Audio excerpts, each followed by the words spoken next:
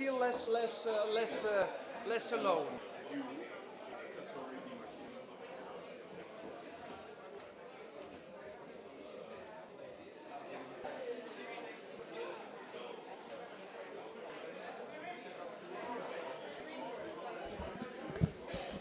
Here we go. Buongiorno, buongiorno, good morning, bonjour.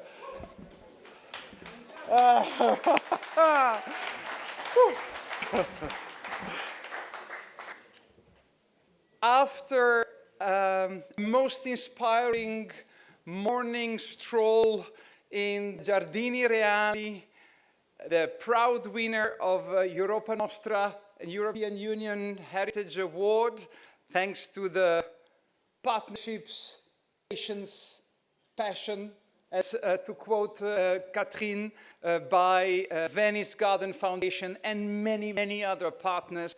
There we are. We thought that it was in fact the best start of this forum, to start in the garden, to get all the inspiration from what we have seen and that we gather afterwards in this extraordinary place.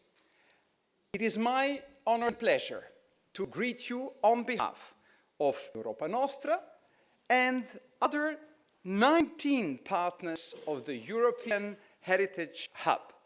And I'm delighted to welcome you to our forum on reimagining the Anthropocene, putting culture and heritage at the heart of climate action.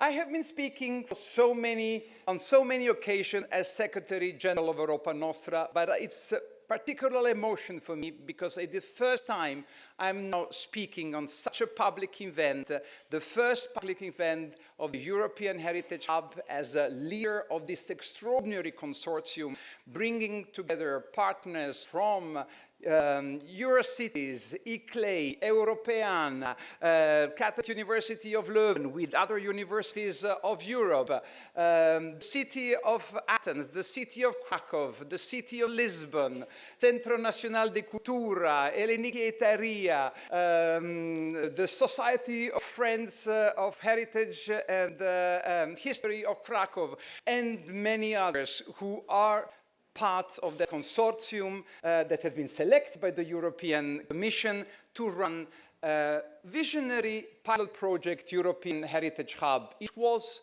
the political decision of the European Parliament to call for setting up this European Heritage Hub in order to ensure the formidable momentum, Catherine, that we have been making together during the European Year of Cultural Heritage in 2018, does not go down, but rather that goes up. And there we are, Venice. Where else? Where else than in Venice? And where else to discuss the topic of our forum than in Venice, the most unique World Heritage City, but the one that is the most in danger for many, many reasons, but in particularly also by the alarming risks caused by climate change. We are together here because, indeed, the European Heritage Hub is all about partnerships. Not just the partners in the consortium, but many, many more organizations and partners who want to be part of that mobilization. And we are here because there is an extraordinary initiative. The home of the human safety net is located on this formidably transformed third floor of the Procurazie Vecchie, thanks to the extraordinary work and partnership between Generali and the Pritzker Award winner of this year, Sir David Chipperfield. And Emma Usic from the Home of the Human Safety Net. Emma, thank you. Thank you for supporting from day one the idea that there is no other place that this forum in Venice should take place than here. Because all the time it's about the spiritual place. And all the events that we are organizing here during the European Heritage Summit, I hope you have noticed that every location has been carefully chosen because it also conveys an additional message. The European Heritage Hub, what is it? What do we want to achieve with that? We want to build many, many, many more bridges. And thank you once again also to the Venice Garden Foundation and the Human Safety Net for putting down that bridge between the garden and Piazza. Again, I think it's very symbolic. Not only we are building bridges, but we're also, the bridges that are up, we are putting down. And that is the function of the European Heritage Hub, that as many heritage partners, stakeholders, and a lot of cities, again, very important, the role of cities, and that's why I'm delighted that we also have the support of the cities that I mentioned, Athens, Lisbon, Krakow, and of course the city of Venice, and we will have a representative of the city also addressing us this morning. And I believe that we even have the mayor of Nicosia with us. I don't know whether he is in the room. It just shows that the momentum of the hub is growing, and there are other cities that are coming up to us to say, we also want to get engaged. What is the narrative? What is the key message? The key message is that cultural heritage and culture in general is an important vector for achieving so many strategic objectives. In Europe today, in the world of today, we all know how many emergencies, how many challenges, how many crises we are facing, and cultural heritage and culture is not yet sufficiently taken as basically one of our best sources of renewable energy and non-polluting energy. And we in the Hub, we have encapsulated that message in calling for the role, recognition of the role of heritage in the triple transformation of our society: green, digital, and social. And in the next 2 years, we will have fora like this one on various aspects of this transformation. This forum is focusing on, as it is, given the emergency, we're in the climate emergency, it was the right place and the right time to start with the aspect of the green transformation and the need for much stronger action, much more. It's an urgent call for a strong action, a human-centered and culture-based action. And we, of course, didn't start yesterday. We started with the European Year of Cultural Heritage when this message was very much put on the table and on the agenda. And then in 2021, in the middle of the pandemic, thanks to where are you, Andrew? I can't see you. Andrew Potts, you are there in the corner. But Andrew Potts, who joined his skills and his knowledge with the Europa Nostra and with the ICOMOS and Climate Heritage Network to produce a European Cultural Heritage Green Paper, where we, of course, we were ringing the alarm bell that heritage is in danger because of climate change. But not only that, there was the other part of the story, a very important one, that we are part of the solution, and that we therefore want to be also have a seat on the table and and participate in this policy mobilization for finding solutions and adapting our way of life. We all know that we are in fact running out of time. The UN Global Stock Take Synthesis report, released only 2 weeks ago, already makes clear that we are nowhere near on track to keep warming below 2 degrees Celsius, let alone 1.5. So we don't have the time to lose. We have to come together, and we have to build these bridges between the heritage world and also the world engaged already so strongly in climate action. And we also should not be just talking among us. We have to build bridges with climate activists, with climate policymakers, with climate science as well, because only together we can make our voice and our point clearer. It is, of course, critical, we believe, it is critical that Europe plays a leadership role in this essential process, including, of course, leading by example, by putting culture and cultural heritage at the heart of the European Green Deal.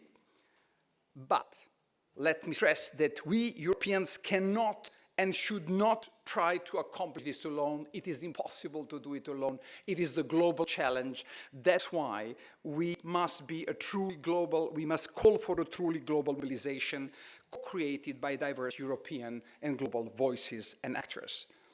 And the fact that we are calling for that global mobilization, that of course goes hand in hand with also local mobilization.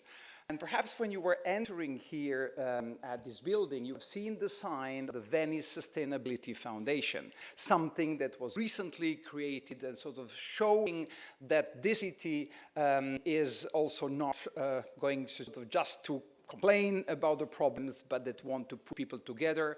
La Fondazione Capitale Mondiale della Sostenibilità.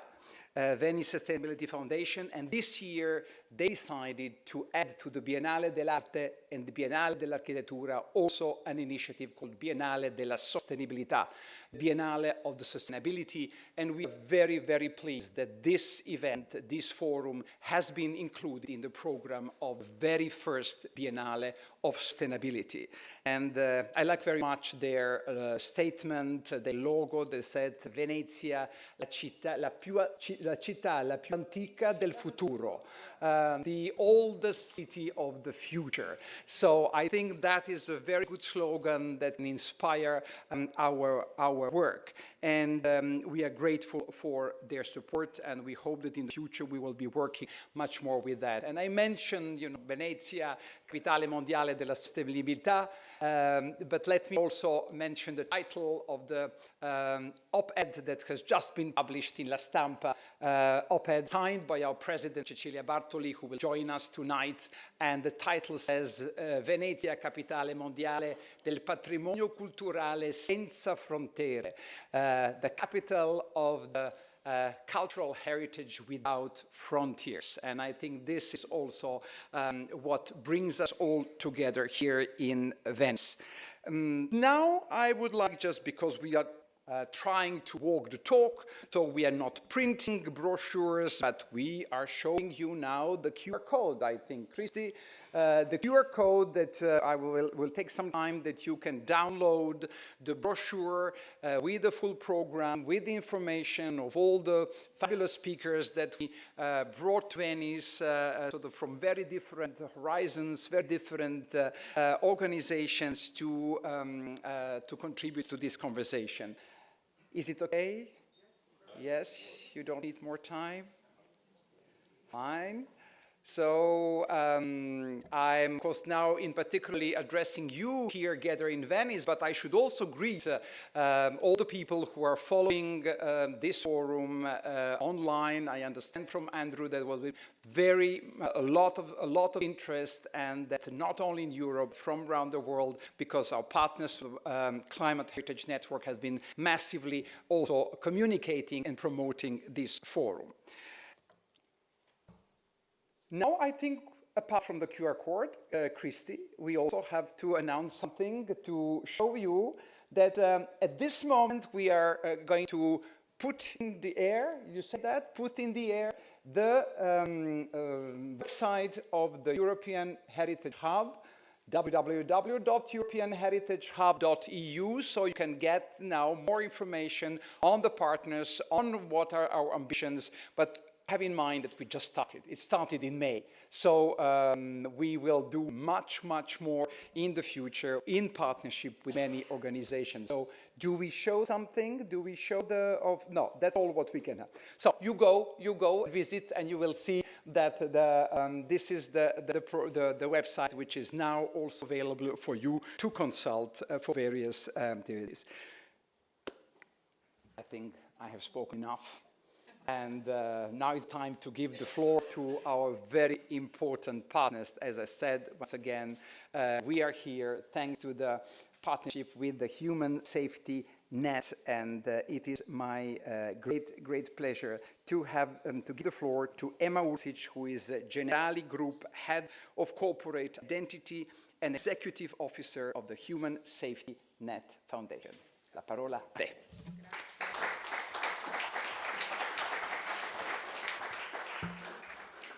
So hello again to those of you who were in the gardens. It's an absolute joy to have Europa Nostra here, because I would say it's one of the reasons why we created this space and designed this space, a space for dialogue and for community. So I could not imagine a better way to start our morning in the gardens and then here with you. And now what I'd like to do in these minutes would be to take you on a short journey through time, recent time, and share with you some photographs of the rebirth of the space where we are sitting now. Because I think it's very easy when you see it now. It doesn't look like, I mean, it looks nice, I imagine, but if you see where we started from, it's quite amazing. I have had the good fortune of being in this project for many years. The Human Safety Net is a foundation which Generali created about 7 years ago. And the scope of the Human Safety Net is that of unlocking people's potential all around the world. So we are in 25 countries. And what does that have to do with Venice? Venice is the heart and the hub of all this. So I think, you know, there's a lot of kind of shared commonality and value in the work that you're doing with the European Heritage Hub to see and say that we are a community of like-minded people trying to bring that change, each of us through our own angle. And through what I show you now, I would like to share with you what our angle is and what our intention of bringing impact is to, I think, a community of people where we are all trying to accomplish these very complicated goals that we know are looming for 2030. So I think the challenges are enormous, but our intent is always that of step by step trying to address it through what we can and through the levers we have. I think we are lucky, for example, at the Human Safety Net, because of course we are working on social impact, and behind us we have Generali, so I think we have a lot of opportunities, not just financial resources, but also through the skills of our people, through spaces such as this one, to forward this impact. So, you've seen these arches. This is a signature of Sir David Chipperfield's intervention on the Procuratie. What I think is quite significant here, at least personally, what I feel is that this is a very historical space. This space is more than 500 years old. And if you look outside, it looks very regular, but inside it's had so much history, so much transformation.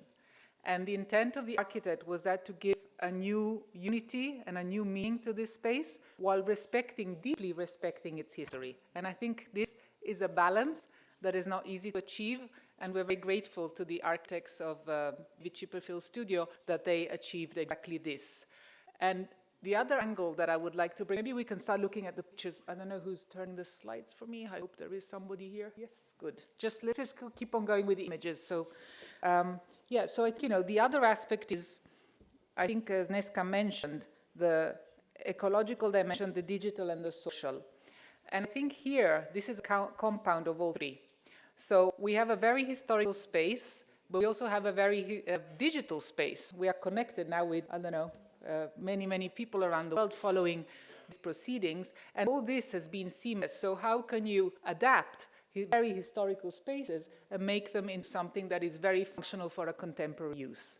And I think this is a key, I think, for the future, and an example perhaps of how also historical cities can evolve and remain contemporary with all the challenges that we know that there are, deep challenges also in terms of, you know, how do you preserve the heritage? And here, yes, maybe now this is a bit too fast, guys. Let's go back a bit. Yeah. So here you see some of the features. Go back, please, back from the social one. Let's go back to the pictures. Yes. Now, so what I wanted to share with you, this intervention, this is a new staircase that Chipperfield built, inserting it into the fabric of the building. So, you know, this is a signature of modernity, but while respecting all the content and using also very traditional Venetian materials and ways of working. So on the floors, you have the pastellone. On the arches, you have the terrazzo veneziano. So I think these are all very precious details that explain how careful and how deep the understanding of the history was when intervening and making this space very kind of functional for contemporary use. But then I would add a third dimension to this, well, I would say the social dimension. So you restore a space, but what is this space for? How are you going to use the space? So I think the success of something like this is to be able to make it into a space that is accessible for many people and enjoyable for different uses. And what I'm proud of in what we managed to achieve here with the home of the Human Safety Net is that it's for the first time this space is open to the public. Because historically, it was a house of the procuratori. They were high officials of the Venetian Republic. They had their home and their offices here. But when we reopened, and that was just about a little more than 1 year ago, it's the first time that visitors can freely access this floor. And to me, this is very important because it's making our heritage available. And you know, the concept of the 3 Ps, the public-private partnership, but also the passion, of course, all this is in there. But I will add one more element, which is the mission and the kind of community element of it. And how does this work with respect to the human safety net? So this space, we have about 3,000 square meters on the top floor, has 2 or 3 different functions. So here we're sitting in the convening space. Then we have on the other side, we have an exhibition space. I invite you to, if you have time, to go and explore it. And we try to tell the story of our work by engaging visitors around a journey to discover something about themselves that perhaps they didn't know, and connect deeply with a person from one of our networks, from one of the work here. You see, this is all the countries where we are. So one of our refugees, one of our mothers for one of our family centers who have the same strengths and share something in common. And I think this is a very strong message that we hope that the people who come visit us stay with and then want to be connected with the work that we do on the ground in all these countries. And finally, we have a co-working space, because for us, this is a space not just to talk, but also to design and implement projects that then we go back on ground and do, and we come back and see how it goes. And in fact, in a few weeks, in November, we will have the meeting of all the network, the human safety, which is made up of more than 80 NGOs and social enterprises from all around the world. So, and the other dimension to this community aspect, which I think is not a small one in a city like Venice, like I was saying, you know, the challenges of a city like Venice, which is also an example, I think, for the world. If you manage to bring some change here, if you can do it in Venice, I would say you can do it anywhere, right? So our contribution here is to make a space that is open to Venetians that normally, I am told, do not see the square as a place for them, for their daily life. And the fact that we bring here many activities for families, for children, and make this space accessible for daily use for them, I think is something that we have had as a mission together with Alexia, the director of the space, since the very beginning. So a space that is welcoming for everybody, a space where we have those important conversations, a space where everybody feels welcome. I think this is important. Heritage is for everybody to enjoy. And so I hope you will enjoy it too in these few days, and that thanks to this network that we're creating together, we can forward these values that are underpinning in the end also what is this beautiful European ideal that we all share. And I think each of us in our work have the responsibility and also the pride to be able to every day, you know, make an improvement in. So thank you for inviting me. Thank you for being here, and enjoy your time at the Home of the Human Safety Net.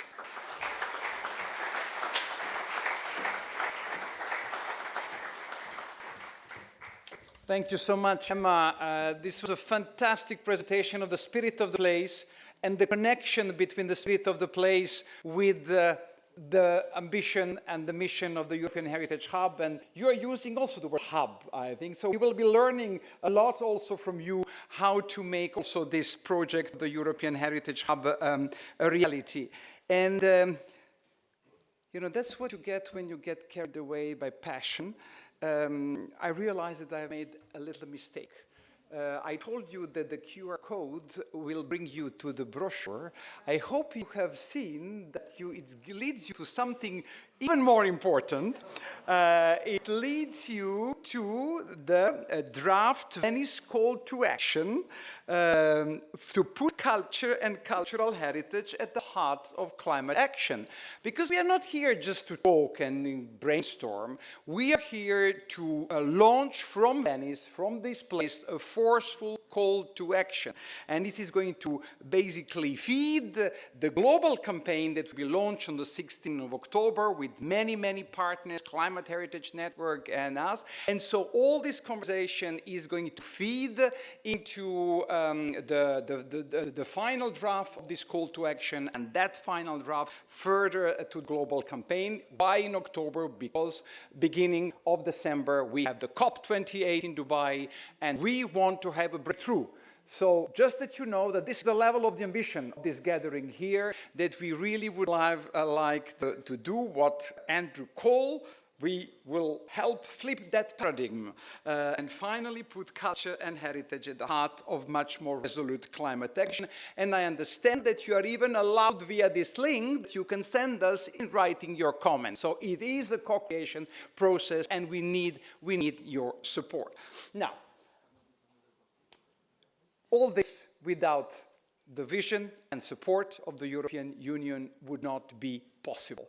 And that's why I'm delighted to have here with us our trusted partner, somebody who has been, as I said, with us ever since that famous year, Cultural Heritage, Catherine Magnan, Deputy Director for Culture and Creativity. I hope also this is exciting for you, that for the very first time the Hub is having a public event. Catherine, the floor is yours.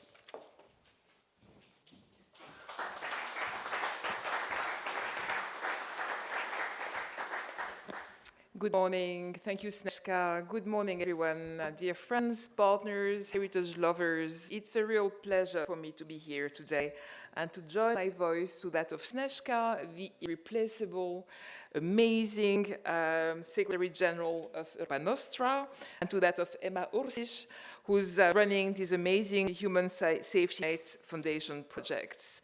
I'm indeed delighted that this forum is devoting its first discussion to the topic of climate action.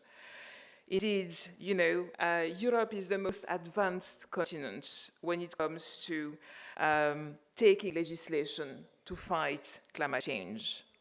We have the Green Deal, you know about it.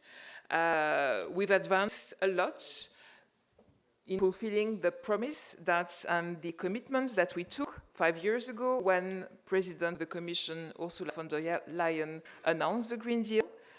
We can be proud of that. Yet a lot remains to be done to fight climate change. And a lot remains to be done to put cultural heritage as part of this fight. As we know, cultural heritage suffers from the consequences of climate change, where in Venice there could be no better illustration of the challenges of climate change than here. But as we also know, cultural heritage can bring solutions. Let's think, for example, of the art of dry stone walls that we find all over Europe, in Ireland, in Spain, and that help retain land, retain water. So cultural heritage is both a victim and a part of the solution for the fight against climate change. However, as we know, in our policies, cultural heritage is not always at the heart of decision makers' action, decision makers' thinking. And that's why it's extremely important to have this European Heritage Hub. So a few words first about the partnership we have with Europa Nostra. I mean, we enjoy, as you know, a remarkably fruitful collaboration with Europa Nostra in several ways. Through the European Heritage Prizes, and we are here, as you know, we will celebrate tonight the winners of the 2023 edition. Then Snezka mentioned it. We enjoyed a fabulous partnership during the European Year of Cultural Heritage back in 2018, where Europa Nostra was alongside the European Commission, my team. I see here Erminia Shakitano, who was also Lorena Aldena, the Future of Religious Heritage, so many partners that with whom we made this year an amazing moment, and really it was a watershed in our fight for cultural heritage. And then this partnership that we have with Europa Nostra now takes a new dimension with this European Heritage Hub. So we have much hope for the work you're going to do. And I want to say that the Commissioner Ivana, we have a commissioner for culture, education, youth and sport and research. She comes from Bulgaria, and at the very beginning of this week, we were in Madrid. I mentioned that yesterday evening. Rather, we were in Cáceres, in Extremadura, in Spain, where the Spanish presidency of the EU organized the first informal ministerial meeting of ministers of culture. And there, we had several exchanges on how to make sure that culture is recognized globally as a public good.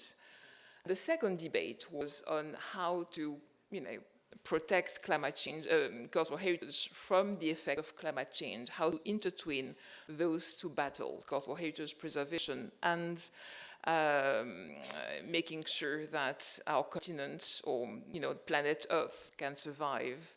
And in the speech of Mrs. Ivanova, she ended, the new commissioner, she ended by mentioning the European Heritage Hub and its 19 partners to all ministers of culture that were present. No pressure. But it's very important. Why? Because we cannot succeed in these extremely difficult fights for our planet without civil society. I mean, of course, we need governments that are committed, taking the right legislation, providing the proper funding at all levels, European, national, local. We need the private sector. What can we do without the private sector? I mean, they are the life and blood of our societies, economies, and if they don't green their practices, of course, nothing will change. But then we need civil society. Of course, we need an independent, strong advocates that shared practices help raise awareness, build and bring societies and communities together. So that's why it's so important to have this European Heritage Hub. And we have much hope in your work. And we look forward to today's debate, but also what you will be able to achieve in the next 2 years. I know you will do wonders, and I'm delighted to be a small part of it. Thank you very much.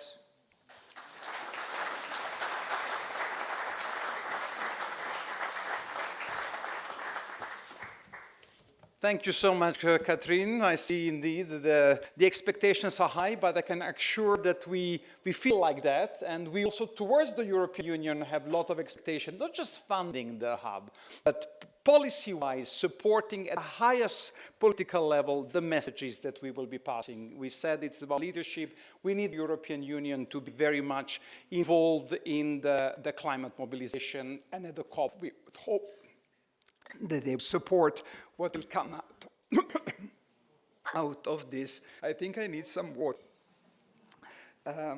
Now, speaking about the partnership, I also want to, some water.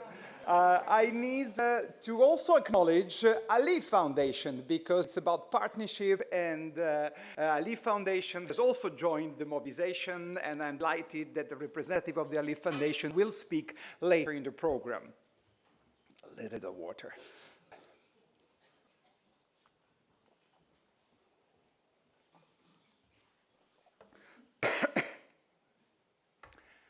The city of Venice, Comune di Venezia.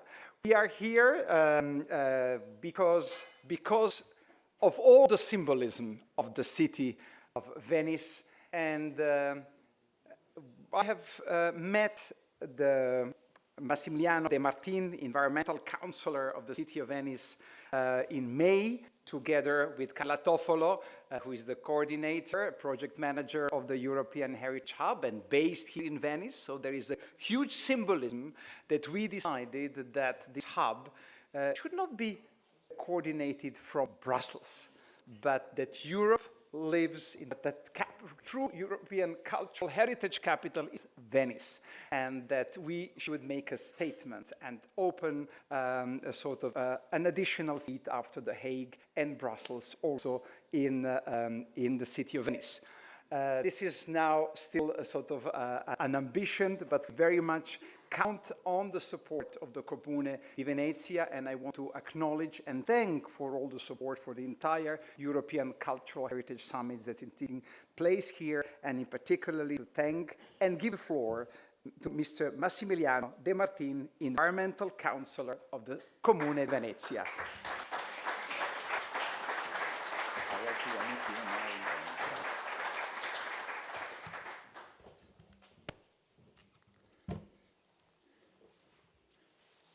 Parlerò in italiano, ma c'è chi mi accompagna, quindi ci metteremo tutti a nostro agio. Morning, I will speak Italian, but there's a Ringrazio, translator. ringrazio Snejka Mihajlović perché, come ha ricordato lei poco fa, ho avuto modo di incontrarla quest'estate, ha mantenuto la parola e oggi siete qui in città. I would like to thank you very much for your presentation, your introduction. We met before and we are here as promised to give you our support. Grazie a Catherine Magnan in rappresentanza della Commissione europea per far capire che i problemi delle città sono i problemi di tutte le città d'Europa.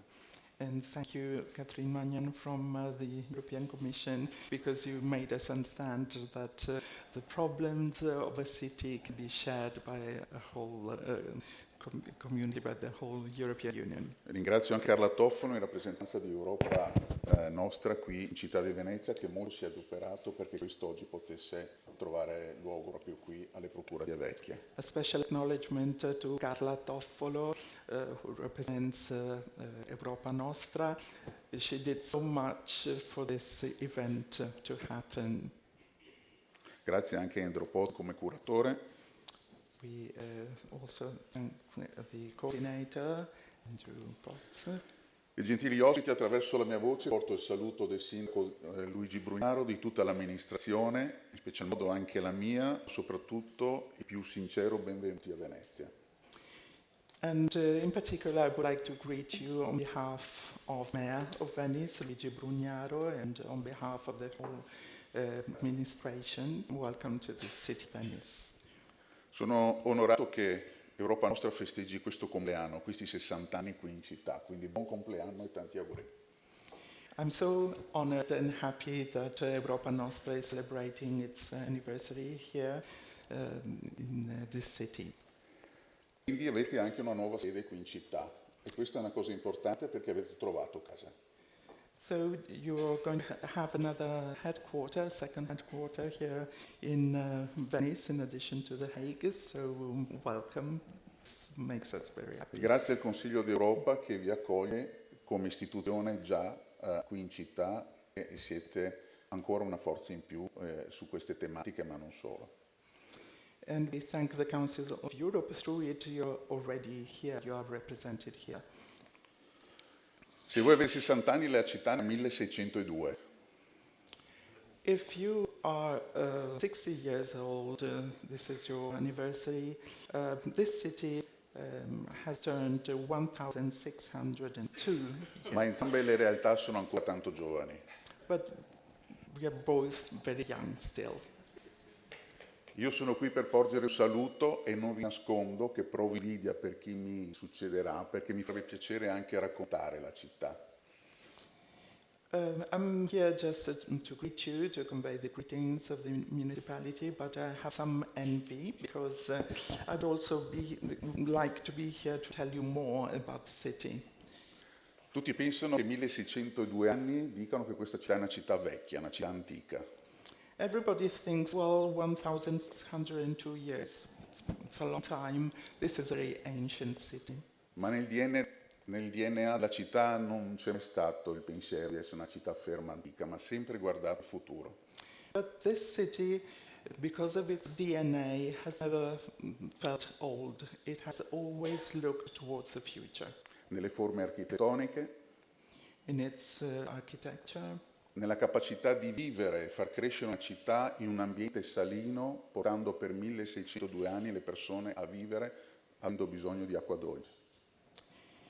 in the way it has been able to live and survive and develop in a marine environment with the brackish water and with the need to survive day after day. E l'acqua è rimasta sempre il denominatore comune per la resilienza della città. Water has always been the common denominator for the city's resilience. E quindi la capacità di vivere in un ambiente salato, sotto c'è un grande discorso di ingegneria e di conoscenza. So it took a lot of engineering and know-how to be able to survive in a marine salty environment. Quindi scienza, ricerca e tecnologia è sempre stata la ricetta magica per far sì che Venezia diventi e sia sempre stata resiliente secondo certi eventi che potevano invece cancellarla e annientarla. So research, science, technology have always been important for Venice to make it more and more resilient and to fight against the difficulties. Chi mi ha preceduto ha usato un termine che spesso e volentieri viene utilizzato per cercare un responsabile. The previous speaker has mentioned a term that is usually used to identify a responsible subject for something. Lo dico da politico. And I'm saying this as a politician. Passerei dal concetto della responsabilità della politica I'd rather go from the concept of the politician's responsibility a una politica responsabile. to a responsible policy. Cambiano i paradigmi, And the paradigms change. perché la politica oggi non può prendere scelte solo sull'ideologia e sulla sensazione. Because today policymakers cannot make a decision just on the basis of ideology and immediate sensation of what is going on. La dottoressa Emma Ursic prima ha raccontato bene cos'è questa struttura. Mrs. Emma Ursic has explained very well what this structure is, this facility. Spiegando bene che è anche una scelta di rigenerazione, una scelta anche ambientale nella progettazione. You have very well explained that it is also a choice that has been made to restore the building for environmental reasons and also generational in view of the Io future preciso generations. meglio la sua perfetta descrizione di questo intervento in questa sede da un dato. And I would like just to add something to your perfect explanation by giving one piece of information. Se non ci fossero stati anche più di 20 milioni di euro, questo non poteva accadere. Without the 20 million euro that were invested, this would have been impossible. È importante che la politica sappia tirare fuori risorse per fare affrontare i cambiamenti climatici, ma soprattutto la transizione energetica. So for energy transition and to fight against climate change, policymakers have to have the right resources. Se voi passeggiate in piazza San Marco e vedete quelle nuove paratie in vetro, If you take a walk in St. Mark's Square, you will see the new transparent barriers around the basilica. e vi dico che sono costate 6,5 milioni di euro, mi dite, accidenti, Venezia costa tutto tanto. And those barriers cost 6.5 million euro. And you may say, well, in Venice, everything is so expensive. Invece il vero intervento sta sotto la pavimentazione. But the real work that was carried out is, in fact, underneath the pavement. Che contribuisce in un modo molto forte e determinato a contenere l'innalzamento dell'acqua attraverso i cunicoli che sono in piazza San Marco. And it contributes to contain the rise of the tide through the ducts that are underneath the square. Se oggi fosse qui presente con noi anche il Presidente Brunetta, Presidente della Fondazione Venezia Capitale Mondiale della Sostenibilità, con passione parlerebbe anche del Mose. If Mr. Brunetta were to be here, he is now the director of the Venice Sustainability Foundation. He would speak about the Mose, the mobile gates. Un'opera che costa quasi 7 miliardi di euro. And that piece of work cost about 7 billion euro. Quindi capite bene che è la più grande opera di ingegneria idraulica al mondo. It is the largest hydraulic engineering work in the world. Quindi vedete che anche gli italiani si vogliono un po' bravetti. So this means that even Italians from time to time can do something good. Oggi la città di Venezia ha già appaltato in fase di aggiudicazione quasi 1 miliardo di euro di opere pubbliche gestiti dal Comune di Venezia. There are new tenders coming on for the city of Venice for an amount of another €1 billion. Abbiamo 200 chilometri di piste ciclabili, non in centro storico, ma nelle isole e nella terraferma. We have 200 kilometers of cycling paths, not here in Venice, of course, but on the islands and on mainland. Abbiamo inaugurato la scorsa estate il primo distributore di idrogeno per mezzi gommati in terraferma. We opened a new hydrogen station for vehicles, motor vehicles. Si sta sviluppando e concretizzando il progetto dell'idrogeno valley come produzione di idrogeno a Porto Marghera. At Porto Marghera, near here, plans are being made to set up something like a hydrogen valley. Sono già stati consegnati i primi 4 autobus a idrogeno in città e altri 90 arriveranno nei prossimi anni. The first 4 buses driven by hydrogen have already been introduced, and 90 more of them will be introduced in the next few years. Entro il 2032 tutti i mezzi di navigazione della flotta pubblica, del trasporto pubblico in Canal Grande saranno ibridi o con energie rinnovabili. By 2032, all the entire fleet of the public transport in Venice will be either hybrid or based on renewable energy. Queste sono solo piccole pillole perché ci serve molto altro da raccontare. This is just an example, a set of examples to make you understand what's going on, what we are planning, but there would be much more that I could tell you. Chiudo solo con un esempio pratico. Questa è una delle prime 5 città in Italia che è stata cablata con la fibra ottica in tutte le sue isole, in tutta la sua città nella terraferma. Maybe you don't know another practical example that Venice has been one of the first cities in Italy to be entirely cabled throughout the center of Venice, the islands, the mainland. Chiudo dicendo che l'uomo non deve mai sfidare la natura. And I close by saying that man should never challenge nature. E se pensa di essere più grande della natura, vuol dire che qualcosa non ha capito.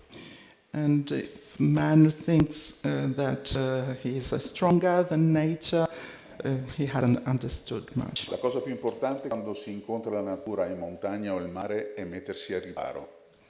Because when you encounter nature in the mountains or in the sea, well, you have to be really careful. E scienza, ricerca e tecnologia hanno la capacità e hanno le possibilità di trasferire a chi deve decidere, di prendere decisioni dove mitigazione e compensazione devono sempre trovare il giusto equilibrio con l'ambiente.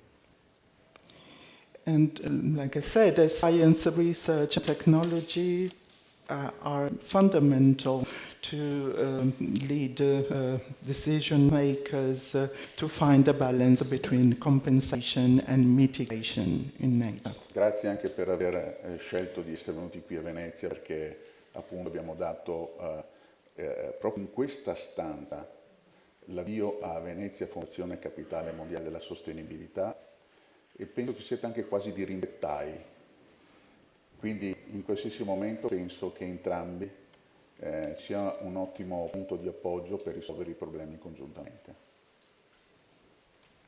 Yes, and thank you very much for choosing Venice and for choosing this hall, this building, because it was here that also the Venice Sustainability Foundation was officially launched, and this collaboration is very important, and it means that lots of things will be shared between us. Chiudo col mio saluto, che potrebbe essere apparentemente un malaugurio, invece così non lo deve essere. And I will close on a personal note to say goodbye. It may sound bad, but I hope not. Vi auguro di perdervi per la città e ritrovare la vostra stanza, il vostro albergo, la vostra casa senza GPS. I hope you will get lost in this city as you walk around, but I also hope that you will find your hotel in the end without using a GPS. E scoprirete di essere tornati a casa in un modo molto più romantico. Grazie ancora. You will find this a per much essere more romantic qui. way of going back home. Per essere qui vi ascolterò tutta la mattinata. Grazie ancora. Thank you very much for being here. We'll listen to your contributions now.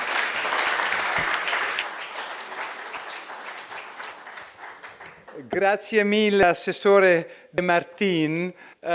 This was a wonderful testimony of how much the city of Venice is committed to green transformation, to the digital transformation, but I have the feeling also to the romantic transformation of our life. You're right, we should not forget also the humanistic aspects and the beautiful aspects of our life.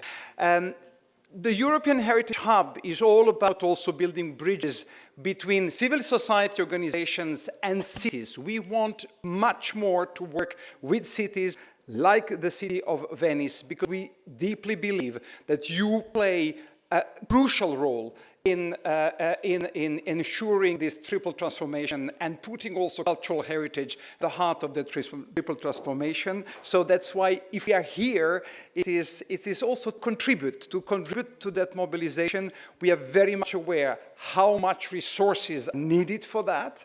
And I think that is City of Venice needs much more support from Europe and internationally in order, because we can't imagine the world and Europe without Venice, and it costs a lot.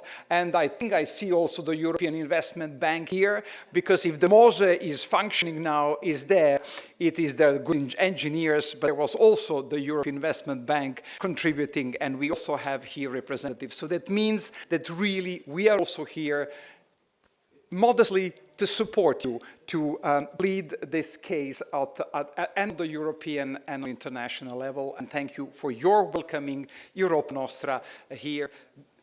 Noi ci sentiamo a casa a Venezia da sempre, but now we are also, with our work and with our office, hopefully usefully contributing to all these efforts. Before we start with the conversations, because we are talking about reimagining, I think the reimagining the Anthropocene, and that's why we need artists also to be part of this conversation and mobilization. And so before the panels, we want to have two artists to address you.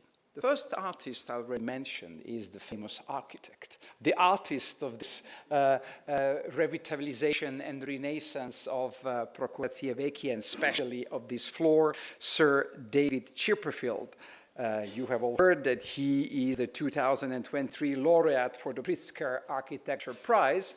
But let us remind that he, before that, got 2 Grand Prix of European Heritage Award, Europa Nostra Award. I remember that our executive president won his Istanbul in 2010 to receive the Grand Prix for the fantastic project for the Neues Museum in Berlin. And there is another project from a sanatorium also in Berlin that he also got the Grand Prix. So we are very glad that he has these 2 and the heritage distinction and the architectural distinction. He very much wanted to send us a video message, but he sent a message to our executive president saying, I am between Stockholm, Shanghai, and Seoul, and I didn't manage to record a video message, but he just writes to him, given the significance of the discussion taking place in Venice, my deepest support and admiration for your work at Europa Nostra and my own personal determination to see the integration of culture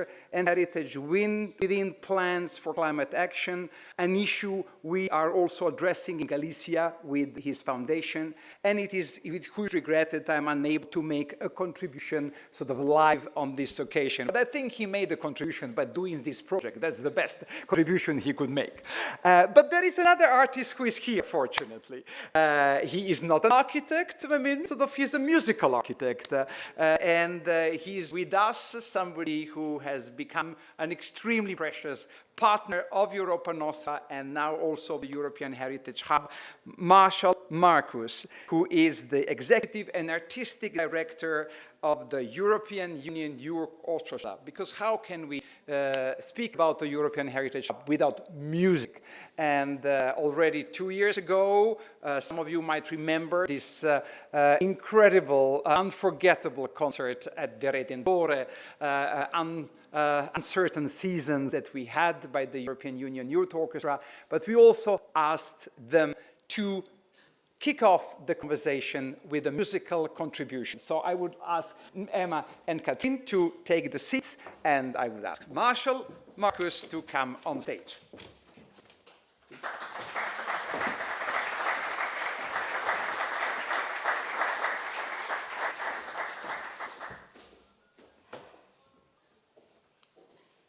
So let's see. Oh yes, the microphone is working. That's a great surprise. I thought I'd come out front for this. In a minute, you're going to see 4 musicians from the European Union Youth Orchestra come on stage. I think they thought there was a 14-minute video to get ready. So let's see how they can manage to come out now when I realized there is actually no video. This is obviously a great thing for musicians. There's a bit of improvisation. So let's see how that goes. But welcome them now as they come up on stage. Somebody puts the music stands up. So Snezhka made a nice reference to a project that began in 2021 at the last European Cultural Heritage Summit here in Venice. And what we actually thought was it would be quite nice to begin not with some words. We thought it'd be nice to begin with some music, which begins with a bit of a reference to that project.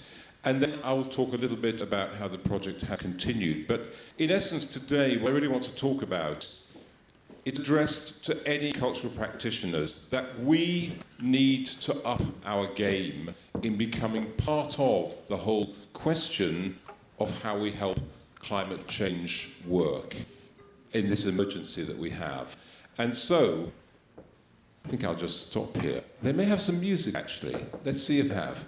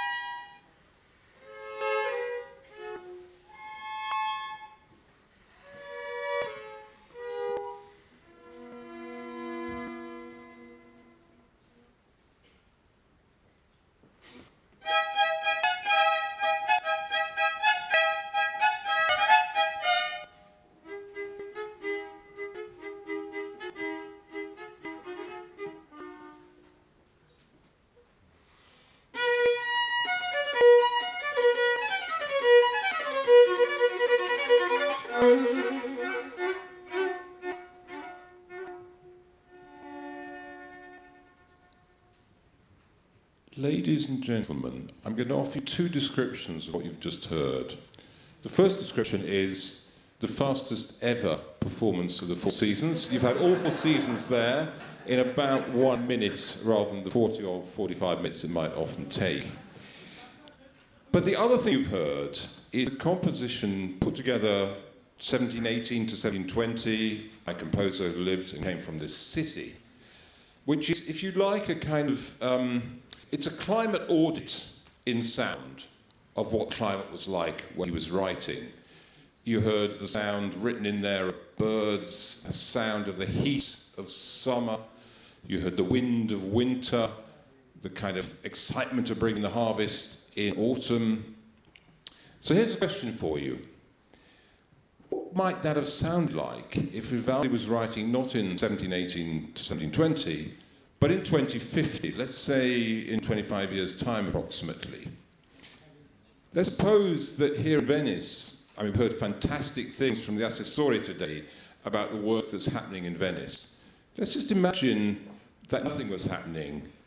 What's the kind of climate change increase in temperature we might be talking about? Everybody knows about the 1.5 campaign. Why don't we try a little experiment? I'm going to ask somebody in the audience here to suggest, let's say nothing was happening. Let's imagine what Vivaldi might have written in 2050. By how many degrees do you want to hear? 1.5, 2, 2.5? 2. Okay. 4. Okay. I'd like you to start. It's an experiment, this. The players are now going to play a little bit of what they played before, but they're going to try and take, let's say, start at +2 degrees and end at +4 degrees. And let's try and think, by the way, brave musicians, what might that sound like? Okay, guys, go for it.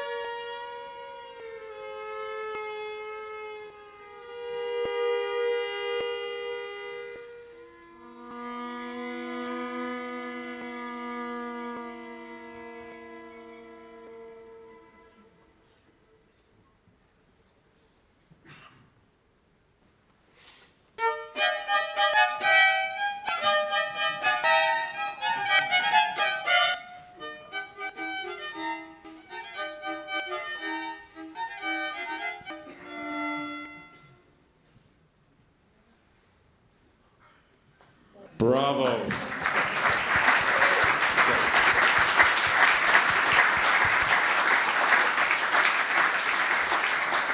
Thank you.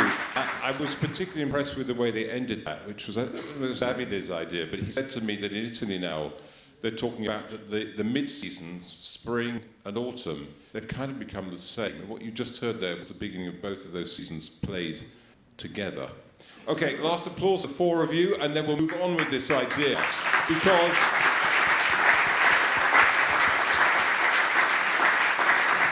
I mean, okay, that was a very quick kind of tryout of a little idea. But it's interesting to imagine, what would that be like if we could scale an experiment like that on a global scale? Actually, it's happened already.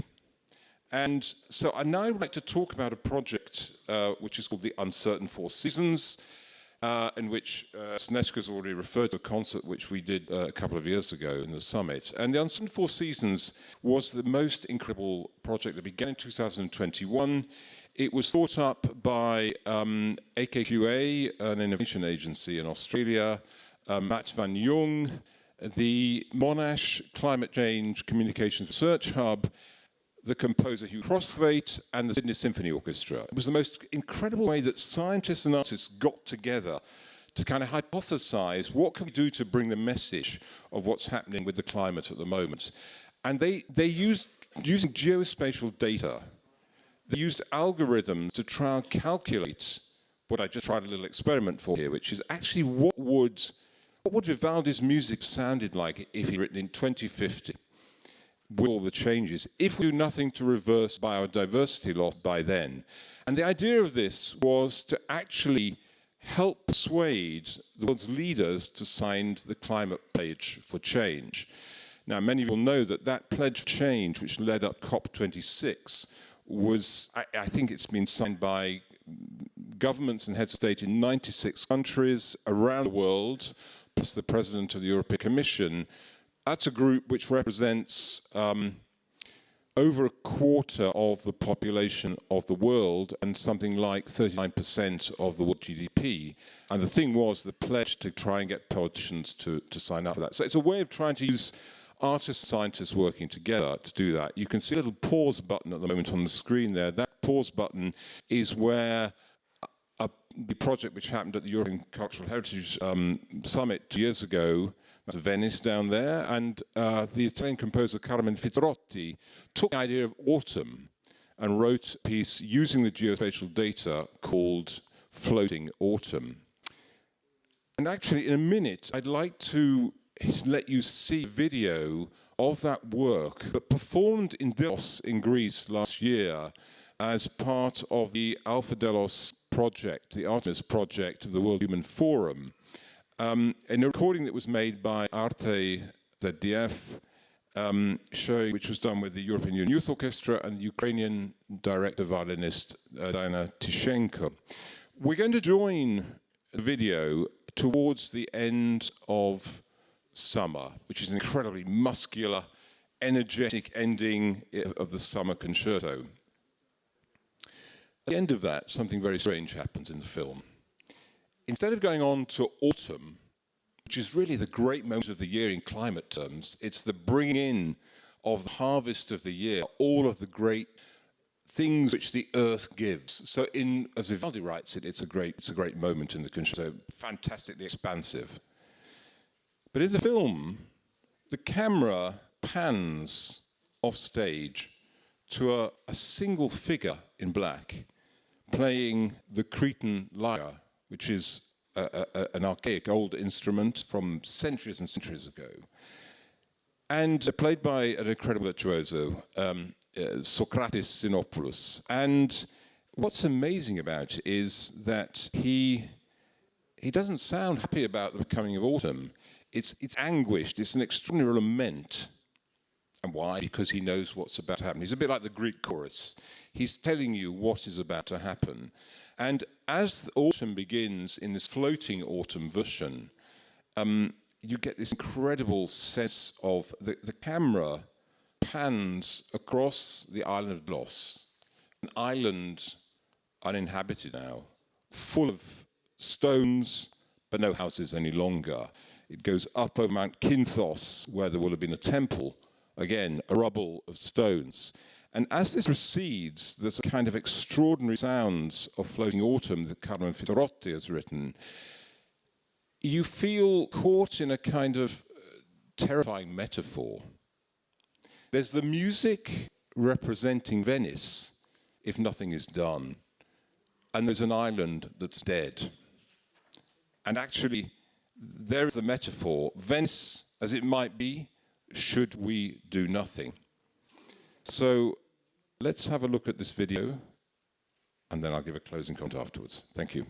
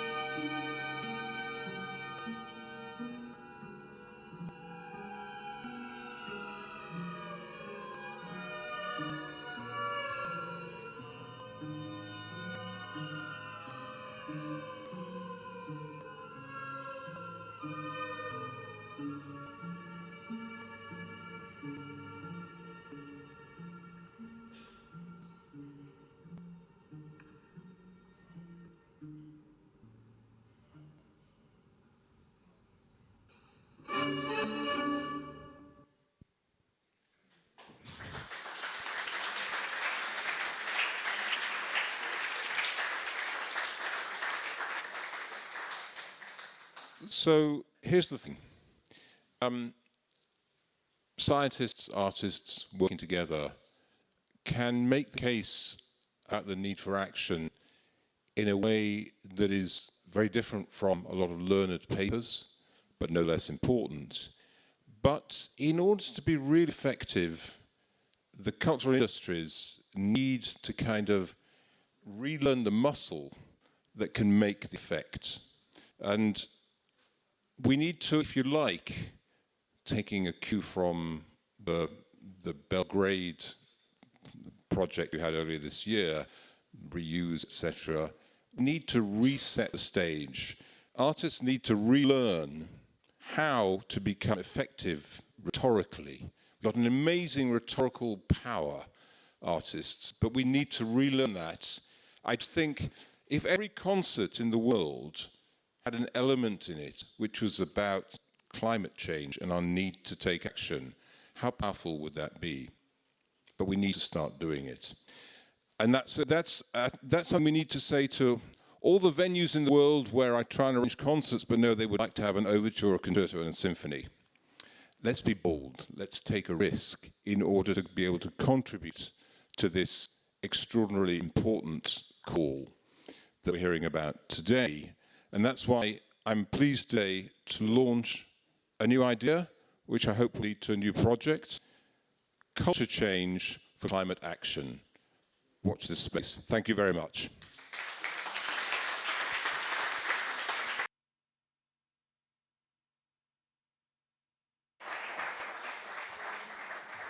Thank you, Marshall. The best possible illustration. What is the role of art for getting us all to get the act together?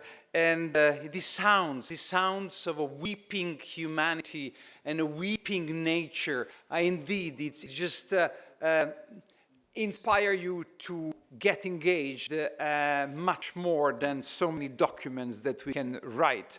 And so it's up to us to decide which version of Vivaldi do we prefer, the one that we all love or the one that we have just heard, what would be the sound and the feel of a life if we do not really achieve the goal of having the 1.5 centigrade global warming, we achieved that goal.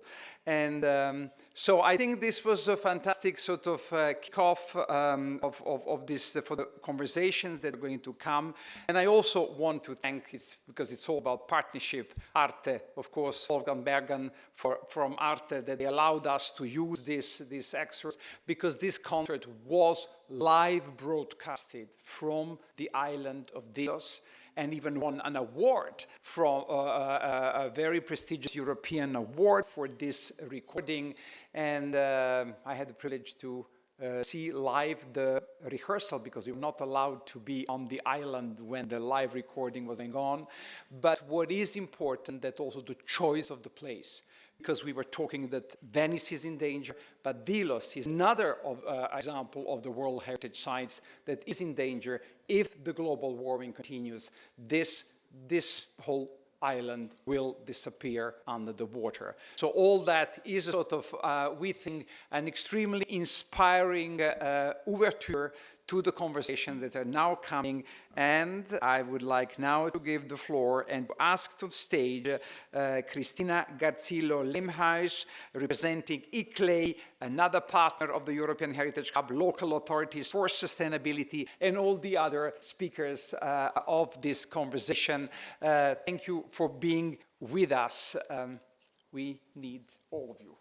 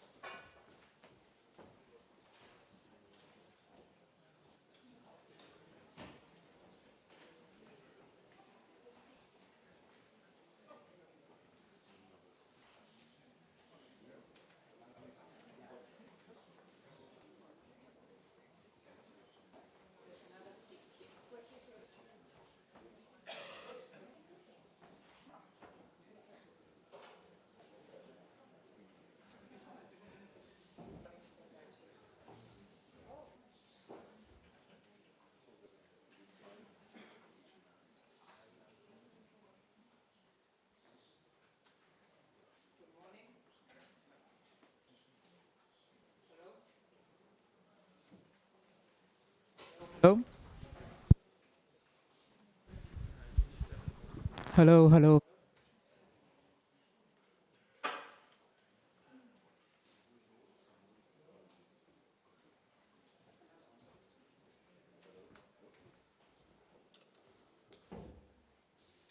Hello? Oh, this one's working. It's not. Hello, good morning. Thanks, Snezka, for the introduction. This one. They're all working? I'll change this one, but that one is working. So Okay, anyway, we will use one. And thanks a lot for this really stimulating welcome session. My name is Cristina Garzillo-Lemhuis, and I'm head of Built Environment, Culture and Heritage at ECLE European Secretariat.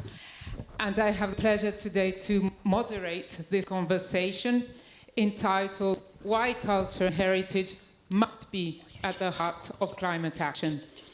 And I would like to give 1 or 2 opening remarks myself before leaving the floor and introducing this very distinguished group of panelists.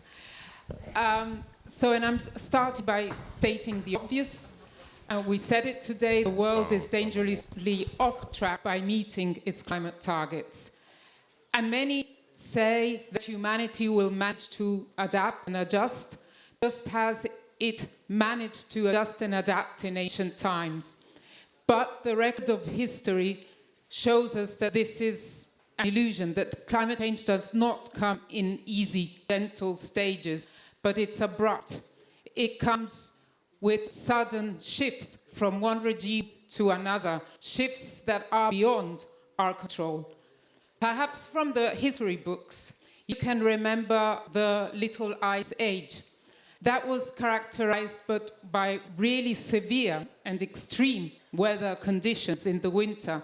And we have images and paintings of frozen things in London where the ice was so thick that festivals and fairs were organized on top of it. And we have paintings of the lagoon in Venice in 1789 where people were crossing the ice sheet to reach the hinterland and transporting supplies and goods. And actually, this was a bit after Vivaldi, so Vivaldi perhaps might have done something different with that type of temperatures. So it's abrupt. And optimists still say that we can manage to adapt in a comfortable way, but this optimism fades also in the face of the demographic reality, because we have planetary urbanism, and we have very little knowledge on how these trends will interact with unpredictable consequences. Now, how does culture and heritage come in the game? How can they be at the heart of the climate action? The link has been acknowledged since 10-15 years, and more recently with the 2019 ICOMOS report, The Future of Our Past, or the European Heritage Green Paper from Europa Nostra, or also the OMC report on strengthening cultural heritage resilience for climate change, just to quote some. But I believe that we should consider 3 main points. Culture, including heritage and arts, can help us to imagine, can help us to have new eyes. Proust was saying that the real discovery is not that of seeing new landscapes, but having new eyes. New eyes to imagine and realize low carbon, just and climate resilience futures, as the Climate Heritage Networks highlights. Second, cultural heritage, culture and arts have also the power of mediating. So they can generate trust, they can build trust. Museums, theaters, concert halls, heritage sites, libraries have the power to generate this trust and transform people's mindsets that then can transform the world. The green and climatic transition can only happen if it's culturally and socially acceptable. So, third point, culture, heritage, and arts have also the power to talk back when we have lost the capacity to understand the technocratic forms of modeling. And we were seeing it today. They can generate emotions, harmony, surprise, and also contradictions that are typical of real life. So the heritage administrators and the communities need to understand the role of climate change in their work. And at the same time, the climate scientists need to explore how the cultural heritage sector can deepen the impact of the work. And in this group, I consider also the resilient and the adaptation officers. This is because cultural heritage is a finite and irreplaceable resource, just like air, water, and we need to adapt. We need to adapt it to maintain the values of authenticity, integrity to future generations. And we're doing this through new materials, new experimentations, also new types of methods. And of course, Venice is an emblematic case. But how? We are doing it through, for example, nature-based solutions or following a new European Bauhaus approach. But it's also about how heritage and culture can improve the resilience of the community, increasing their psychological well-being and healing. Now, this session today consists of elevator's pitch. An elevator's pitch normally lasts an elevator ride. But today we are being a bit generous, so in 5 minutes the speakers will tell and give us their most compelling argument responding to why culture and heritage must be at the heart of the climate action. And I would like to briefly introduce my panelists today.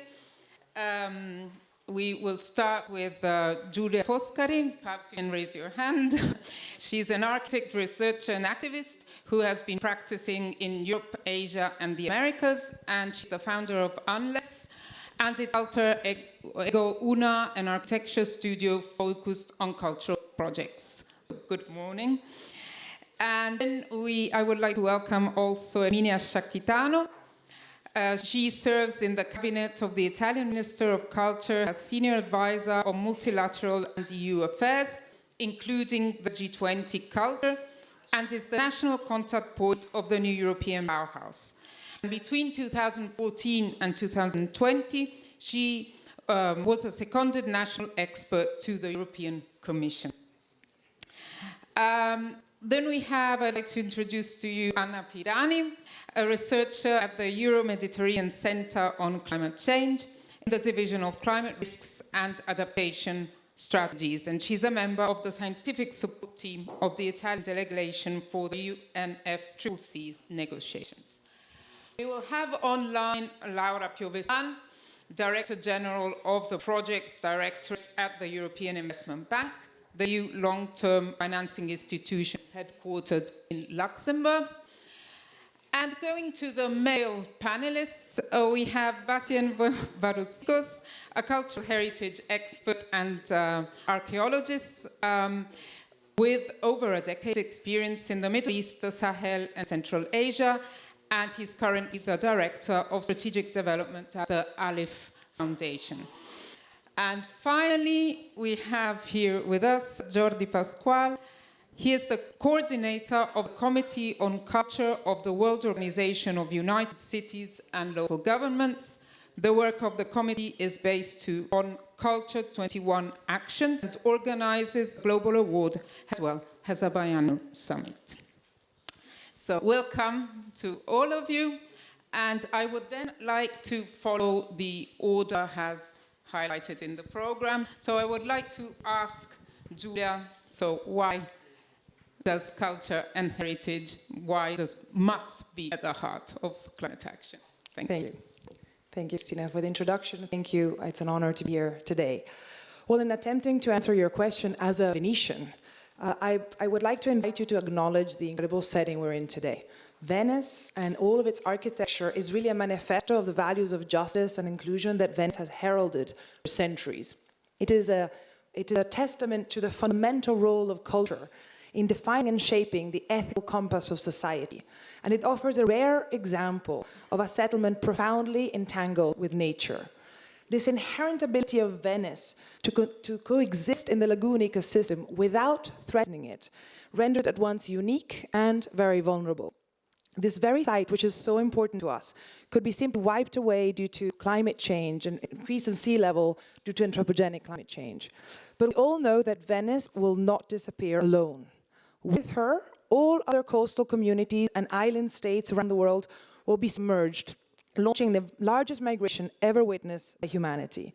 But despite the evidence and the clarity of science, people still find comfort in the belief that scarcity of food and water, inundation, the so-called natural disasters are far enough in time that they will not live to experience them.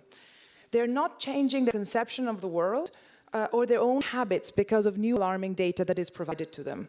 So we're not only in the midst of an ecological crisis, but also, I believe, in a crisis of imagination. And we have to fuel the social imagination. We have to create new spaces to bring about radical ideas that pave the way towards a future with net zero emissions. To meet this challenge, we need to integrate culture in the climate action. So driven by this conviction as an architect, working therefore in an industry which is responsible alone for over 40% of the global emission, not only am I committed to sort of embracing preservation rather than new building, and obviously also practices of reuse, but I wanted to explore the potential of cultural projects to promote change and call to action.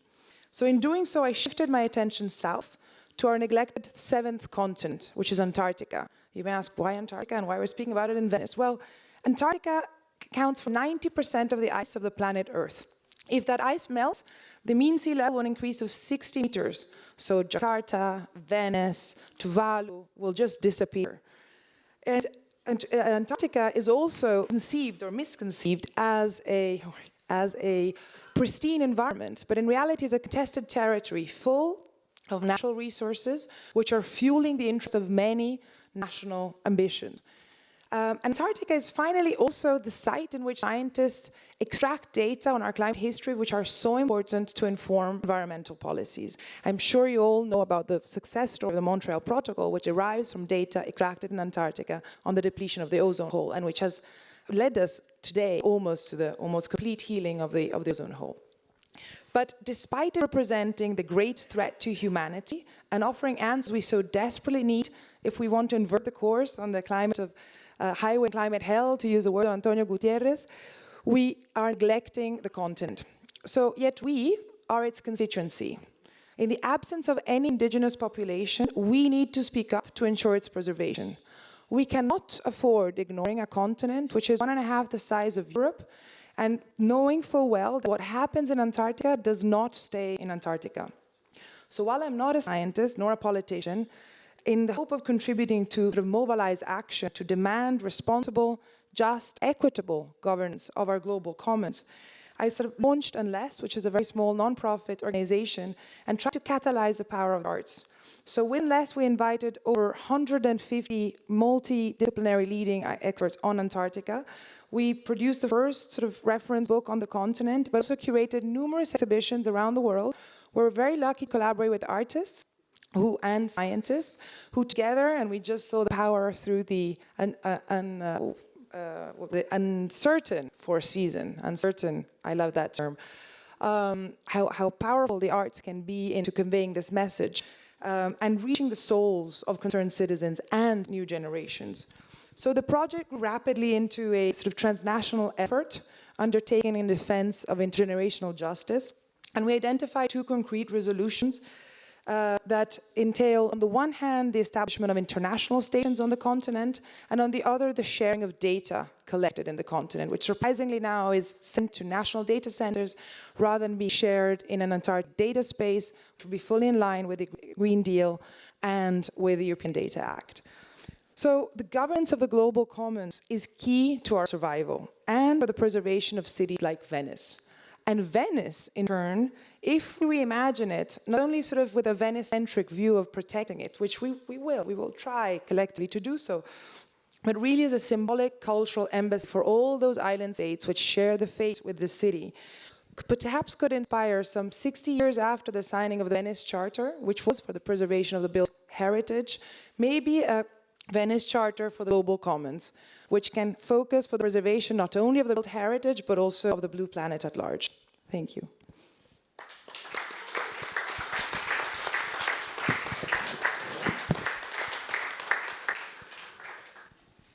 Thanks, Julia. I would like to turn now to Erminia. What is the point of view now from a national government perspective? Thanks, Christina. Well, you said it very well that we need to act fast, and climate change is probably the most complex issue that humankind is facing, perhaps with artificial intelligence also coming. And when I was thinking of can culture and heritage help humankind to divert the climate change train, like in those black and white movies where the dashing hero at the very last minute arrives and saves the damsel tied to the railroad tracks. So if we're here, it's because we are convinced that the arts, culture, and heritage can inspire climate action. Each of us has its own personal experience and knowledge that we are sharing all together. I'm a conservation architect. I'm very well aware that the historic environment embodies carbon investment, and also its use is strategic for sustainable development, that cultural heritage, all the knowledge of local communities about the causes and adaptation to past changing, and this is an incredible source of knowledge that is crucial if we want to enhance resilience, moderate the harm of climate impact, and face losses and damages when inevitable. And thanks to our collective efforts, this has been acknowledged in global policy making in 2021 by the G20 culture ministers, who met in Rome under the Italian presidency, by the ministers meeting under the Indonesian presidency, and it was recalled last month by the G20 cultural ministers who met in Varanasi under the Indian presidency. But since climate change is a complex issue, we can't just push a button. We need all together to play the role of the hero and save the damsel all together. So this is happening. Architects, artists, designers, heritage professionals are progressively embracing more sustainable practices. The new European Bauhaus is really pushing in this direction and has created a broad community of artists and cultural professionals which are really changing the way they're working. And it's very important that this will continue in the future. It is also no longer sufficient to speak among ourselves. We have learned how to cross the boundaries, how it's important to speak with people working in different policy areas to understand why those cultural considerations are crucial for climate action. We have learned how to do it also thanks to the experience of the European Year of Cultural Heritage, was very well recalled by Catherine before. We also are learning how to do it at the national level, and apparently looks a bit more complex than at the European level, but it's happening. One element I want to stress, because I think we are not probably realizing of an important something that is happening now. It's very important to keep on mainstreaming those principles and values in the research agenda. And for one reason, it's not just because I don't want just to repeat the mantra of the importance of research and innovation per se. I've just realized, looking at data, that there's an incredible movement of the young generation is the Thunberg effect, that with an increase of 24% of inscription courses focusing on climate and environment. So the young generation is committed and they have decided to play their role. But are we sure that these culture-based considerations will be included in their training paths? Is cultural heritage considered as one of the fields where they should engage? Is sustainable architecture considered a field, or they are just turning to the classical environment and climate policies? We are building the generation of the future. They should now, from now, include those cultural considerations in their training path. Otherwise, we're building again separated paths. And also mainstreaming culture in climate negotiation. This is crucial, this is fundamental, this is important, and Europe has a key role. Let me close by saying, but what is the major role also of culture to me in this context? Humankind needs to act in good harmony to succeed, like a very well-tuned orchestra we have seen with the European Union Youth Orchestra. Be the glue, the connector, influence our consumption patterns and behaviors, ensure that the green transition is inclusive and affordable for all. Fuel the social imagination, and I say above all, keep alive in our hearts the hope that another world is still possible. Thank you. Thanks, Herminia.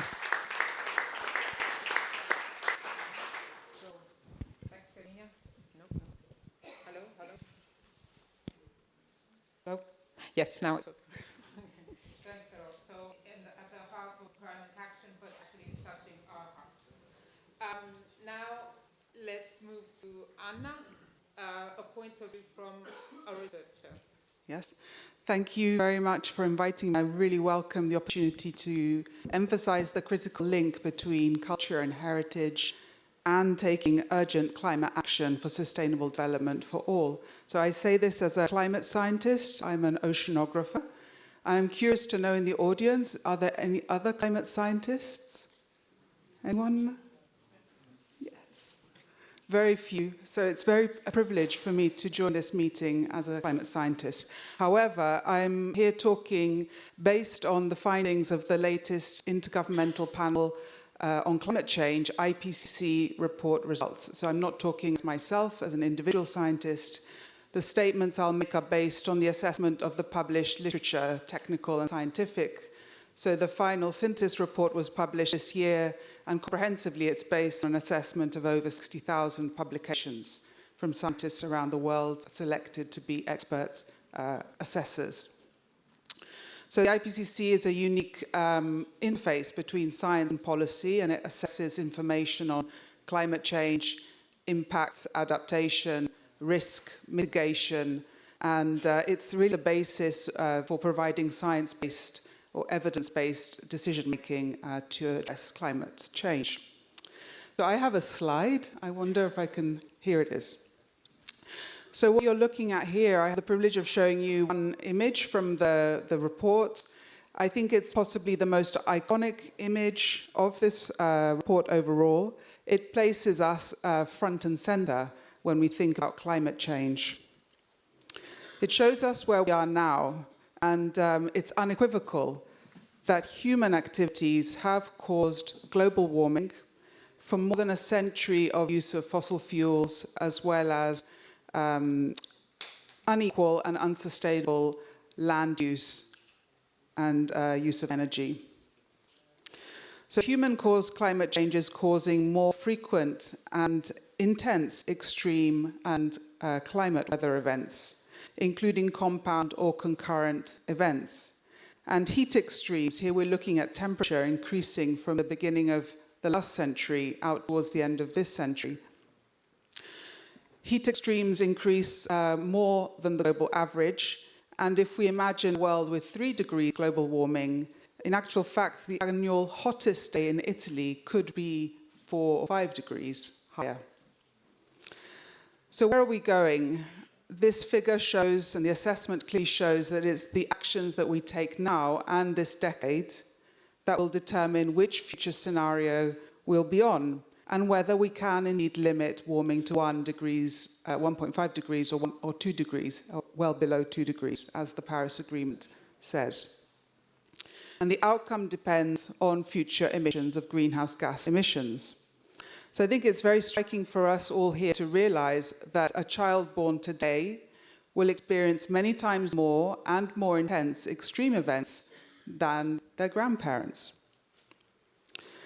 So climate change is increasingly threatening ecosystems, biodiversity, livelihoods, and health and well-being of current and future generations. So we're here in Venice. This is highly symbolic. We are acutely aware of the fragility and importance of the natural and cultural heritage and of the urgency to take action. By 2050, more than 1 billion people located in low-lying cities and settlements will be at risk from coastal climate hazards. Sea level rise, flooding, coastal erosion, as well as changing air and sea temperatures, changing humidity, and extreme events are putting cultural heritage sites at risk. Limiting warming to 1.5 or well below 2 does not eliminate risks, but it does reduce them.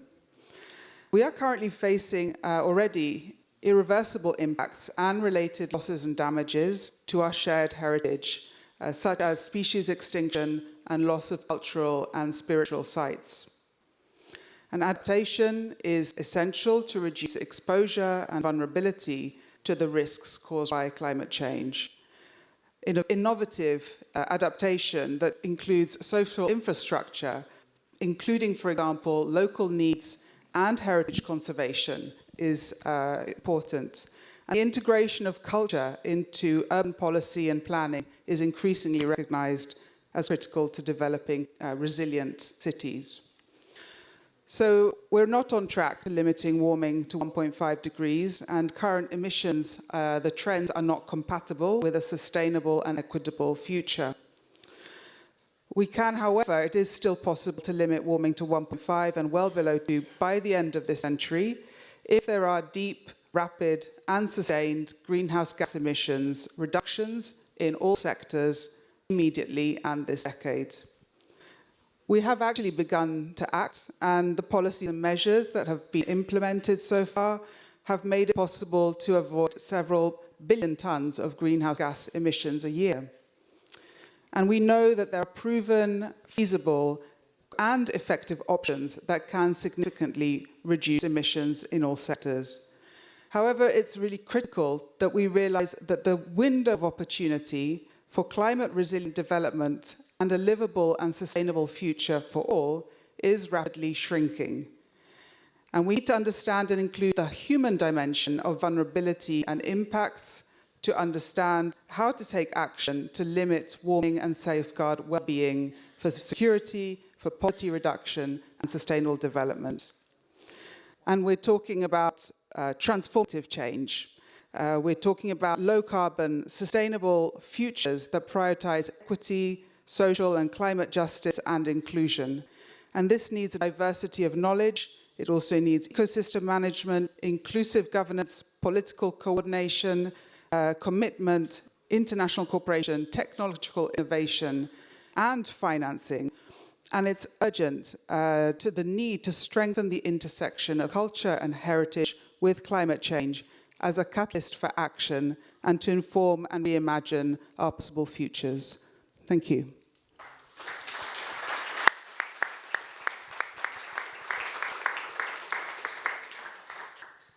Thanks a lot, Anna.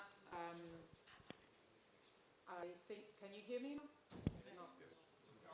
Yeah. We should have now, thanks for pointing on the intergenerational also aspect. We should have Laura Piovesan now online. Is she here? Hello. Hello. Good morning. Good morning. Welcome. You can give your powerful message trying to respond to the question why culture and heritage must be at the heart of climate action. Absolutely, and thank you very much, Cristina, for the introduction. And I do regret I'm not with you in Proprietà Vecchia, because I do agree with Giulia and all previous speakers, but Venice is the ideal place and the ideal backdrop to talk about climate and cultural heritage. And as a Venetian myself, I can really attest to that. Being a Venetian is a part of my identity. And this is the case for all our beautiful cities. They are made of cultural heritage, and how can we achieve our climate action target if we leave aside our identities? So, and the segment that represents a major part of our built environment. On the other hand, I think what I want really to talk about today is how can we preserve and enhance the cultural and historical dimension of European cities while integrating climate mitigation and adaptation measures in a way that is just, as well as made in harmony. Erminia mentioned, harmony and the importance of an harmonious integration of cultural heritage and climate action. This is a very complex task.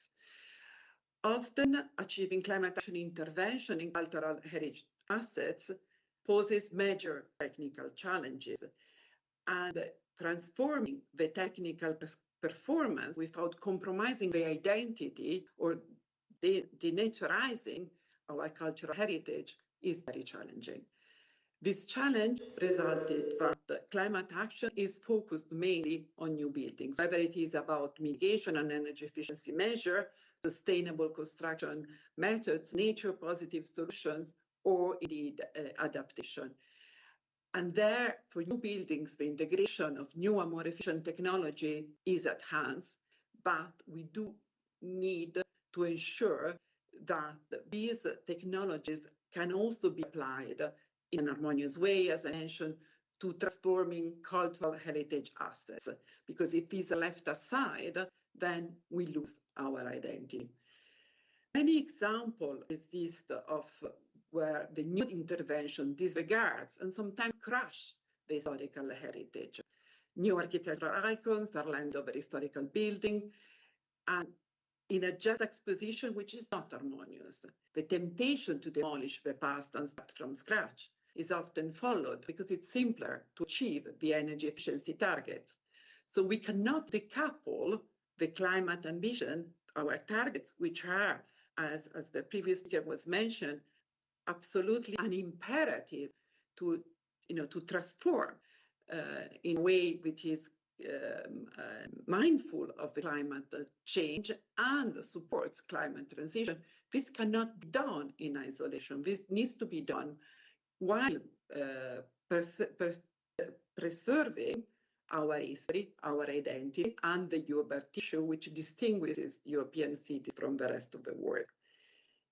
Another important aspect to consider, because we are talking about just transition, we need to think about the people that live in the cities and how, indeed, preserving also helps preserving an important source of income alongside a better quality of life of the citizens. So tourism is the third largest socioeconomic activity in the EU, and it contributes significantly to EU GDP and employment. And cultural tourism represents a great opportunity to reward to the world European culture, art, and architectural heritage. Therefore, preserving while improving our asset is key to success. I am working at the European Investment Bank, as the European Investment Bank and as the EU Climate Bank. Our role is to bring finance and advisory to these sound projects. And indeed, one of our drivers when investing in urban regeneration is this concept of harmonious integration of cultural heritage and sustainability. We have financed intervention in historical city centers. We have financed intervention in Venice, but Florence, Brussels, Barcelona, Krakow, Bologna, many others. And the results are often appreciated by public because it allows to enhance the quality of the cultural heritage while integrating new features new technologies, and enhancing the user experience and the asset efficiency. As a European citizen, I take pride in our cultural heritage. So let me conclude by saying that indeed we are intrinsically connected to our histories and live in cities like Venice, where our past is permanently present. This link is indissociable, and we must take good care of it, preserving it, but also be mindful, as I mentioned, that we need to transform in a way which is more sustainable, greener, and more efficient. Thank you very much for having me with you.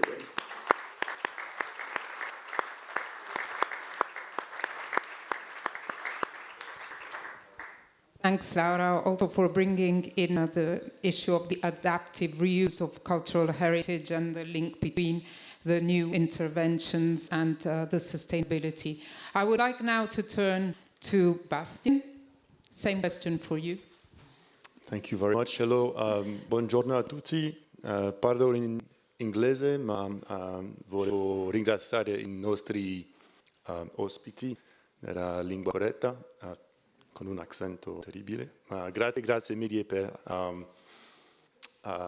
averci welcome nella vostra bella città, bellissima città. So I represent the LF Foundation, so I will get to the point from a donor side mostly, but which was an interesting process on our end because so the LF Foundation is international organization, is based in Geneva and is dedicated to funding projects in conflict and post-conflict areas on cultural heritage.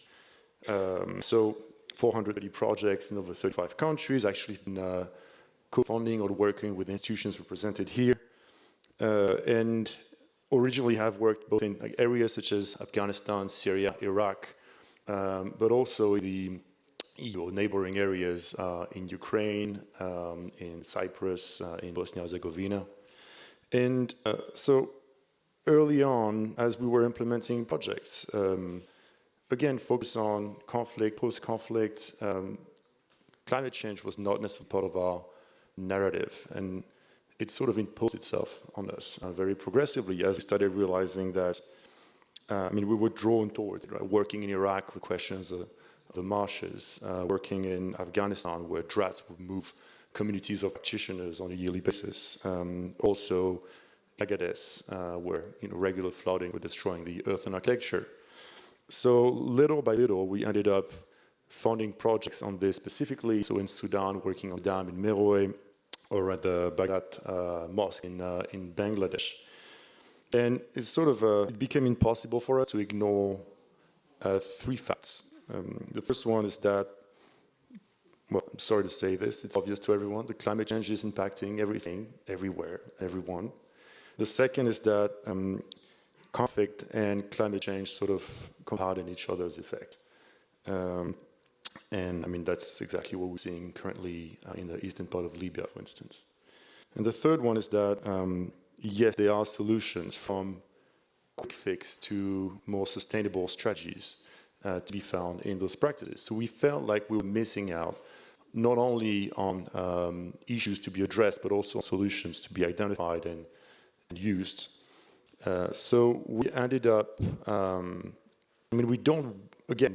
we work on conflict, and the first thought we had was that we were going to need a mindset change, a paradigm shift, that we needed to start thinking, more longer term when addressing the question of climate change. But we ended, easily identifying that the question of climate change was very much an emergency, and ended up approaching it with the same philosophies. We built a cultural heritage and climate change strategy for ALF, and here we were helped by a lot of different people in this room, excellent people, I must say, and I started discovering this ecosystem with people who were addressing the topic with passion, commitment, intelligence, and we owe a lot to them. And the plan addresses this question from as holistic as possible perspective, addressing not only the question of conservation, but also the question of research, both on the material science aspects, on the intangible aspect, the question of climate justice, the question of training, short-term, long-term, the intersection of climate and conflict that we're aiming to launch next year over 5 years. And taking another step back, we also realized that we just didn't want to have a plan, a program, a framework. We wanted to have this question of cultural change, well, cultural change indeed, climate change and cultural heritage addressed throughout our programming. So we also look at ways to make this more regular and systematic in how we build our project, how we evaluate our project. And ultimately, I didn't check the time. I have 5 minutes left, no? Oh, 1, okay. Just to go back to your question, right? I'm for, fact-based strategies. I believe in data. But I also think that one of the things that make it very difficult for everyone to address this question of heritage is, I don't know if human brain is wired to understand that we need to change now for something will have an impact 10, 20, 30 years from now.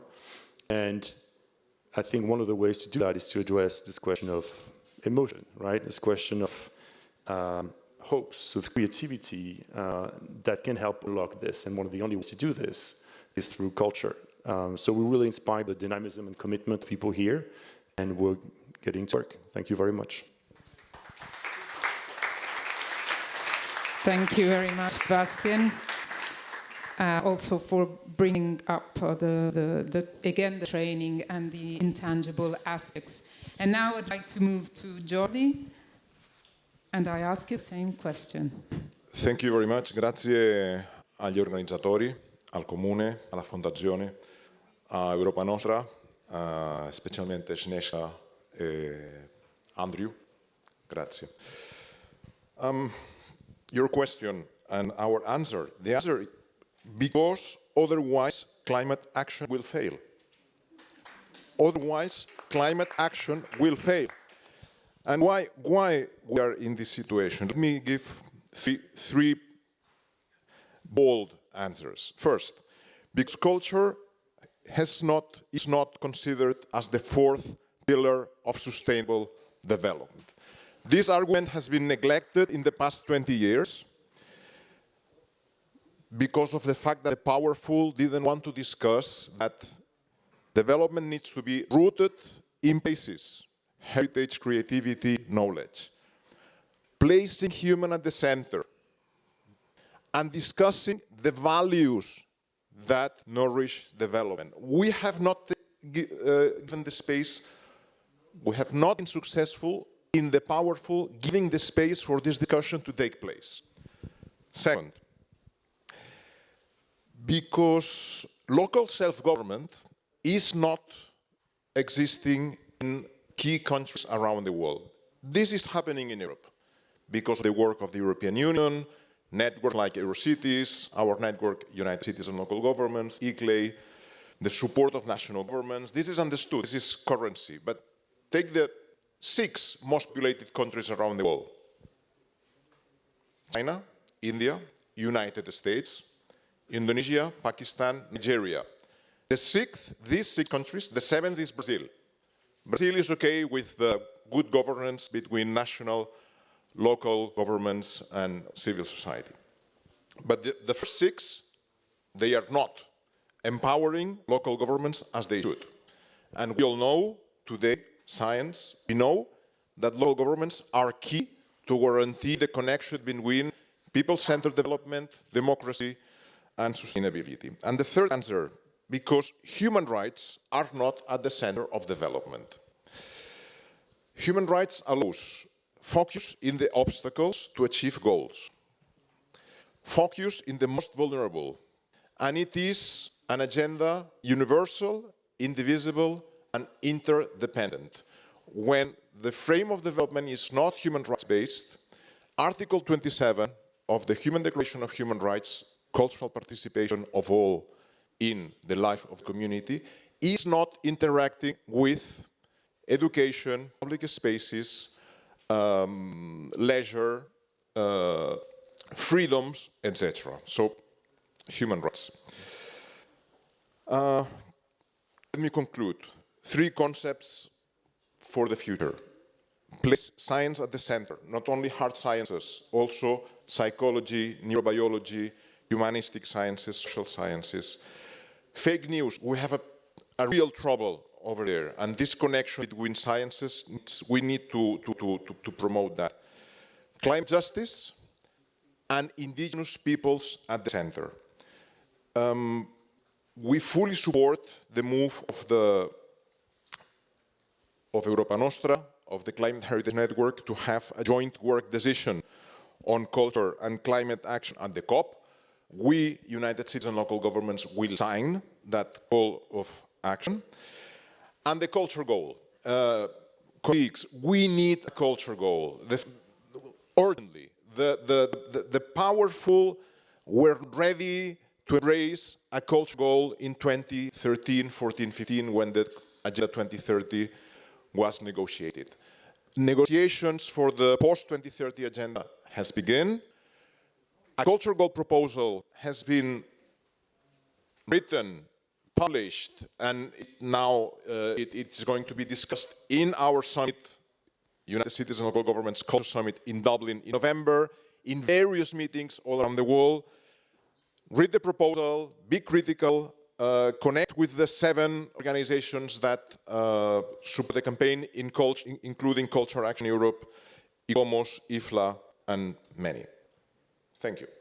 Thanks a lot, Jordi. I will try to pull very briefly the thread of what has been said. We have been talking about transdisciplinarity and how to bring the science, climate science and heritage need to work stronger together. We have been talking about the intergenerational and the social justice aspect. We said that the humans have a striking ability to adapt, but the role and the responsibility of those working in the culture and heritage field in dealing with the climate plans and actions needs to be strengthened. We have seen the vulnerability of the coastal cities and the impact that this creates to the heritage of those cities. We have seen the necessity of the trainings, new training paths, and also how the climate negotiations in the EU should be strengthened. We have also heard about the adaptive reuse of the cultural heritage, how the new interventions and the assessment of the compatible solutions. So we have seen and heard quite a lot during these very powerful messages.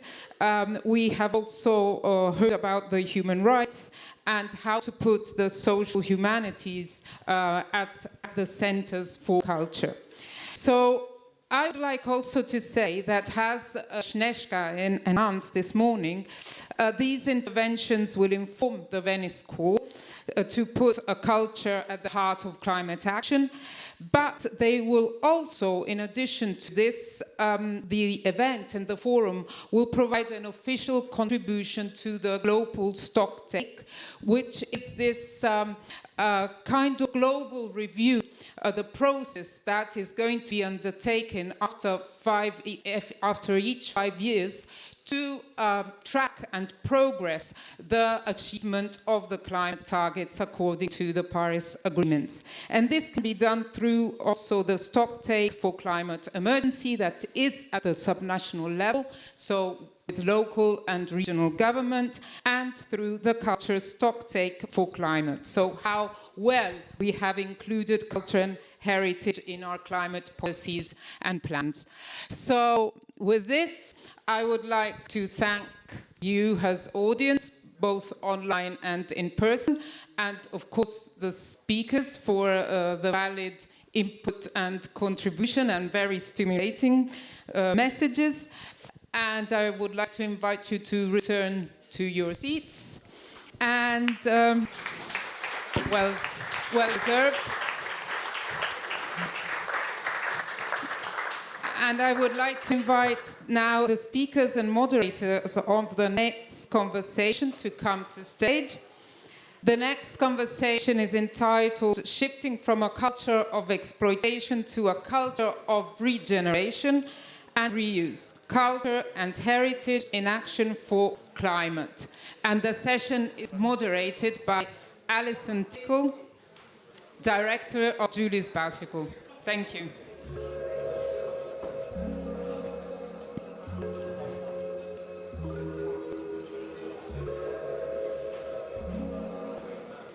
Can you leave one of the chairs? Can you leave? Okay. Sit where you like.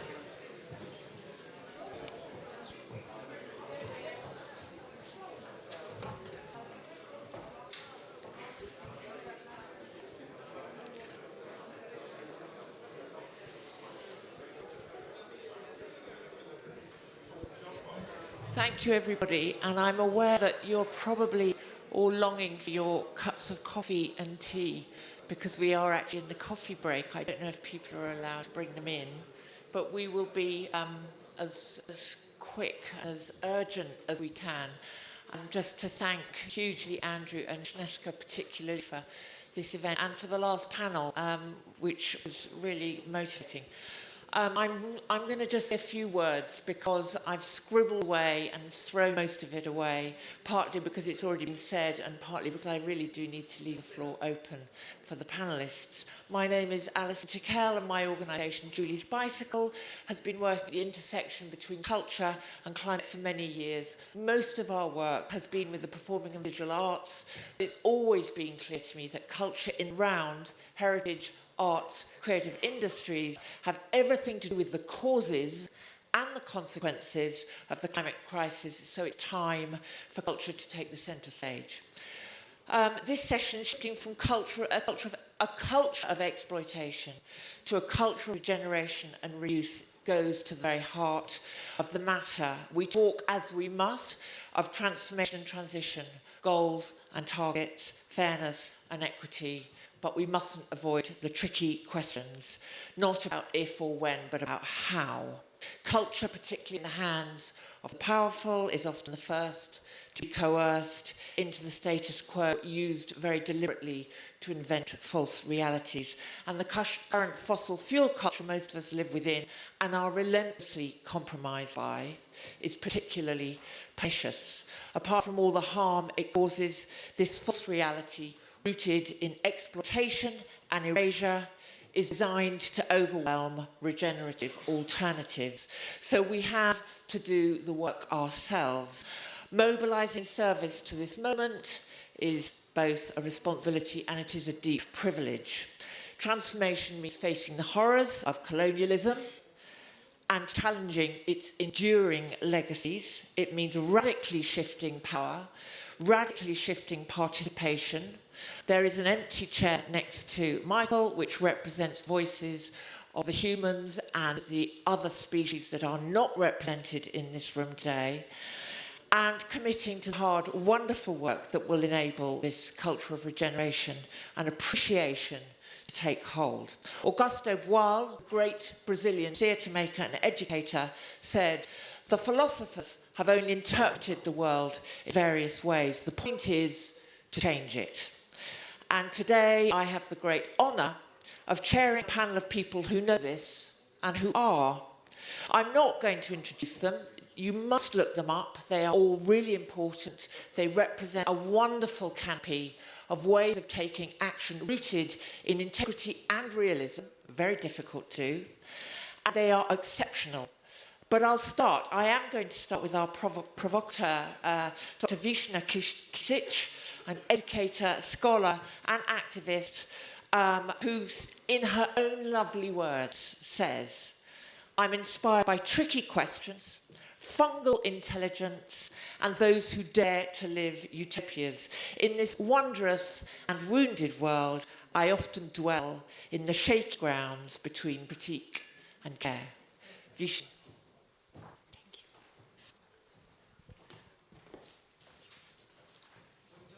A tutte, è un gran piacere di essere qui a Venezia, questo luogo molto potente e molto vulnerabile allo stesso tempo. Welcome to everyone, and it's a great pleasure to be here, great responsibility as well. And it's always a special thing for me to be in Venice, because I deeply feel the potency and the fragility of this place.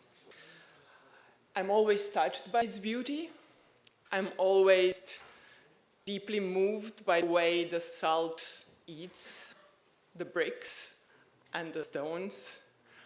I'm always amazed by how they knew to read this soil and lands and to navigate these waters and this marshy terrain. But I also cannot ignore some other aspects of it. And now walking on its streets, I cannot but not see the stones from Istrian coastline who adorn the facades. I cannot but not feel with foundations of this city the fallen forests of Slovenia, Montenegro, Croatia, who were cut, shipped, and kind of pulled here to serve as the foundations for the city. More than 1 million trees just for Santa Maria della Salute. That's a whole mountain of a forest. Feeling this imperial project that Venice once was, and the devastation it left in some other places. But also I cannot cross its canals without feeling the sea. Inhaling, exhaling, like on these lagoons, washing the shores and going away, wobbling the sand and making it move underneath all of us. And at the same time, as I feel it inhaling and exhaling, it goes and touches every other coast in this world, every other sea in this world, evaporates in the clouds across this planet, falls as the rain, streams as rivers and waters every single creature and piece of life on this earth. So it's with this interconnectedness, sometimes for better, sometimes for worse, that I'm asking today. How do we refuse our old ways? How do we undermine imperial projects today? How do we fall in love with Earth again? How do we serve regenerative life forces? Our current crisis is not about climate change as such. It's about a broken relationship with life on this planet. We are poisoning the soils on which we walk and which feed us, exploiting most of our human brothers and sisters, exterminating most of the non-human relatives, taking and piling more than was ever intended for us, building a very strange habit of talking about the intricate life of forests as carbon sinks, welcoming cruise ships and yachts more than we would ever welcome migrant boats coming on our shores, measuring the value of all life on Earth by its utility to serve our own comfort, turning abundance of life into a landfill. Such a world should not exist even if we mitigate risks of a global warming. So for me, climate change comes with this commitment and the call to transform our world for a much, much better place. And this broken, perverted relation I was just mentioning is a deeply cultural issue, a very, very deeply cultural issue. And we all know that culture is not a given. It's a product of complex historic struggles over whose ways of being, relating, and acting are desirable. In this struggle, one strand of culture wants supremacy, often by force, making it clear in both messages and actions that all other ways of being are not good enough, not developed enough, not enlightened enough, not cultured enough. And the root of such culture are in this continent. Its appealing side of the coin, beautiful buildings, rich museum collections, asphalt roads, endless development, technological innovation, are intricately connected to its ugly side. Colonial extraction, white supremacy, anthropocentric domination and worldviews, patriarchal structures, capitalist relations, all producing ravaging inequalities and suffering across the earth. A culture unleashed to its extreme with the help of fossil fuels, but also a culture wanting to assure us, even today, that this level of comfort, growth, and development should be a role model for the entire world.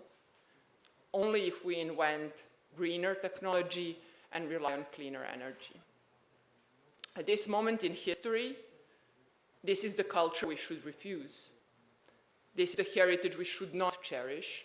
This is the culture we should look and read and see with a new eyes. This is the culture we should learn from critically. This is the culture that has a place in climate action only as a learning ground for how we got here and what not continue. And that is a hard bit, because it's the culture we are immersed in, the culture we are schooled in, the culture we exported all around the globe with quite a success, a culture we often reproduce without thinking. So how do we refuse our old ways? How do we fall in love with this place again, with this earth again? And how do we serve regenerative life forces? The current planetary crisis asks us to go beyond hegemonic, beyond the habitual, beyond what we're used to doing.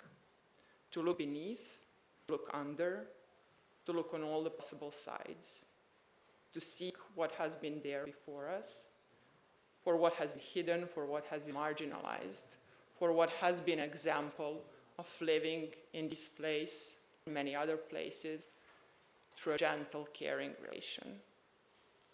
When we begin to listen and search, we will realize there are so many knowledge and practices worth reviving. Today, more than ever, we need to recall those aspects of heritage and culture that are caring, compassionate, and life-nurturing, but also those that are descentful, transformative, and experimental. Heritage and culture of imagining and fighting and working towards a more just world, a truly just world for all the living beings. Heritage and culture of nonviolent protests, of creative dissent. Heritage and culture of relating intimately to the web of life, knowing how to build and repair your shelter from what's locally available, knowing how to fish in a sustainable way, as we heard yesterday, knowing how to plant a seed and watch it grow, knowing how to care for soil so that it can feed you, knowing how to read the clouds. Heritage and culture of conviviality, of enjoying this life with frugality, sharing, and responsibility. And we often find such practices in places where communities are acting against the dominant culture, against development, against extraction, against exploitation. Be it in the Amazon, in Alaska, in Rocha Montana, in old mountains in Serbia, Marinaleda in Spain, or numerous other places across the globe. Looking at them carefully, we see that they are good in understanding culture as intrinsically connected to the whole web of life.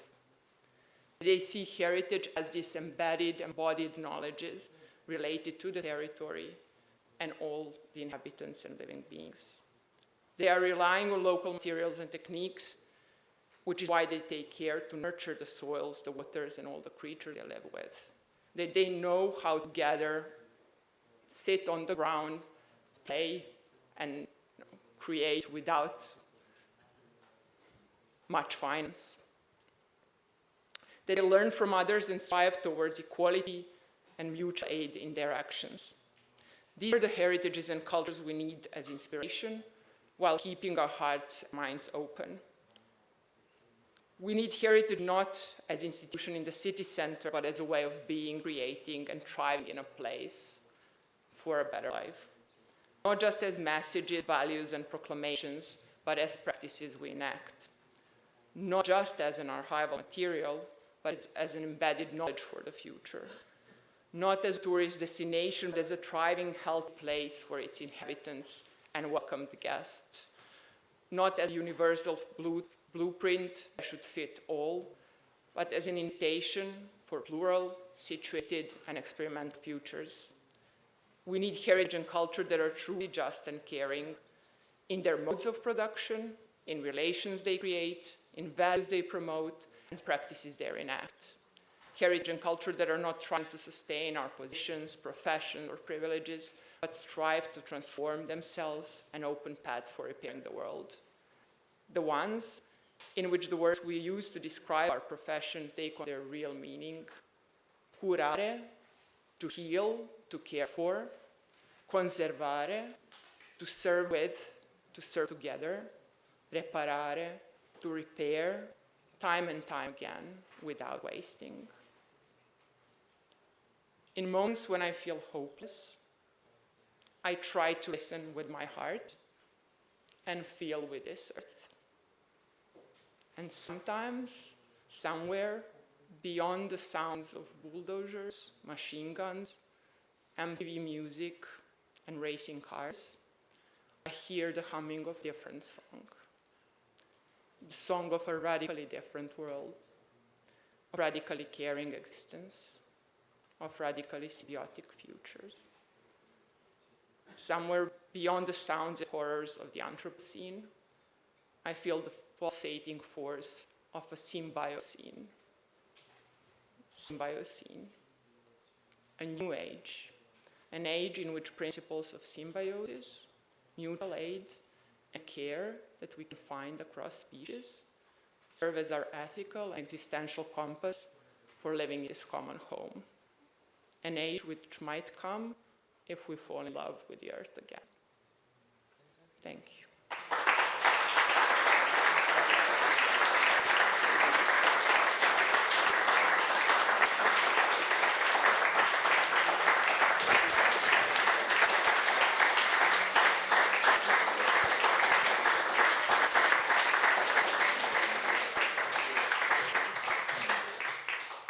Thank you so much, Vishnia. I think she speaks to the hearts of all of us, and it's really fantastic to have that grounding in what we're really here to do. I'm going to turn now to Michael, actually, Michael G. Jacobides. Again, please do read. I wouldn't even have the time if I had 40 minutes to talk about what Michael has done. But Michael, we've just been given an invitation to fall in love with the earth again, if we fell out.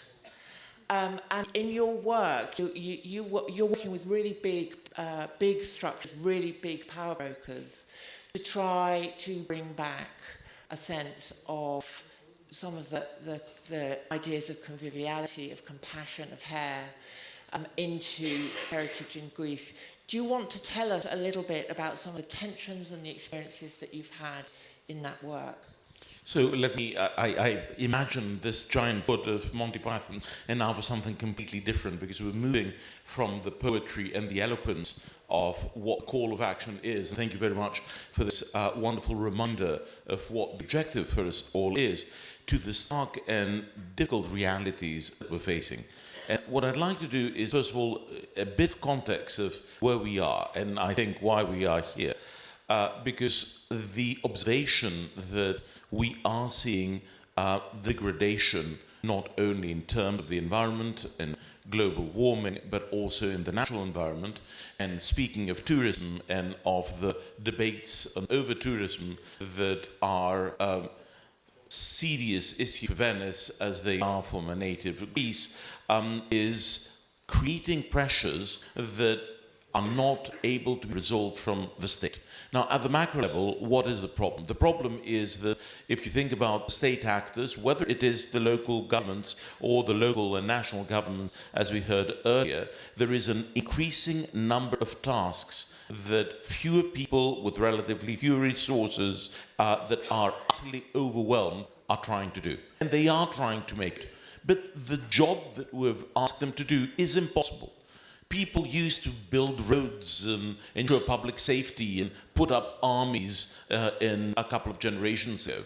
Right now, we have systemic issues relating to pollution, relating to the geopolitical fallout from all manner of problems, relating to the energy and safety and issues that really go beyond what you would expect.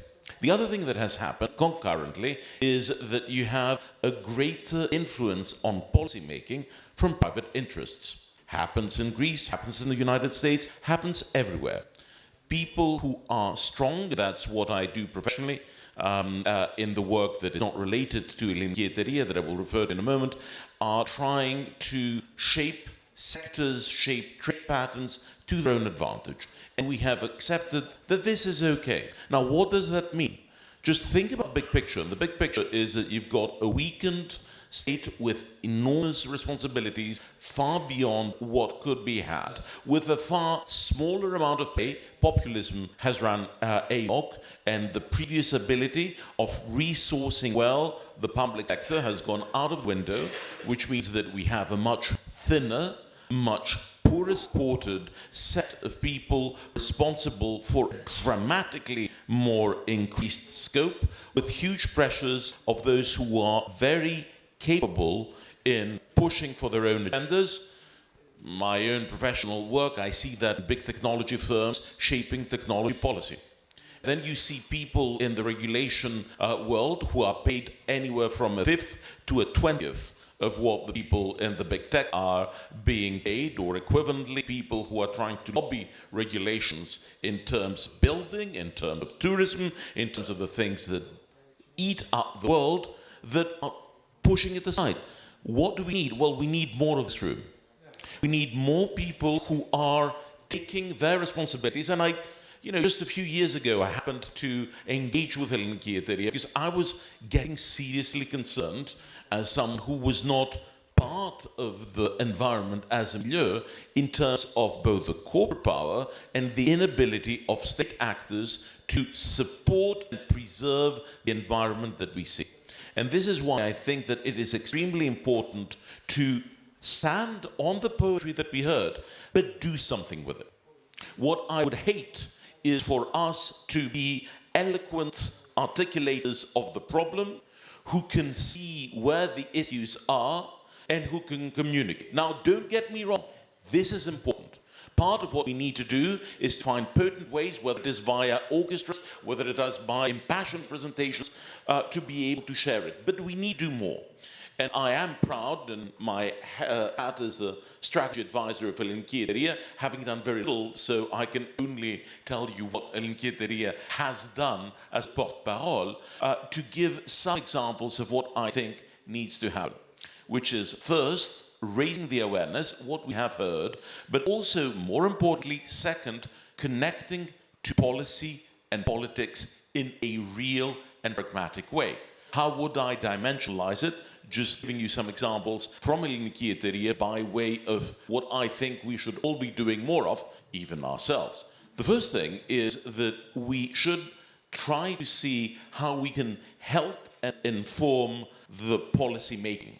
In l'inquieteria, there was a push we were able to, through the help of Livia and Kostas Karas, we were able to help push, include in the Constitution a crucial article that takes environmental protection as something that is constitutionally protected, and that then was taken through something that is continuously done. What the l'inquieteria does is goes to the Supreme Court, the Greek Συμβούλιο της Επικρατείας, challenging building that is happening in ways that the government allows, because everyone listens to builders, but the Constitution negates, so that we are able to use as a refugium ultimum the legal action in order to protect the environment in Greece.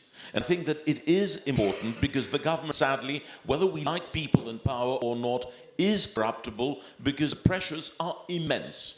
The pressures in terms of tourism and of building in particular, and energy are also immense. That's one thing. The other things, just to bring this to a close, is engaging in what will be able to enhance the relationship of people with their environment. We have the alleyways of culture, so supporting tourism that goes around the old pathways, and that is both symbolically important because people understand the natural environment, they understand the connection between cities, they understand in Greece the dry stone wall and the way that you can hold the things together. And people require a new way of engaging with the environment. Think about tourism. The dernier cri is experiences. Well, wonderful. Let's shape their experience.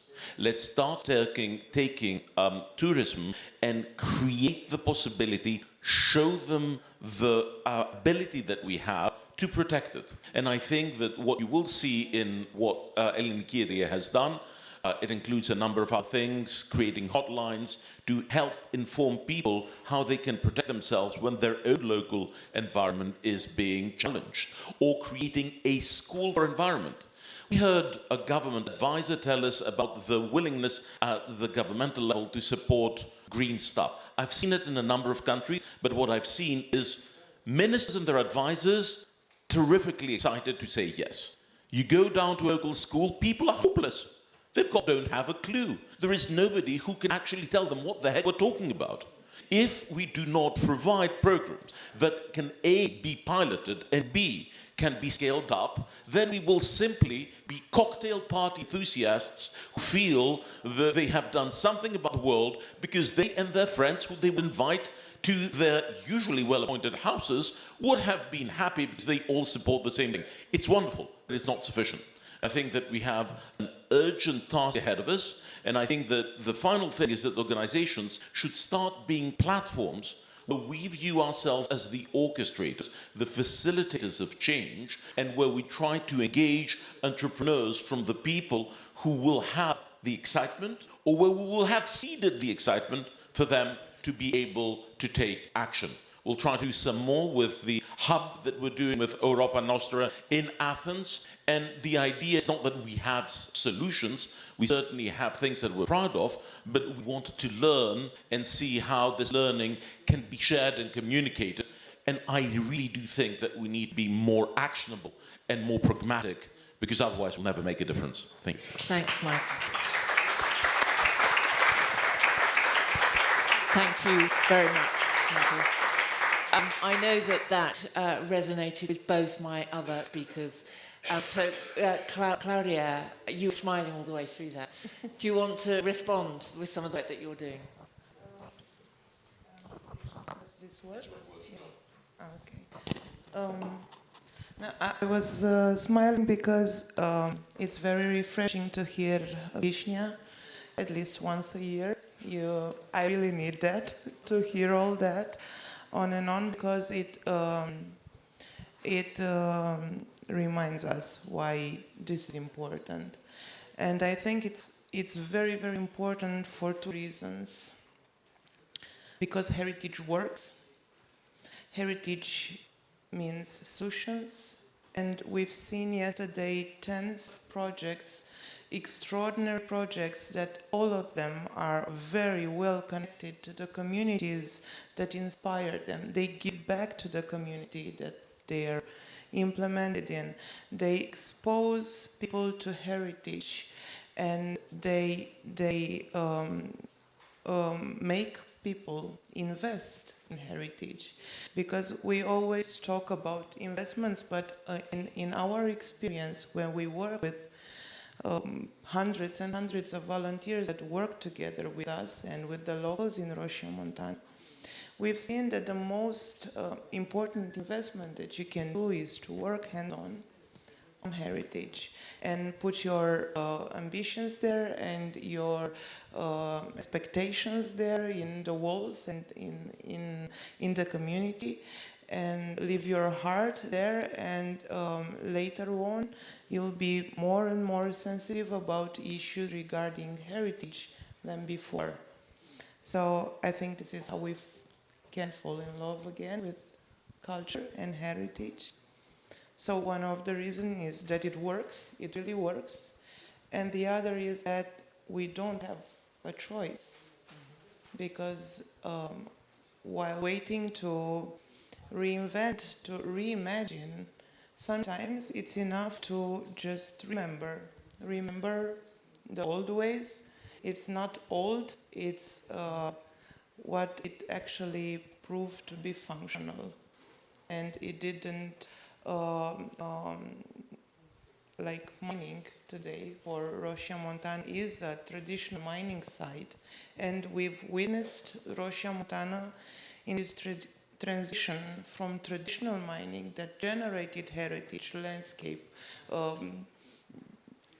kilometers of ancient galleries, of built landscape, churches, industrial heritage, and a community, and where people were extracting gold, but it always was kept in the community, a part of it that made it flourish and nourish furthermore. And we've seen it, we've witnessed Roșia Montana in the process of transition to responsible modern mining, which is nothing but responsible, because it would have consumed all its resources. And I'm not talking about gold. I'm talking about the resources, the cultural, the natural resources that can enable a community to develop sustainably, naturally. So while seeing this transition, and fortunately it didn't succeed, but this is why I am deeply confident that if we look at what is the basis of all our actions, and we look again very carefully to each and every project that was awarded this year and the years before, and we look at the reports that we've seen the days before about how culture and heritage are directly related to democracy and values, and how culture matters, and it has a big economic impact. And if we do all that, I think if we remember all that, I think it won't be necessary the need to reimagine things altogether. Thank you. Thank you, Claudia. Claudia Apostol does extraordinary work weaving together issues of culture, of heritage, but also local politics and the big forces of mining companies. Really, really important work. Cultural activism of extraordinary kind. Louis Albert de Broglie, thank you so much for your last, but certainly not the least, to bring your expertise into this space, having worked for many, many years on really understanding what are the key issues around transition, using this wonderful real agriculture, permaculture, but a seeding, but the seeding of ideas, and particularly around language. Do you want to talk a little bit about the work that you've done? Well, very kind, and thank you, Neska, to have invited me. Well, we all understand that what we've raised this morning is the issue of complex world, a complex challenge, and a need of a shift. And the shift, obviously, is a mindset, and the mindset starts most probably, as you said, with the heart, with the emotions, but obviously it has a key to this emotion, which is called, at a certain point, the language. I own a very 200 years old institution called DEHOL. I don't know whether we have supposed to have a slide, which is there. Yes. And DEHOL, 200 years ago and ever since, has brought worldwide in different languages, in Spanish, Portuguese, Arabic, English, French. Sorry, not Italian, but it was translated. The language to explain the earth to the largest numbers, to the young ones, to the elder ones. The boards, which were the original language, an image is worth 1,000 words, were teaching about botanic, fauna, flora, the human body, and so on. And what we call the changes at the end of the 19th century when people were moving into cities. So DEHOL is a very old institution, and the ecosystem has brought to the institution what I've started 30 years ago, for example, the tomato conservatory, raising 700 varieties, sorry for the Italians. And this, as you said, everything starts with seeds. Everything starts with the earth producing food, which we need. And this is also the produce of so many emotions. So we have developed with the whole, not only the understanding that we have to bring a methodology to build up projects. Actually, we design projects, we designed for cities, districts, we designed low carbon footprint ecosystems. So going from what I said, a complex needing a shift with a mindset, we need to adjust with the new language. And we have developed this language with a triptych of 3 nature, art, education pillars. What is nature? Preserving natural ecosystems. And this is culture, this is landscape, this is our legacy of whatever is on the earth. It is creating, nurturing ecosystem. We need good food. This is one of the biggest issues. And we need to do the pedagogy of nature, which is one of the main topics of the Green Deal, which is preservation of biodiversity, which is the diversity, generally speaking, of the living spaces, but even the non-living spaces, as a matter of fact. The second is art. Obviously, this is the issue here, but art is, in our language, how to preserve local patrimonia, whether it's material or immaterial. How to preserve the local architecture. How to raise natural science to the level of art and to the pedagogy of the beauty. Because again, beauty is emotions, and then it speaks to the people, and it speaks to different generations. And the last one is education, and it's a very important pillar, because it's not the education in the way you think it is. Education is a commitment of all the generations, and we've seen this chart showing where we are aiming in terms of climate change, how we have an agreement in between generations to create an economy based on ecology. 3 things. Innovation, we need more innovation, low carbon and, low tech and high tech, but we need to teach these means of integrating these innovations in our current world. We need transition, and transition is what? Is the way we are going to approach this with a different way of thinking, basically frugality, sobriety, the economy of sharing, the economy of solidarity. So which means, and it's one of the aspects of the Green Deal, one of the 4th pillar of the Green Deal is the way that people are going to approach with their mindset a new way of acting. And third, which is in the education, transmission. And transmission is governance. Transmission is our individual and collective responsibility, and obviously it is, in a sense, the spirituality which we have in order to have a common destiny altogether.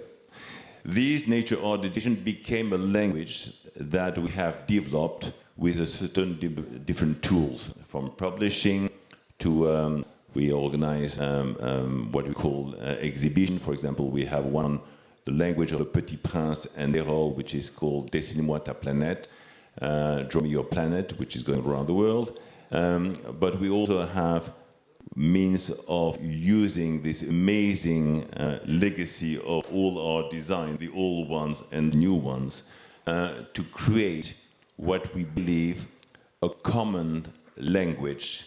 So all the generations are the same understanding, whether you're in Italy, whether you're in Australia, whether you're in Africa, whether you're in the far end of Amazonia, wherever.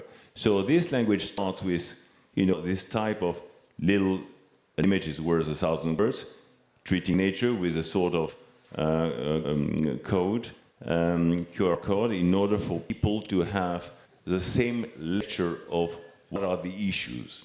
Again, we have regulations. We have the fear of tomorrow.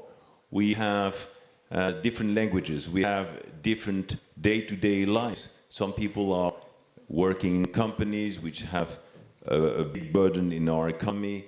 Others are artists. Third are decision makers. And nobody speaks the same language. And we have to have the same language, whether we are here in Europe or on the other side of the Atlantic or in the Far East or whatever. Because if we don't, we can have all these wonderful gatherings We were the official partner for COP21 for education, means the Paris. We wrote a book called Dessine-moi la planète, Draw Me a New Planet. We wrote a book on how to feed the world. We started the first movement in permaculture in France. At the end of the day, all this is fantastic, but there are so many other places which are doing fantastic projects, but there is a lack of combination, there is a lack of a common language. And in order to go from the destruction, as mentioned, which means over-consumption, over means of using whatever is at stage.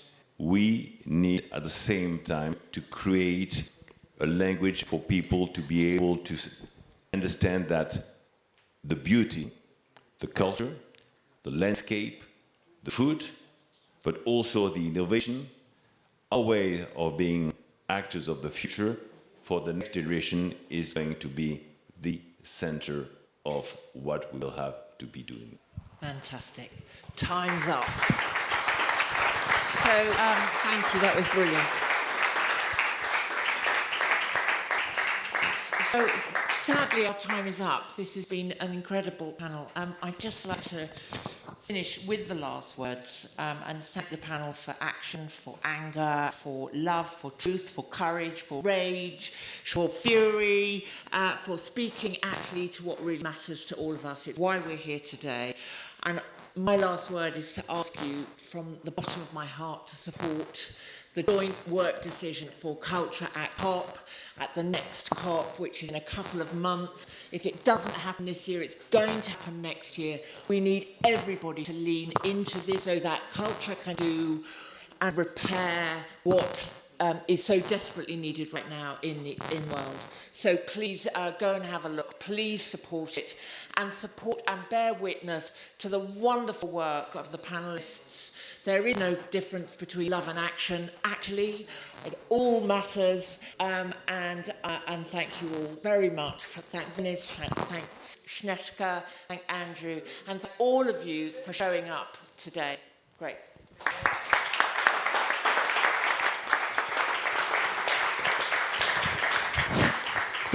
Thank you so much, Alison and the panel. I have goosebumps from what we've heard. It's been a rich, packed, and a little long morning, and you've certainly deserved a break. So we take a break now and reconvene at 15 minutes after the hour, 1:15.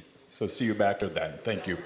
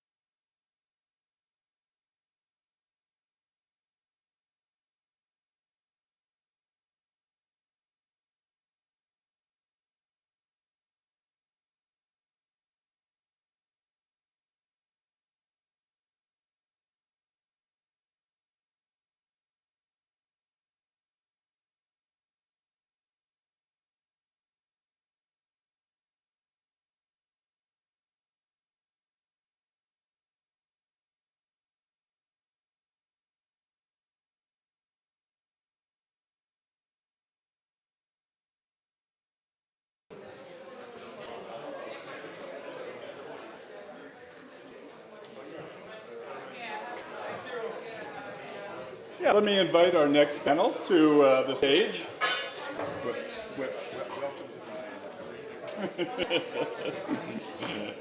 Welcome, welcome. Thank you for finding your seats as we resume the program and resume the live stream to the hundreds of colleagues around the world who have been watching us. Thank you to them.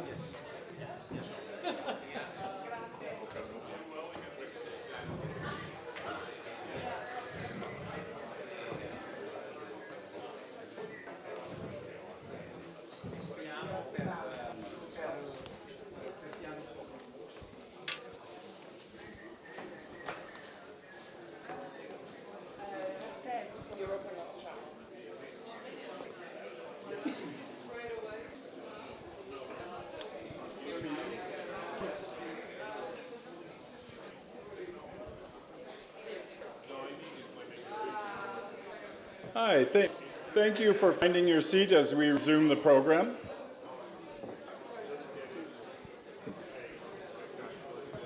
Because you're the first one, I give the mic immediately to you. Is it ready? Yes. Yeah.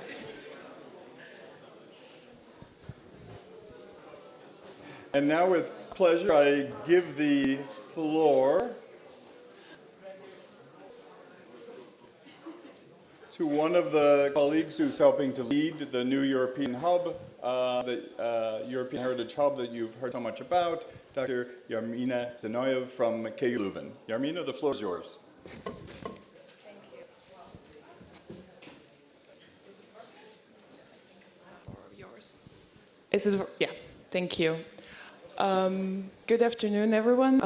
I hope you're slowly getting back.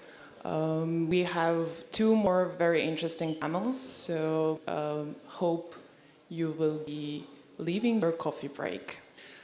So the conversation 3 is about culture, heritage, practice, and the triple transformation of our society: green, digital, and social. So this morning we have heard a lot about the green, mainly the green, and in this conversation we would like to address also two other aspects, social and digital.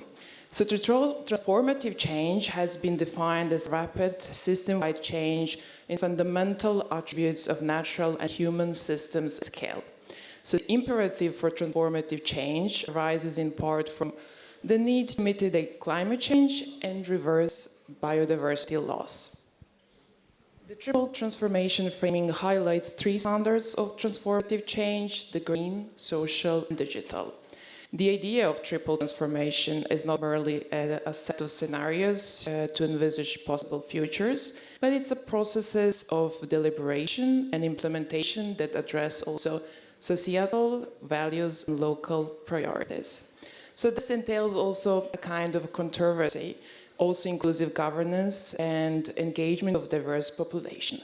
And in that regard, this roundtable actually includes multiple generations, including young generation in conversation in the shift of attitudes, priorities, and skills also needed in cultural heritage field in order to sector to play an important role in driving this transformative climate action as a part of triple transformation of our society. So I have a real pleasure and also a bit of a challenge to have a fluid conversation with, on one side, leading people from 2 universities, and on the other side, young generation that are actually expecting new ways of doing things.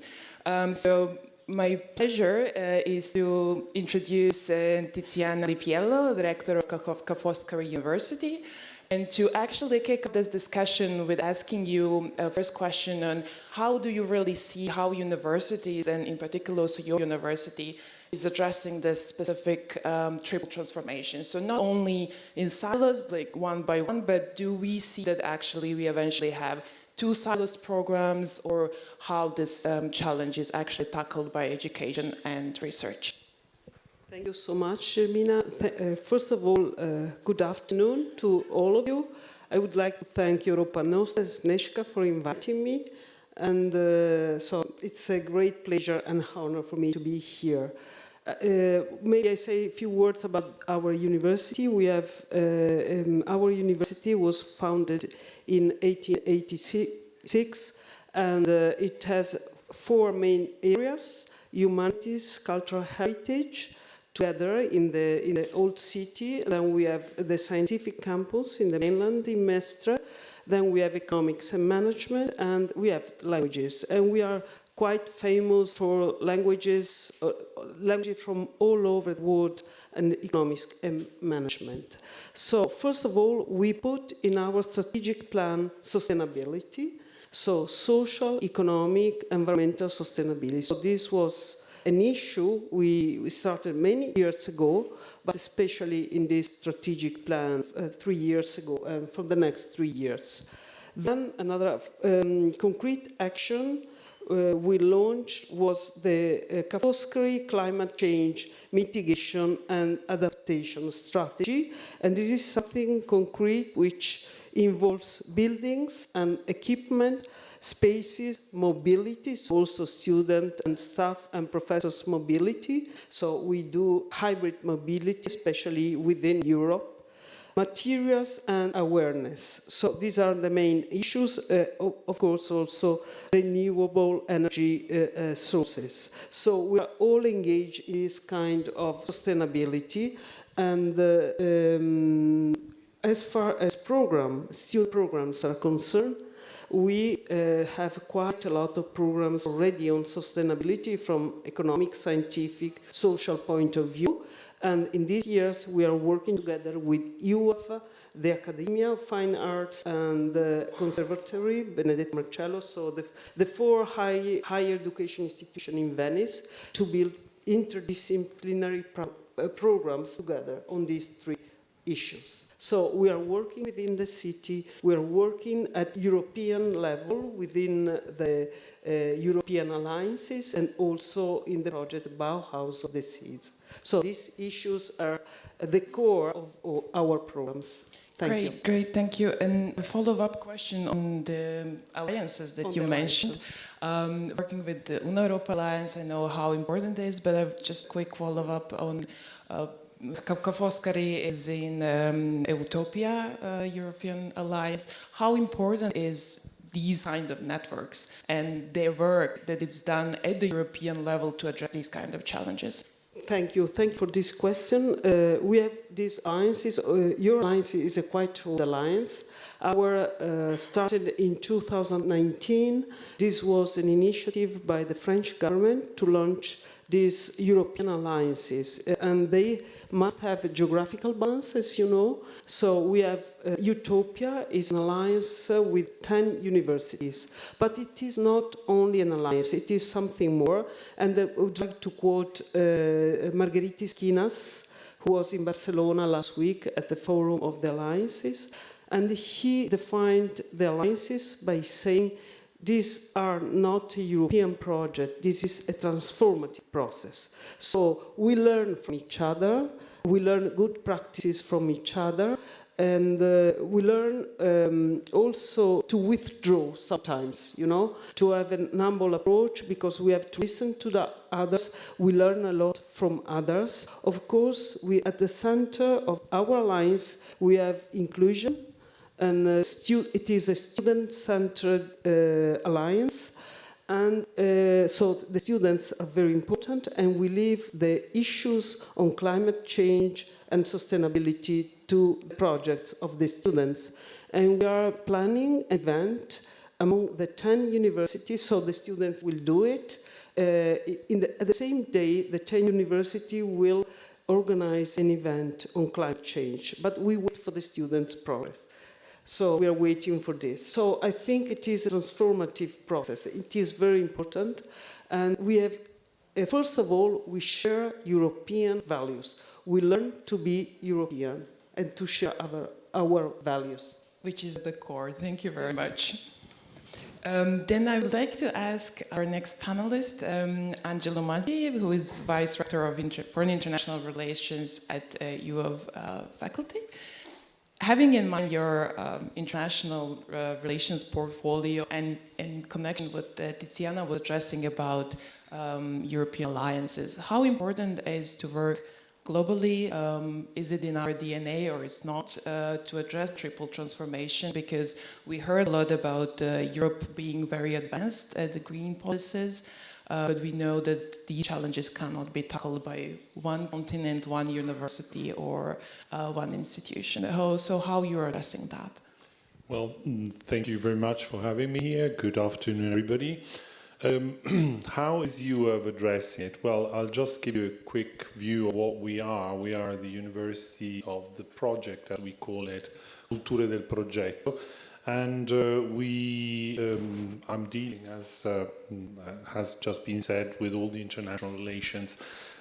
We work locally very strongly on the field of architecture, urban planning, design, and obviously cultural heritage is one of our little jewels because of the tradition we have. Well, what is happening is that things are changing very, very quickly, because we're not working on preservation as we used to do, on conservation. There are completely different needs now. Students need to know different kind of issues, not as the one I learned when I was here at the university. So locally, we are working not only with the municipality of Venice and the problems we are facing every day, because we are in a very delicate city. And recently, with Ca' Foscari and with other universities, we went on with a big project called Venice Foresees the Planet. And with this Today Venice, I'll read just a few words from my rector because he wanted me to tell these words. Today Venice is called upon to innovate once again in order not to sink, to perform in its historic function as a microcosm, a physical place where problems and solutions on a global scale and over a long period of time are concentrated here and now. And on this, obviously all of us as tutors as well as professors, we have to face this new era. We are actually changing completely our way of thinking as well. So this is probably one of the big issues that you are discussing here, because we heard a lot of things going on today. But I think even personally, because the next question is going to be about me teaching to the students, I'm trying to do a sort of different strategic planning with which is facing our university. But we work globally as well with a lot of universities worldwide, and we tend to affiliate not only with the alliances but also choosing specific universities which speak our same language, and this works out very, very well. Thank you. Indeed, I wanted actually to have a discussion with you through lenses of your what your profession is, and how you actually see this change through history and architecture and photography, the climate, something that actually we were talking, we need emotions, we need also visual and scientific evidence, and how does that reflect throughout the history of architecture? Well, recently what happens is that I'm not using anymore the same kind of books I used to use, let's say, 3 years ago, because architecture history is like not getting out of fashion. But if you start teaching Doric, Ionic and Corinthian, that's probably a bit old-fashioned. And what we do now is like we are really working on the history of sustainable design in let's say, last centuries, which seems to be funny, but existed. People was interested in the 3 issues you are trying to focus, like green. I'm thinking about 1850, which has always been seen like the beginning of the modern era with the Crystal Palace. But again, remember that inside that big greenhouse there was a big tree. So I think these are elements which are quite important. The other issue I work on recently is photography as a language which is universal, so very quick to understand. And I'm putting together students which work on a diachronic vision, so looking at the past through images and putting them from the same point of view. It's a very quick experiment, everybody could do it, and you could see straight away how things are changing. So it's a sort of very simple issue and very strategic and easy way to work. Very interesting, thank you very much. So I'm turning to my right side, where we have two European Heritage Youth Ambassadors. Grace, I would like to ask you from your perspective of the urban development, how do you see the triple transformation? Because now I will try to cover all of your different backgrounds and from the perspective of triple transformation. Okay. Well, first of all, the cultural heritage itself is happening in cities, is happening within the built environment. So we can see it physically within our daily life. So the urban heritage transformation, it will always a going process between that they will try to meet up with our social, cultural, and technological needs. So I can see that the triple transformation is indeed affected directly to the built environments itself. So it's also a proof that the cultural heritage and built environment it's interlinked, it's never separated.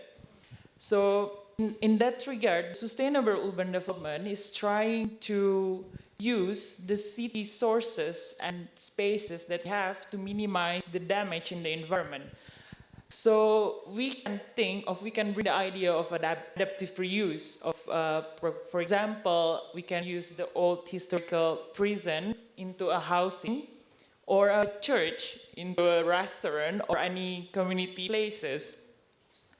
But a successful adaptive reuse, it's like it's negotiation transition between the past and the future. So what is the value from the past and what can we adapt it to the current present? So this is it's a negotiation that has to happen. But and also on the government's perspective, I see that in the recent years, that also has been mentioned by a lot of speakers before, that there is a growing partnership between the public and private, and also there's a lot of awareness from the local community. But it's also not closing that there is actually a lot of community who doesn't care. But this is why it's important for us to understand the roles and the reasons of all the stakeholders, and raise the awareness of the local community on the importance of this transformation. Do you think that young generations are equipped or skilled enough to deal with these issues? Because we're talking about multi-layered challenge, and listening just from our rector and vice rector about these challenges at education, research, how do you feel is this well enough represented in your profile? In my profile, in the young generation, I think we are always eager to contribute on something, on what we can do. So we have the passion, we have the capability when we are needed to be put in. And yes, I think we do have the experience, or we are growing to that part. So recently I met a PhD candidate who's currently developing a methodological research by using social media. So it's not only a bad thing, but he's building a data learning with these fancy terms. So they are collecting these photos from all social media and Flickrs to analyze the heritage values and attributes within the current society. So I think we do have it, and this will bring more further. And this is a digitalization era. It's a never-ending development. So I think yes, we do, and we will reach there. That's great to hear. Very encouraging. And I would like to ask Adam, who works with very specific buildings actually, how actually do you see adapting historic buildings to today's needs in relation to the triple transformation? And thank you for the opportunity to speak to such a distinguished audience. I would like to start by saying that I'm very proud to work for an organization which recognizes that we are in a climate crisis and sees tackling the climate crisis as our collective responsibility. I work for the Church of England in the southwest of England, in Gloucestershire. I work for the Diocese of Gloucester. And back in February 2020, the Church has recognized that we need to take steps and pledged to become carbon, net zero carbon, by 2030, which is quite an ambitious aim. And I'm not only talking about church buildings, it's church institutions, it's church schools, clergy housing, the whole gamut. And obviously, we only have 10 years to do that. Echoing the words of Michael from the previous session, I never thought when I started working for Diocese 9 years ago that I would be leading a team which is basically trying to advocate and encourage decarbonization of almost 400 church buildings, 90% of which are listed due to their significance. I studied conservation. I didn't really know that much about sustainability when I was at university, and that was only a decade ago. So I've learned plenty on the job. So that's what I do when it comes to the green transformation. The social transformation, the next point, you may know that the Church of England has been encouraging over the past couple of decades this move to sort of give church buildings back to their communities, to ask communities what they want from them, how they want to use them, to make them more flexible. As I said, I do with some very, very significant buildings, making them more flexible sometimes is quite tricky. However, we are trying to do that respecting their significance and guide our parishes to make it as effective as possible. We've got that. And the digital transformation very quickly, I have to say, the pace of that has really increased during the COVID pandemic. You won't be surprised to hear that. We now have a number of churches with broadband internet installed in them, even very remote areas. We have some churches live streaming their services, and also we have church towers hosting broadband equipment in them to help their local communities with connectivity. So I think, just to sum up, all three transformations are equally important when adapting historic buildings, not just churches. And I really think we need to embrace them in order to make sure historic buildings remain relevant and sustainable. But as you've worked with very specific buildings, churches, is it something very particular in applying this triple transformation approach?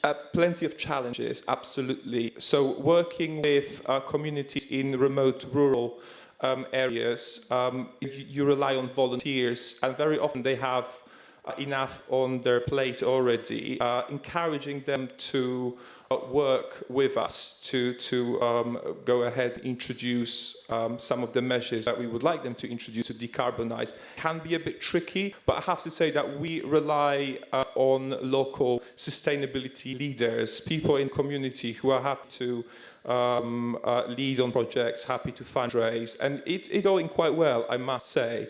Now, the second very important challenge is the shortage of skills.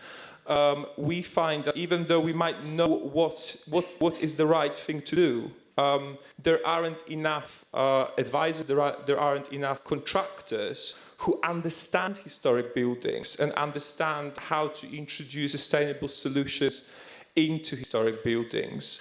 Lastly, the cost of fossil fuels and using fossil fuels is still lower than introducing new solutions. So I also come across communities which are reluctant to invest money. They prefer to sort of wait a bit and see what happens.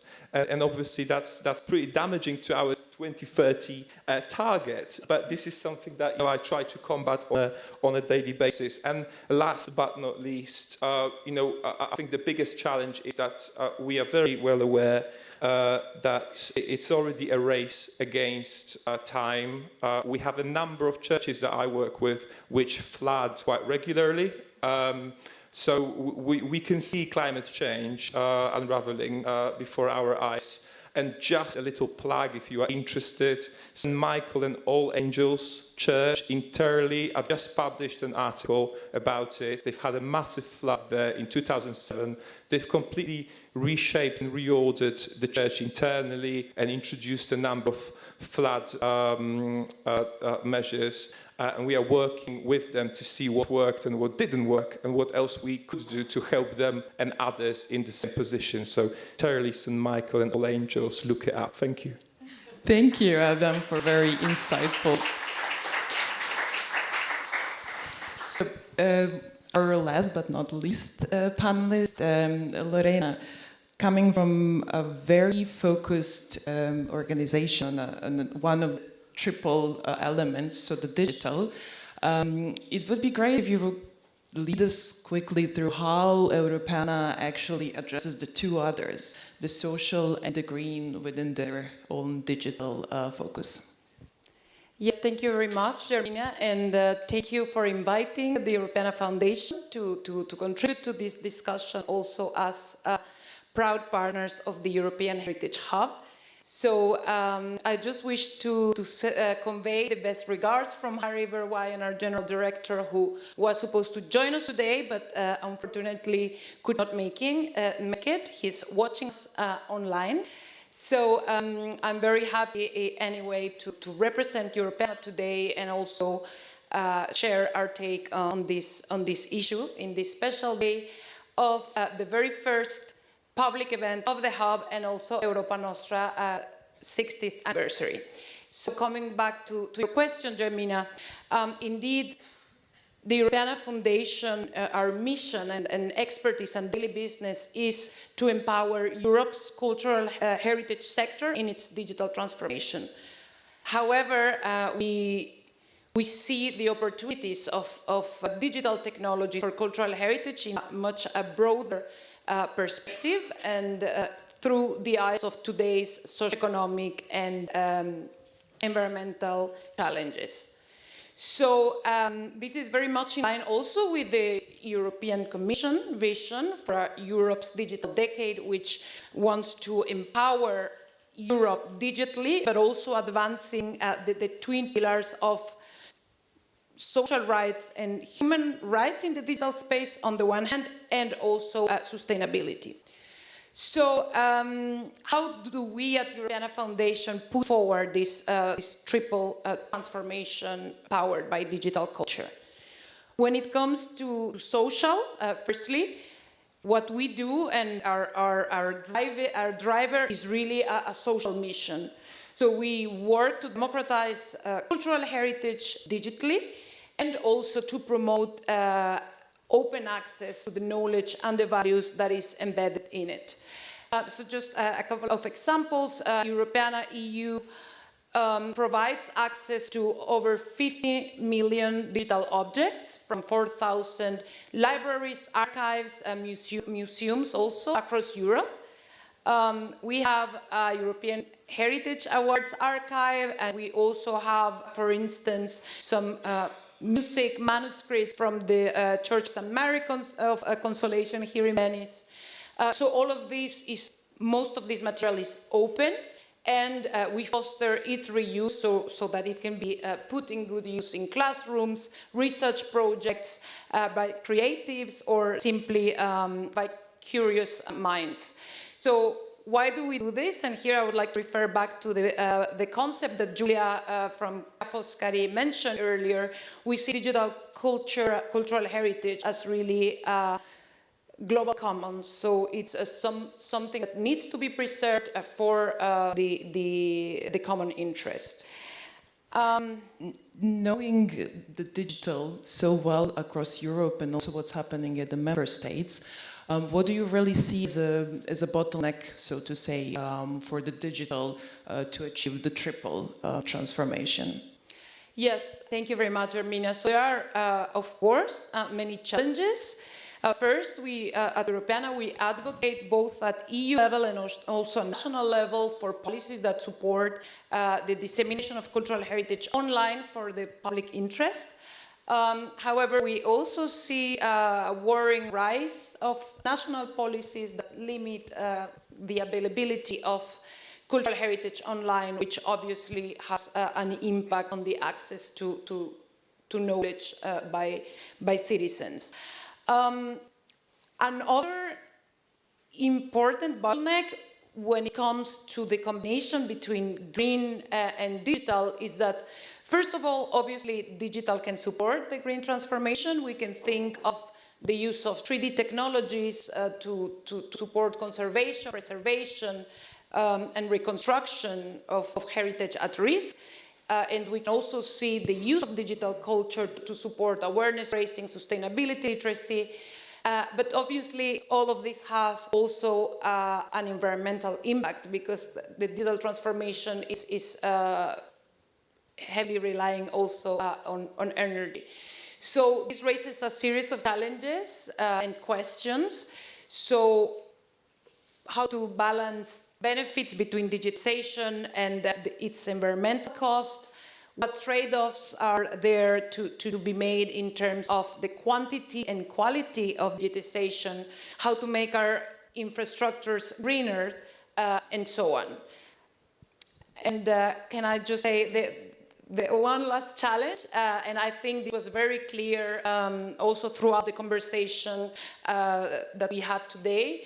I think we are not only digital culture, but as a sector, we really need to make sure that we measure the impact of what we do and provide evidence also of how our works it's contributing to the triple transformation, in particular, not only to convince policy makers, but also if we want to sit together with climate scientists. So we really need to provide some evidence and measure and make our impact scalable. So I think this is a great challenge for our hub as well. So I really look forward to working with you, Gemina, and with our partners to make sure this is the case. Thank you. Thank you very much, Lorena. I have a very challenging task. Yeah, please.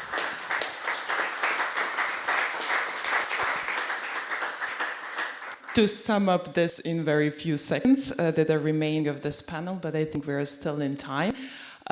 What we have learned today, but I think it's also not very new for all of us, that investing in research and education on the triple transformation is extremely important, but equally important is to create networks, create alliances at the European, but even more importantly at the international level to be able to address that. I was quite optimistic hearing that our youth is actually equipped by their education that they receive, but even more by their abilities to actually address these challenges. And sometimes they do that ad hoc.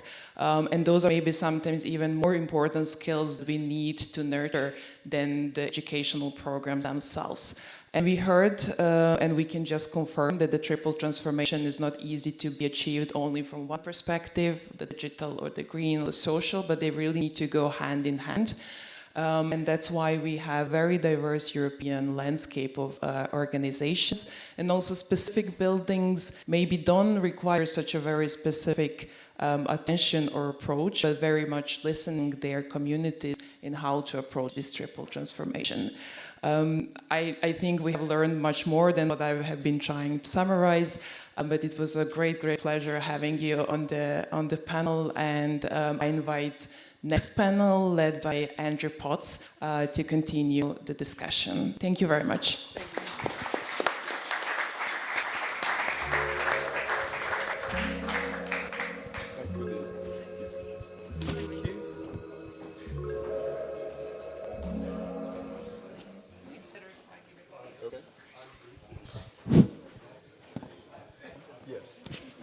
I can invite the speakers in the final segment. Herman, if he's with us. Oh, Dr. Parsinger, thank you. Johanna, please, Your Highness. Oh, thank you. Well, thank you, Jarmina, and to that panel. Cultural heritage can't play its role in driving transformative action unless it itself is prepared and organized. And that was the point of that panel, and I think that was incredibly well illustrated. My name is Andrew Potts, and I serve as the Heritage and Climate Action Advisor for Europa Nostra, focused on the European Heritage Hub. I also have the pleasure of supporting the Climate Heritage Network Europe region, which is hosted by Europa Nostra. So we're going to end, we're in the final panel now. Thank you for staying with us. We're going to talk about action. And I think before we talk about action, we need to kind of give ourselves a little space to refresh and recenter. And in discussing that, I want to make an announcement. Some of you have signed up for a tour that was to start at 2 of San Giorgio a Grec, organized by our good partner Alette. That tour has been moved to 3 p.m. And so you don't have to race out of here to catch that if you signed up for it. Thank you, Alette, for your flexibility. So please, 20 seconds. I just ask you to take a deep breath. Reflect on the rich morning that we had, center yourself, get ready for the final discussion of action. Okay, fantastic. Wow, what a day. I'm so rich, almost overwhelming. I mean, culture is transversal. There's a cultural dimension of every issue, of every aspect of climate action, of triple transformation. So where to start? What to do next? I mean, we should do everything. But sometimes when it's possible that everything needs to be done, then you do nothing. It can be overwhelming. It can cause you to shut down. And so we knew with this hub forum that we wanted to leave you with a call to action. But how to pick a single actionable item? Yes, we could give you 100 things to do, but we wanted to really leave you focused. And so we thought about it and we debated, if we were going to center one action to focus on this afternoon to end this forum, what would it be? And we decided to focus on getting culture and heritage valorized, valued in environmental and climate action frameworks. And I know that's a little prosaic, what I just said. It sounds a little specific. Why did we pick this? What we find time and time again is that we have the research, we have the case studies, we have so many people on the ground doing good work, but their contributions aren't valorized, aren't valued as climate action. They're not respected by environmental policymakers, and they are not funded by climate finance. And so if we could get our contributions valued in climate planning policy, then we would be getting the work of local actors, of individual artists, of heritage NGOs, valued as climate action in a way that would give them a seat at the table and a seat at climate finance. And we felt like the best thing we could do to support local action and scaling out local culture-based solutions was to focus on that goal. And hence, we reached out to other partners. We found other colleagues around the world with a similar objective, and we started to put together this idea of the call to action to put culture at the heart of climate action. This political and policy campaign to put momentum at a political level behind embedding culture in climate policy. We decided to focus on that as our goal, knowing this would be a global campaign. This would require colleagues around the world working together, but keeping in mind an interesting European dimension that the 2024 United Nations Climate Conference, COP29, should be held in Europe according to the UN schedule. So in 14 months, when we welcome colleagues from around the world to Europe, what will we accomplish in that moment? What we hope to accomplish, based on the campaign we will launch in the coming weeks, is to make that moment in Europe the place where for the whole world, culture was truly taken on board in climate planning and policy. And so this is how we brought about the idea of this call to put culture at the heart of climate action that we're workshopping today and that we will launch on October 16th. Now, for the remainder of this session, we're going to hear from people who operate in the world of policy and politics, government, law. We're going to hear what are the steps that we can take to build political momentum, to build for policy victories for this goal. That's the objective of the next few minutes. We do aim to do this on a global scale, and so that means we have in mind, yes, European level, but also international level and United Nations. And I suppose if your aim is to make a difference at the United Nations, you could not do better than to dialogue with the Secretary General of the United Nations, Antonio Guterres. And I am thrilled to report that Secretary General Guterres responded favorably to our appeal, that he was interested and supportive of this topic. And so it's really a very special moment to launch this final segment for me to invite Teresa Taman up to the podium. Teresa Taman is the Director General of the Centro Nacional de Cultura, leading Portuguese cultural heritage organization. Teresa was instrumental in obtaining the engagement of Secretary General Guterres. The Centro Nacional de Cultura is a partner in the European Heritage Hub. And Teresa, please share with us the exciting greeting that you have today.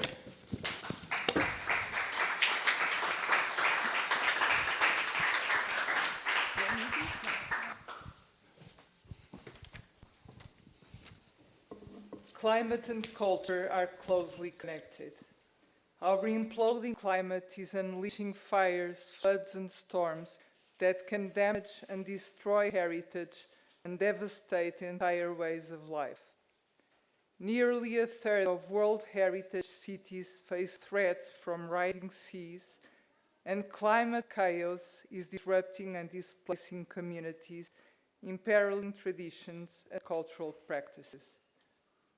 But culture also offers solutions. We can learn from indigenous peoples' relationship with the planet and from their traditional knowledge that can help us to reduce emissions and adapt to extreme weather. We can explore how culture contributes to climate change. And we can direct the power of culture, heritage, and the arts towards inspiring social and political change that can help accelerate climate action. The need to harness culture and heritage in the fight of our planet has never been more urgent. Time is running out. Only by turbocharging global action can we limit the rise in global temperature to 1.5 degrees Celsius and avert the worst of climate change. So, I welcome the new European Heritage Hub and its important work to support the European heritage sector to deliver climate action and climate advocacy. I appreciate your efforts to embed culture and heritage in climate change policy, and I wish the forum every success. Together, we can imagine a better future and make it a reality. Antonio Guterres.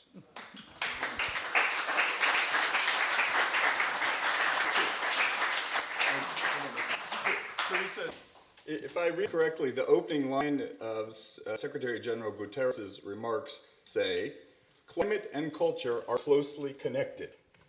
Yes, well, we have a friend. Bravo, Secretary General Guterres. I think our international campaign is off to a good start. Thank you, Teresa. So I told you already that next year it is expected that the UN Climate Conference, COP29, will be in Europe. One of the reasons why Europa Nostra and the European Heritage Hub have volunteered to provide leadership, because we know we will be hosting colleagues from around the world next year to try to realize these aims. But we start this year at the upcoming COP28, the 2023 United Nations Climate Conference, which will be held in Dubai in the United Arab Emirates. And so for this campaign, we immediately reached out to colleagues in the United Arab Emirates, as well as across the Asia-Pacific region, in which, in the UN scheme, Dubai sits. And we were delighted to find that we had a sympathetic ear in the person of the Minister of Culture and Youth of the United Arab Emirates, His Excellency Sheikh Salman bin Khalid Al Qasimi. And Minister Al Qasimi, from the beginning, was having very similar thoughts about making Dubai and COP28 a place where the campaign to take culture on board in international climate planning and policy would be remembered as having taken an important step forward. And so we continue in a collaboration with culture colleagues in the UAE, across the Arab region, and across the entire Asia-Pacific region. And I'm happy to say that we can evidence that collaboration today in the form of a video greeting that has been sent by the United Arab Emirates Ministry of Culture, delivered by His Excellency Mubarak Al-Naki, the Undersecretary of Culture of the UAE. So if we could hear Undersecretary Al-Naki's video.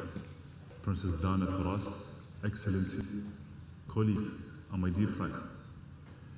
It's a pleasure to be speaking to you today, and I would like to thank the European Heritage Hub for hosting this very timely and relevant session with key stakeholders and global partners in the run-up to COP28 in Dubai. We're just over a month to go for the most defining edition of COP. We hope to build momentum around culture as a key resource to elevate climate issues. We firmly believe that placing culture and heritage at the heart of climate policy will go a long way in averting the impending climate catastrophe. We acknowledge that culture is a unique resource for climate action, encompassing art, heritage, and indigenous knowledge systems. Culture has the intrinsic ability to humanize the language of climate action. By working across sectors, it brings together all parts of society to imagine, communicate, and realize a low-carbon, climate-resilient, and a sustainable world for future generations. Culture can inspire behavioral change through public education and by seeking solutions in indigenous knowledge systems. And culture streams of art and creativity also provide research platforms and help forge solutions to counter climate challenges. The UAE's creative community has been proactively seeking sustainable solutions through art. Let's take the example of UAE's recent participation in Venice Biennale, which attempted to place indigenous knowledge and traditional resources in contemporary context. This year's participation explored how land-based practice can be paired with contemporary technology to react to environmental challenges.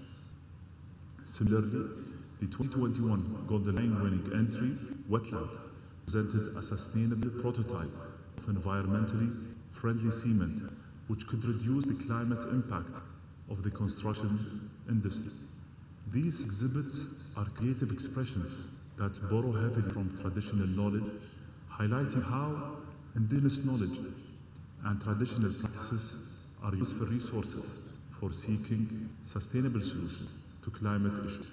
Traditional ways of knowing can be utilized as a tool to answer modern climate-related challenges and provide preparedness, mitigation, and adaptation strategies to specific natural surroundings.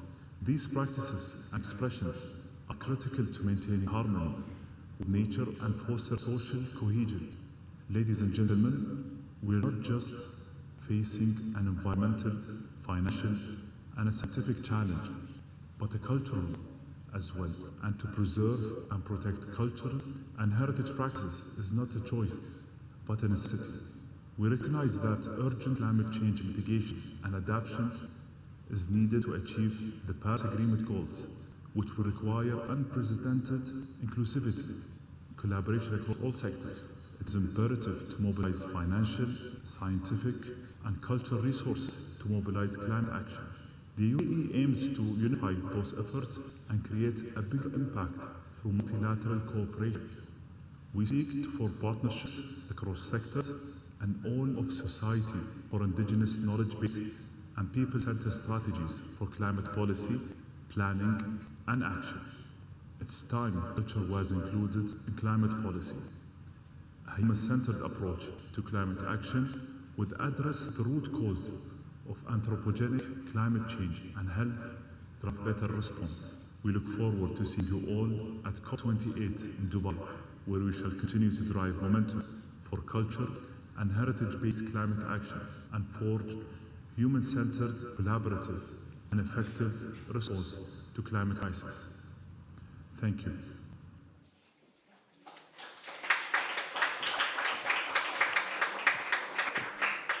Now, I want to ask you, how many of you come from countries where your Minister of Culture would be prepared to give that speech? maybe 1 year from now we have the goal of all coming from countries where our ministers of culture are giving that speech. And so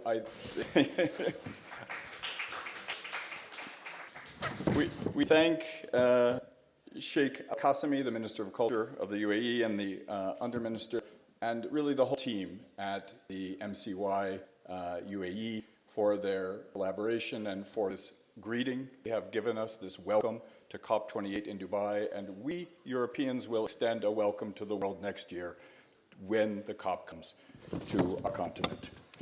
So, you see we're having a political moment here. We've had ministers, we've had the Secretary General of the UN get you in the spirit of this idea that to make policy progress, we have to have a policy and political victory. And so this is not always the space that cultural heritage colleagues are operating in. I think the previous panels actually did an amazing job of setting this topic up for us and for giving us examples. But where in the world do we find culture and heritage colleagues coming together to make this kind of change, to achieve these kind of outcomes? Well, often it's where we find our next speaker, Her Royal Highness Princess Dana Faraz. Princess Dana has been a leader globally on these topics from the beginning, on cultural heritage and sustainability, cultural heritage and responsible tourism, cultural heritage in climate action, where you have found policy successes and victories at an international level, like at COP27 in Sharm el-Sheikh, where for the first time ever the World Cultural Heritage was included in the chapeau in the outcome decision of the COP. We also find the work of Princess Dana. Princess Dana is a UNESCO Goodwill Ambassador. She is the president of ECOMOS Jordan, and recently, like 2 weeks ago, elected as the vice president of ECOMOS. In fact, I think basically you flew from Sydney, Australia to Venice. So thank you for that. She's an ambassador for the International National Trust Organization, and we have INTU colleagues here as well. And she is the co-chair of the Climate Heritage Network Culture at COP28 Working Group, building on the amazing work she and her team did last year when she co-chaired the Culture at COP27 Working Group. And so it is an incredible honor to introduce to you someone who has done so much and is doing so much to put culture and heritage at the heart of climate action. Her Royal Highness Princess Dana Faraz of Jordan.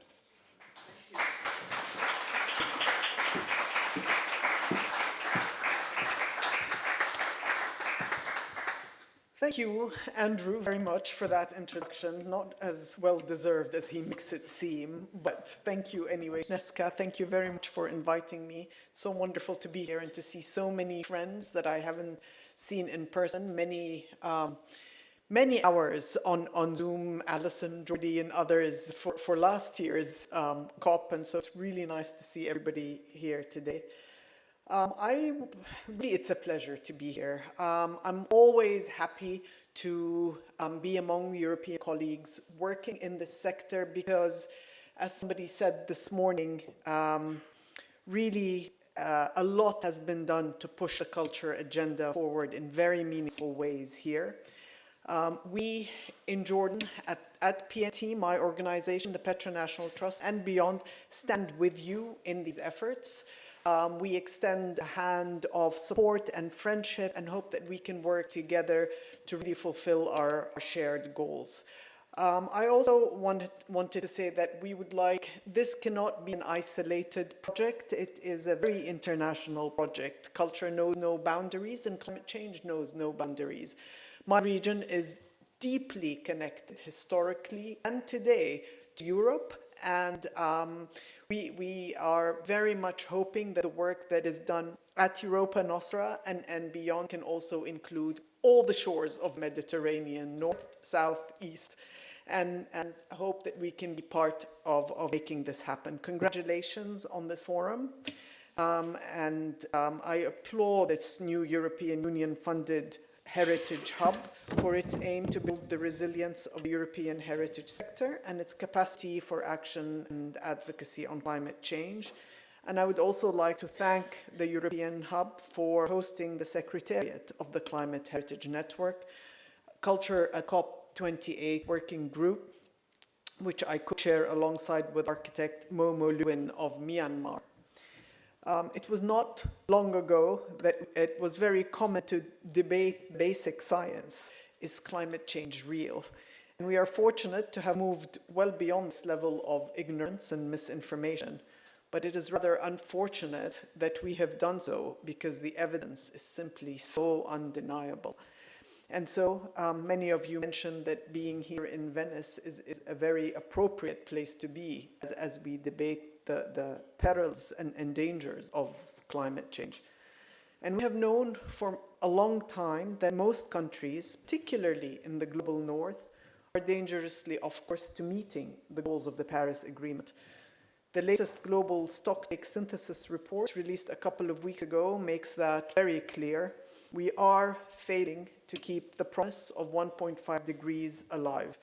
And the Paris Agreement set that goal precisely because greater rates of warming threaten to lock in irreversible and systemic harm to the planet and to people and their culture and heritage.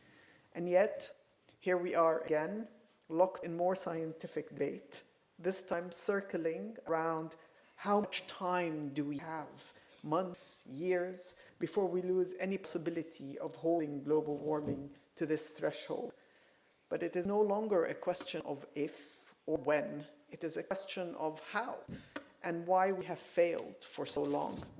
And many of us in the culture and heritage field have been arguing that we have failed because there is a glaring gap called culture and heritage and climate policy. To enable the world to get back on track meeting the targets of the Paris Agreement, we must understand the historic and cultural origins of the global climate crisis, and we must address the social, cultural, and heritage-related enabling conditions of transformative climate action. Climate change today is not an issue of pollution, atmospheric science, or ecosystem conservation. It is fundamentally about people. People's relationship with their places, with landscapes, with the systems that sustain them, and people's relationships with each other. This is the very definition of heritage, where values, adaptive learning, indigenous knowledge, community resilience, social cohesion, creativity, and innovation exist within the natural limits of the world around us in a symbiotic, compassionate, and respectful relationship. And we are not starting from zero. The culture and heritage community has been hard at work, and a lot has been achieved on which we can build and expand. Andrew mentioned this, that last year at COP27, for example, we had a small political victory we were able to hold a high-level ministerial dialogue on cultural heritage-based climate solutions. The event was hosted at the Presidency Pavilion, in which ministers from Jordan, Egypt, the UAE, Tonga, as well as colleagues from international organizations, including the IPCC, ISESCO, and CHN participated. And the result was the Sharm el-Sheikh Declaration on Culture-Based Climate Action, which was proposed by Jordan with the support of Egypt within the framework of the Egyptian COP27 presidency. In that declaration, the participants stressed, and I'm going to read this, that culture, from arts to heritage, plays a fundamental role in helping people to imagine and realize low-carbon, just, climate-resilient futures, and that culture-based climate action has a fundamental role to play in meeting objectives of the UNFCCC Convention, including those related to mitigation, adaptation, and loss and damage, and in promoting climate-resilient, sustainable development. And this was not the only political victory. There are many other initiatives and efforts that have stressed this point. But we still have to do much more. Our progress is encouraging, but there is a need for a much more fundamental and concerted effort to place culture and heritage firmly within the formal circle of climate policy. And in response, with so many of you here today, we're currently engaged in an unprecedented global effort to secure at COP28 the adoption of a joint work decision on culture and climate action. And I would like to thank the Minister of Culture and Youth of the UAE, Sheikh Salim bin Khalid Al Qasimi, and his team for their leadership and support in this. The proposed joint work decision would request the UN Climate Agency, the UNFCCC, and its subsidiary bodies to address jointly issues related to the interactions between culture and climate action, including through workshops and expert meetings, in order to make recommendations for consideration and adoption at COP28, due to be held in Europe in 2024.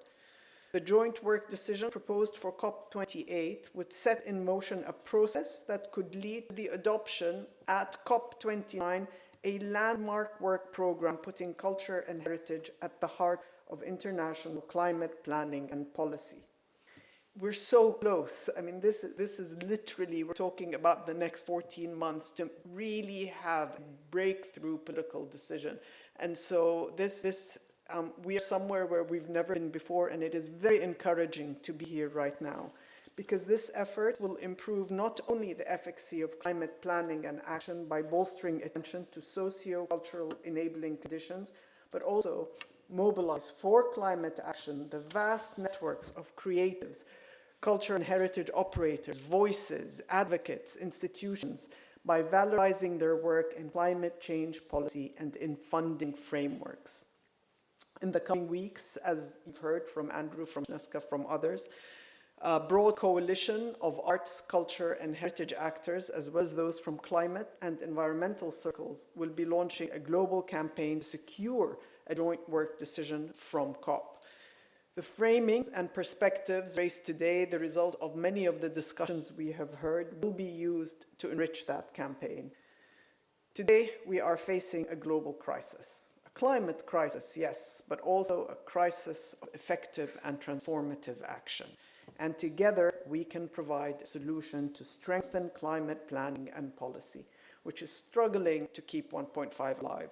And we can capture the hearts and minds of people for engaging in and achieving rapid and far-reaching system transition on a nearly unprecedented scale.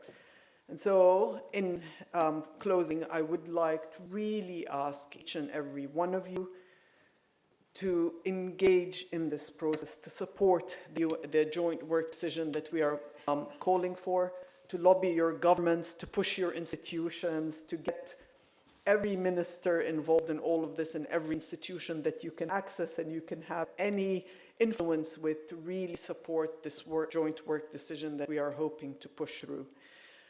Thank you all very, very much. And finally, together, we can really begin to recognize culture and heritage as indispensable pillars of climate action. Thank you.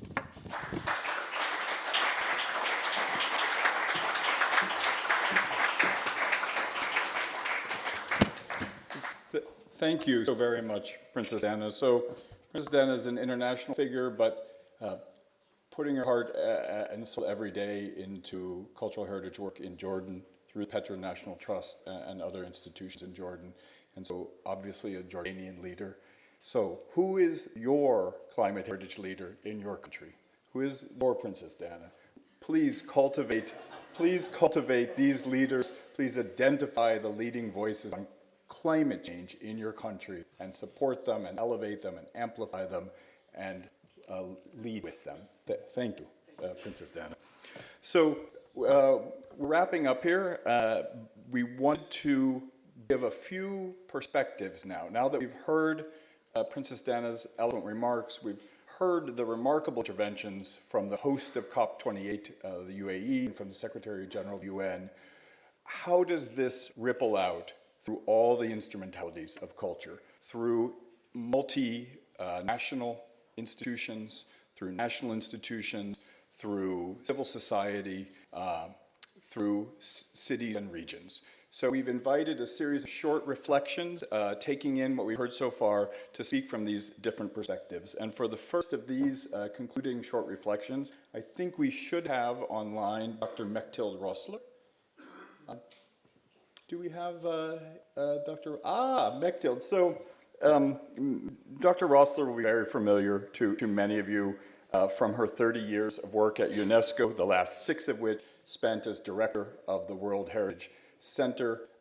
She has been so passionate and so engaged on these issues and had every intention of being here with us today, but the airline had a different idea and didn't get her here as she had arranged. And I thought, we won't be able to have Mechthild's intervention. And she said, no, Andrew, I have something to say. And so she is joining us online.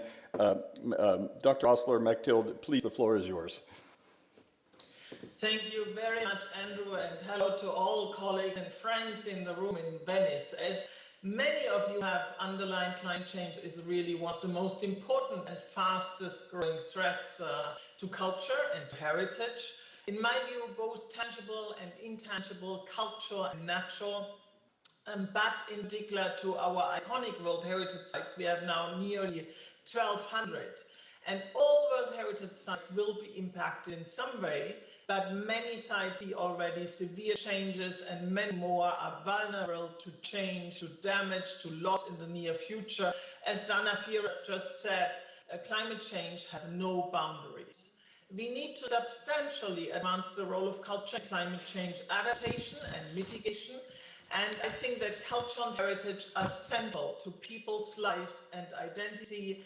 They also play a key role as a source of resilience in very difficult times.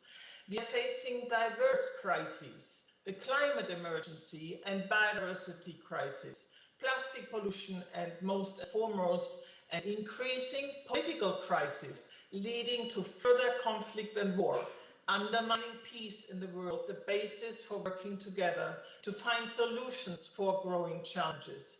This also concerns achieving the Sustainable Development Goals, as was just emphasized at the UN General Assembly in New York and by Mr. Guterres just now. Let me today, with many stakeholders and actors in the room and online, highlight the work on the policy document on World Heritage and climate change. Despite the endorsement of the World Heritage Committee in 2021, the document on the impact of climate change on World Heritage properties was not adopted by the General Assembly. Precious 2 years have been lost, and now is the opportunity for all to get going and encourage all states parties to move ahead with its adoption following a process of revision over the last 2 years. The General Assembly in November 23 should adopt a policy, and I strongly believe that European countries should take the lead and help to get it adopted. It is not only a policy for World Heritage, as for many other processes, including monitoring and reporting, discussions on authenticity and integrity or reconstruction, World Heritage played a key role for many other heritage places around the world. This opportunity should not be lost, especially when you look at the latest state party to the World Heritage Convention, number 195, which is Tuvalu, and their intervention at the World Heritage Committee earlier this month, which focused on climate change. We are not only losing our heritage, we lose whole countries. So I very much welcome the call for action towards COP28 and beyond. And I strongly believe that it's imperative to integrate the latest climate science into heritage management, create climate action strategies for tourism management and development, recognize the contributions of local and traditional communities and indigenous peoples in addressing climate change, including intangible heritage and subsistence lifestyles. We need to increase the resources for heritage management and climate resilience. And I would like to conclude with further encouraging multi-stakeholders dialogue to raise awareness among policymakers, deepen our understanding and strengthen our cultural values for a sustainable future. Dialogues as we have here at the 60th anniversary of Europa Nostra. So happy birthday also. Thank you.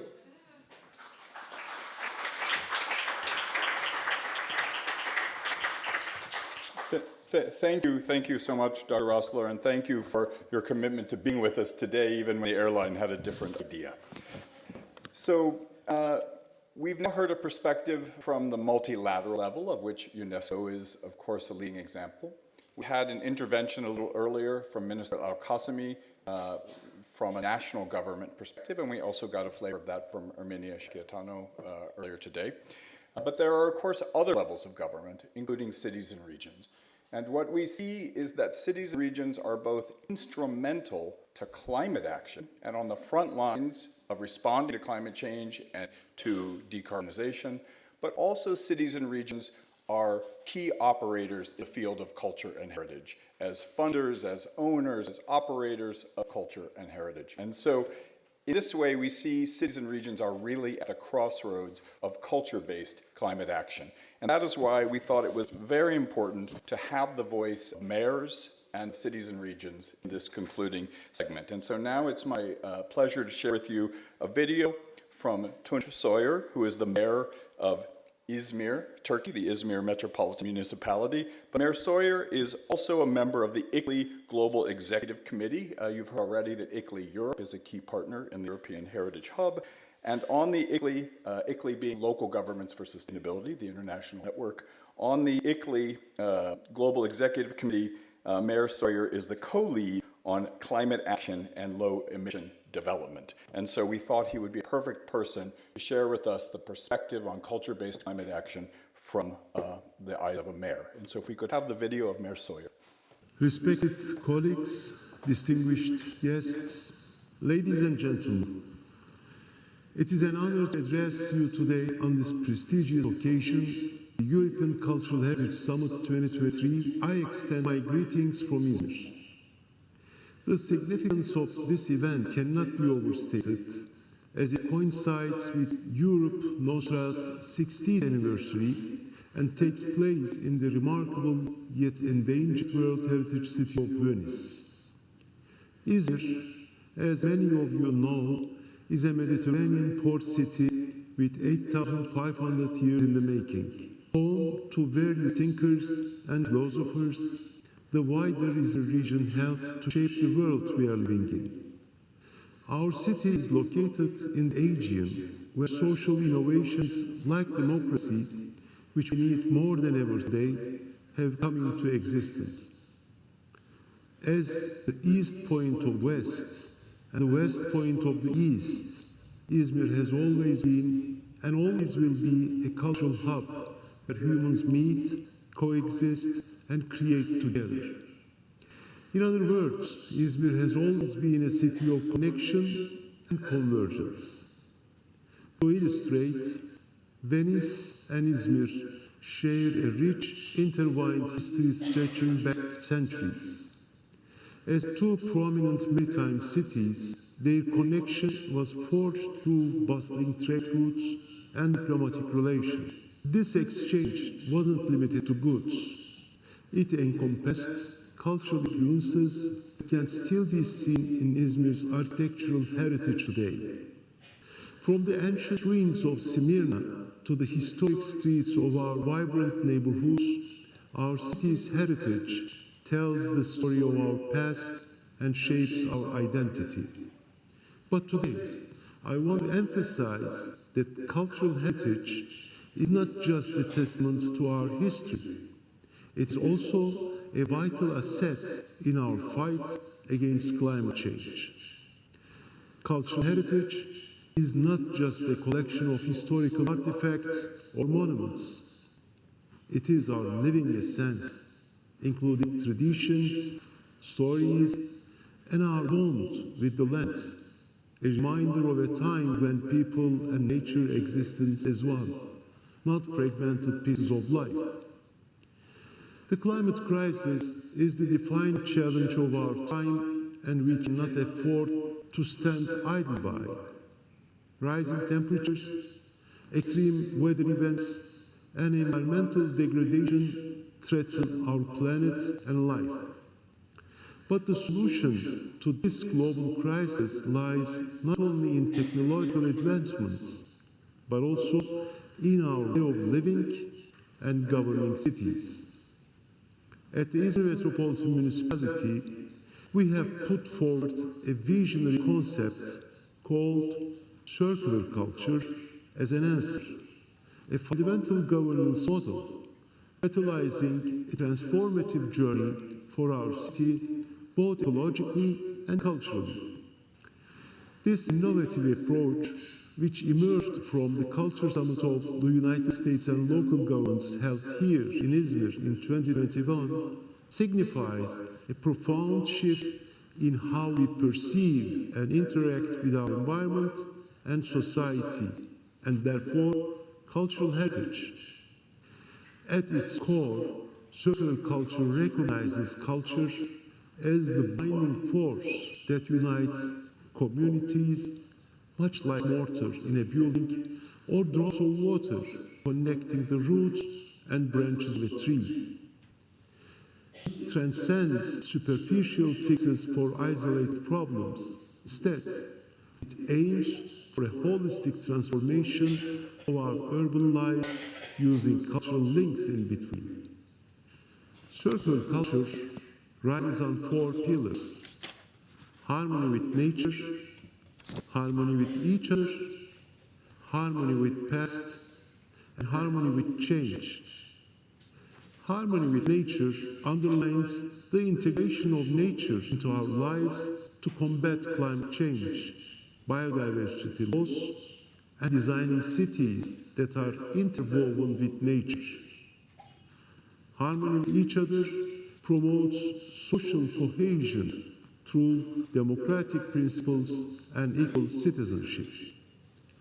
Harmony with the past helps us to draw inspiration from diverse historical cultures to shape our city's future and protect cultural heritage and diversity.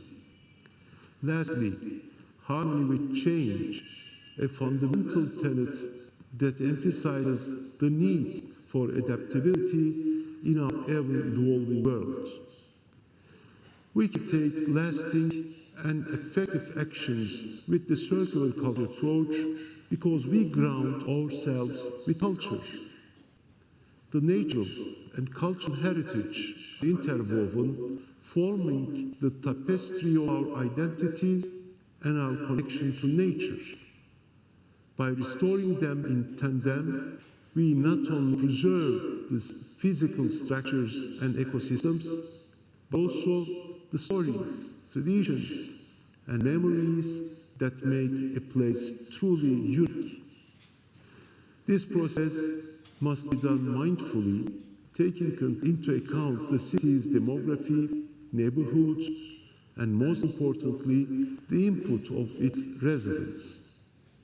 A participatory approach ensures that restoration efforts are not imposed but are shaped by the collective wisdom and aspirations of the community. Only in doing so, we have the potential to leave a lasting mark on the collective memory of our cities. But perhaps most importantly, our cultural heritage fosters a sense of identity and belonging. It reminds us of who we are and where we come from. When we feel connected to our roots, we became even more dedicated to working together to protect our shared home, Earth. The importance of cultural heritage in climate action cannot be overstated. It is not merely a relic of the past, but a powerful tool for building a future. This is exactly what we are trying to achieve in Izmir. I thank you for your attention and interest. Many greetings from Izmir.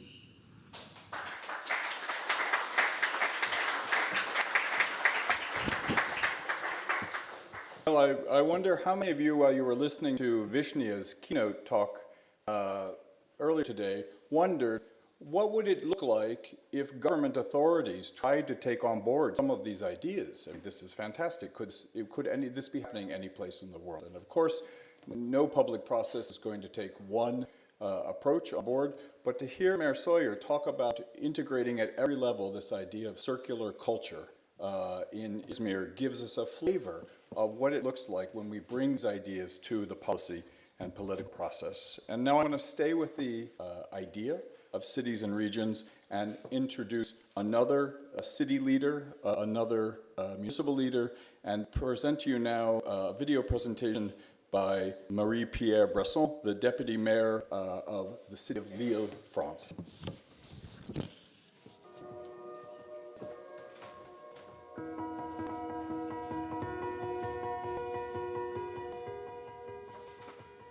As you know, in 2004, the city of Lille proudly held the title of European Capital of Culture.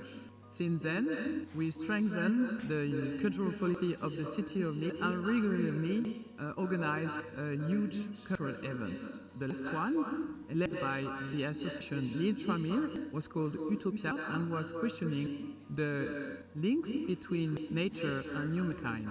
During this season, we welcomed almost 2 million visitors. Since then, cultural policies and ecological transition are cornerstones of our public policy.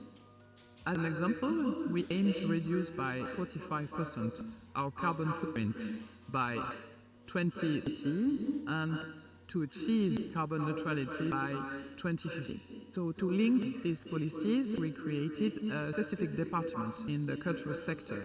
The team had to coordinate a strategy for sustainability in culture. It can be summed up by this motto, low carbon and more inclusive culture. This strategy targets 16 priorities based on 51 years. They are held by a project manager, and this action plan is to be achieved by 2024. As an example, for cultural heritage, one of the priorities is to improve the energy efficiency of the buildings.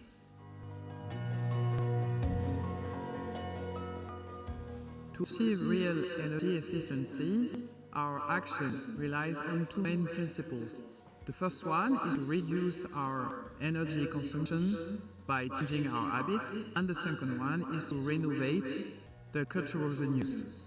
So last year we decided to implement an energy sobriety plan in our municipal buildings in order to save energy, of course, and public spendings. So in order to achieve it, we facilitated a network of energy specialists and were in charge of setting a diagnosis and implement system actions. So for example, last year we reduced the temperature in the exhibition halls and storage in Palais des Beaux-Arts de Lille up to 18 Celsius degrees. The work done on our heritage building can be summed up in three main actions. The first one is to change the lighting with LED, for example, in the theaters or in the libraries. The second one is to install a solar panel in the building, for example here, in the ancient Saint-Sauveur train station. And the third one is to renovate the building, of course, and we are especially focused on the roofs, isolating the roofs and replacing the windows so we can avoid thermal loss. This aspect is the most ambitious part of our policy and represents the largest public spending. As an example, I can cite the glass roof of our conservatory or the changing of the windows of our National Opera House that we renewed last year.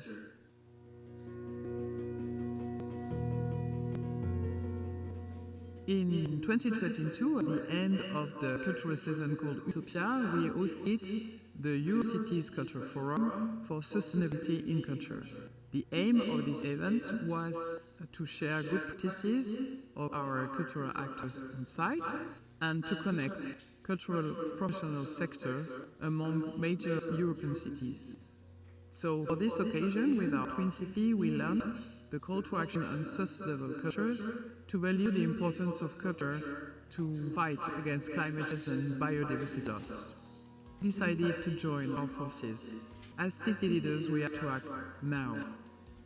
Call to action, already signed by 35 cities, is a very strong political commitment on sustainability in the cultural sectors. In my vision, I feel that Lille will continue to inspire cities and, of course, be inspired by the other European cities committed in this goal to sustainability in culture. Also, we strongly believe in the urge to coordinate our action at all political scales. This is why we support the effort of Europa Nostra and the Climate Heritage Network to secure the adoption at the United Nations COP28 of a joint work decision on culture and climate action. Thank you for your attention.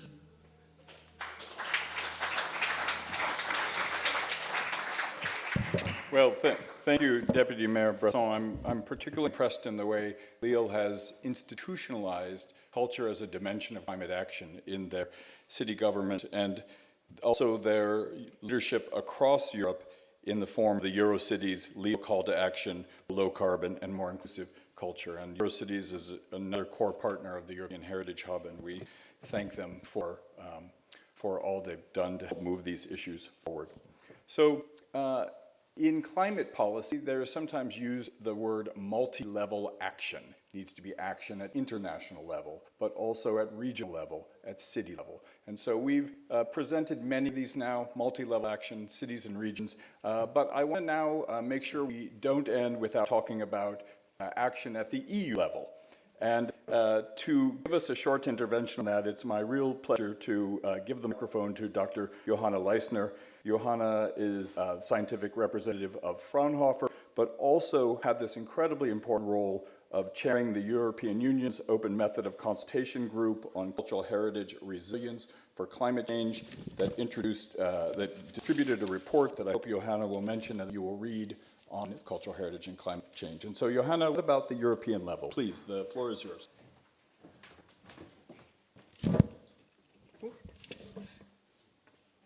Good afternoon, ladies and gentlemen, distinguished guests, dear colleagues. It is my great honor to first congratulate Europa Nostra as the voice for cultural heritage for its 60 years support for cultural heritage, not only in Europe, but beyond Europe, all over the world. Thank you, Snezhka, and it's outstanding Secretary General who has done so much in the past decades for cultural heritage. So our deepest congratulations for your successful work in the past 60 years. Ladies and gentlemen, I have good news, but I also have bad news. Let me first start with the good news. The European Union is taking its responsibility to protect cultural heritage very seriously. It is now exactly 20 years ago that the European Commission has, as the first funding body in the world, started a call to study scientifically what are the impacts of climate change on cultural heritage. 20 years ago we have started. At that time it was considered to be only an academic play field. Nobody could imagine 20 years ago what dramatic impacts climate change will have on our cultural heritage. Another good news is it was also the European Union, not quite 20 years ago, but 2 years ago, it was the first political body to give a political mandate to set up an expert group of member states. And this mandate was given by the Cultural Affairs Committee of the European Union. And we started our work in 2021. And the mandate was quite big. The first task we had to fulfill is we wanted to know what's the situation of policies and legal frameworks in the European Union concerning climate actions and cultural heritage. And this is very important. It is not sufficient. Of course, we need the support of individuals, of NGOs, of heritage institutions, but we also need to have legal frameworks and policies where it is embedded. Otherwise, it will be very difficult to get the funding, to get the money to support and protect cultural heritage. So we found out that there are some countries in the European Union who really are very advanced, and one of the primus inter pares is Italy. They have embedded cultural heritage in their climate policies, but there are other countries, for example, my own home country, like Germany, and we have looked into 3 different policies we have not included cultural heritage, for example, in our policies to adapt to climate change or in the National Recovery and Resilience Plan. Our expert group also looked into what are the impacts of climate change. We have heard today already a lot about sea level rise and extreme climate events, but it is also the slow onset of gradual climate change, which poses an enormous threat to cultural heritage, whether it's tangible or intangible, because small fluctuations of temperature and humidity pose an enormous risk for all kinds of materials and even for us human beings.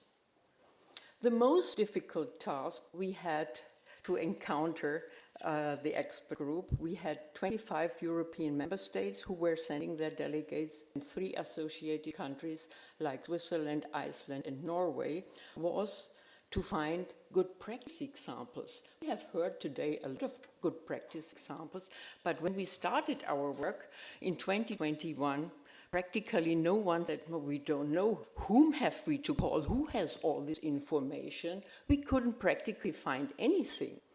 But after 2 years, finally, at least 26 countries, we could collect 83 good practice examples, and they are ranging from what we have heard today by Catherine Magnon. It is about dry stone walling, but it is also about traditional knowledge, which is embedded in the cultural heritage. For example, from Vienna, from the Burg Theater, they have revitalized an old ventilation system from the 19th century to save energy and to show that we don't need all the time high-tech, but sometimes low-tech or ex-novation is also important. We have also given a focus in our work to maladaptation, and that is another big problem, what we can see. Of course, we have to adapt to climate change, but when we adapt to climate change, we also need to take into consideration that the measures we are applying for cultural heritage, that they are beneficial for cultural heritage and not that they are causing another new heritage crisis. And we have been hearing already, research and education and skills are fundamental. And this is where we have still a shortage. We need trained and skilled people in the heritage sector to fulfill all these tasks. Cooperation is important. And also we have to address the flexibility of heritage institutions, because sometimes it's not solutions of the past which are the best ones for the future. So we need really to carefully see which measures are best for the heritage. And sometimes we found out, also in some of the good practice examples, that an old traditional plaster was not good enough to protect, for example, a chapel against stronger wind-driven rains. So here we have to discuss with the heritage institutions. Well, let's come to the bad news. Not much, only 2 things I want to stress. We have heard today a fantastic presentation by a climate scientist, but often what we are not told is that it takes us the last 30 years, the CO2 we have put into the atmosphere, and the climate system is very, very inert. Even if we reduce now to 0 ppm CO2, the climate will not change immediately. It will take another 20, 30 years to change. And this is a story we must tell to the people. Even if we are reducing and mitigating now, we will not see this dramatic change in the near future. And that is really something, because that can give rise to a lot of societal problems and also in the, of course, on the political agenda. Yeah, the climate is changing. That is what we know from research. Yeah, but we also know from research from the Greenland Ice Core project that it was only in the last 10,000 years that we had a stable climate where temperatures were fluctuating only between 1 and 1.5 degrees. And that is something we should not forget. Only in the last 10,000 years we had the grace of a stable climate where our civilizations could develop, where agriculture could be developed. Yeah, climate models are important, but we also have to address that all models have an uncertainty. But the models are the most important tool, or are the only tool to look into the future. And what climate models have been telling us for the past 30 years is what is happening, and all of that, what they have predicted, is really become reality. But we always have to address that these are models, they are the modern oracle of Delphi, and they have an uncertainty. So coming back to climate action, we must attract not only the ministers of culture. The ministers of culture must speak with their fellow ministers. Look, we need ministers of finances, ministers of economy, ministers of spatial planning, ministers of health, because it is also a health issue. It's very strongly linked, cultural heritage and health issues, well-being issues. So this is what we need to address, not only speaking to our convinced selves, we need to address to the other ministers. And our OMC report, I can proudly report, has really stimulated a lot, not only discussions, but also measures. And even in my home country, the Ministry of the Environment has taken the initiative to include and to speak with other ministries to include at least the World Heritage Sites, because for that the federal government is responsible, into our next adaptation plan to climate change. Yeah, so we must do more and quick. And we can look to our fellow country, to the United States. They have now given $750 million to the National Park System Service, not for the parks itself, but for the cultural resources to adapt to climate change.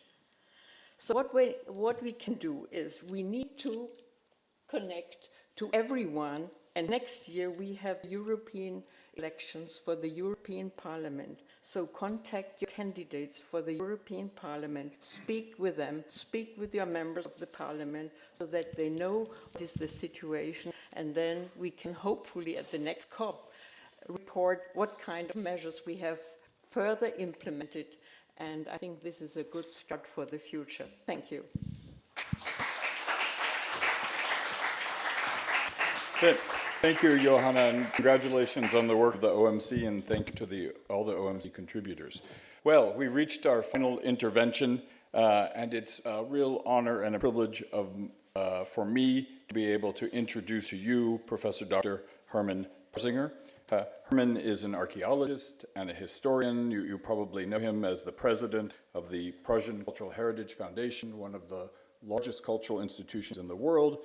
But we also have the privilege of calling Dr. Persinger the executive president of Europa Nostra. And in that capacity, I can say on a personal note that Hermann has been a supporter and a champion of the idea that cultural heritage in general and Europa Nostra in particular has to be at the center of the vital questions facing Europe today. And so, Hermann, thank you for your leadership on these issues. And for the final intervention, the floor is yours.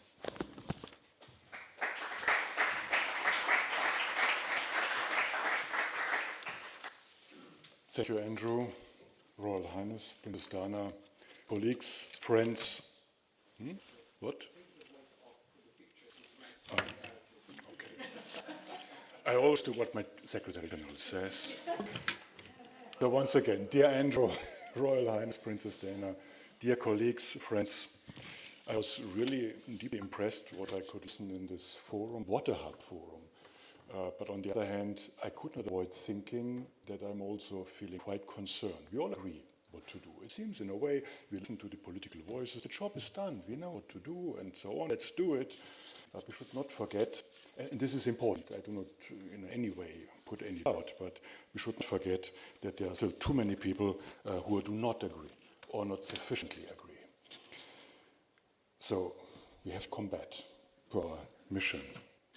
In my capacity as Executive President of Europa Nostra, I wish to begin by thanking you for your attendance and contribution to the first ever forum of the European Heritage Hub, entitling Reimagining the Anthropocene, putting culture and heritage at the heart of climate action. We at Europa Nostra are filled with excitement about this new European Heritage Hub project, which aims to build the capacity of the European heritage sector for action and advocacy in the face of our society's great triple transformation. It's a triple transformation: digital, social, and this was the topic of today's forum, green. Of course, Europa Nostra has for some time been sounding the alarm about the urgent need to tackle climate change via green transformation. In March 2021, in cooperation with ICOMOS and the Climate Heritage Network, and with the support of the European Investment Bank Institute, we released the European Cultural Heritage Green Paper, putting Europe's shared heritage at the heart of the European Green Deal. This was our intention. I penned a foreword to that paper in which I applauded the strong commitment of the European Union to the European Green Deal and stressed the importance of its aim to put Europe on a pathway to limiting global temperature rise to 1.5 degrees above pre-industrial levels. That being the crucial threshold which climate scientists project is needed to safeguard a large number of heritage sites and avoid greater losses of biodiversity too. I also stress that the cultural heritage must be part of the solution, of course.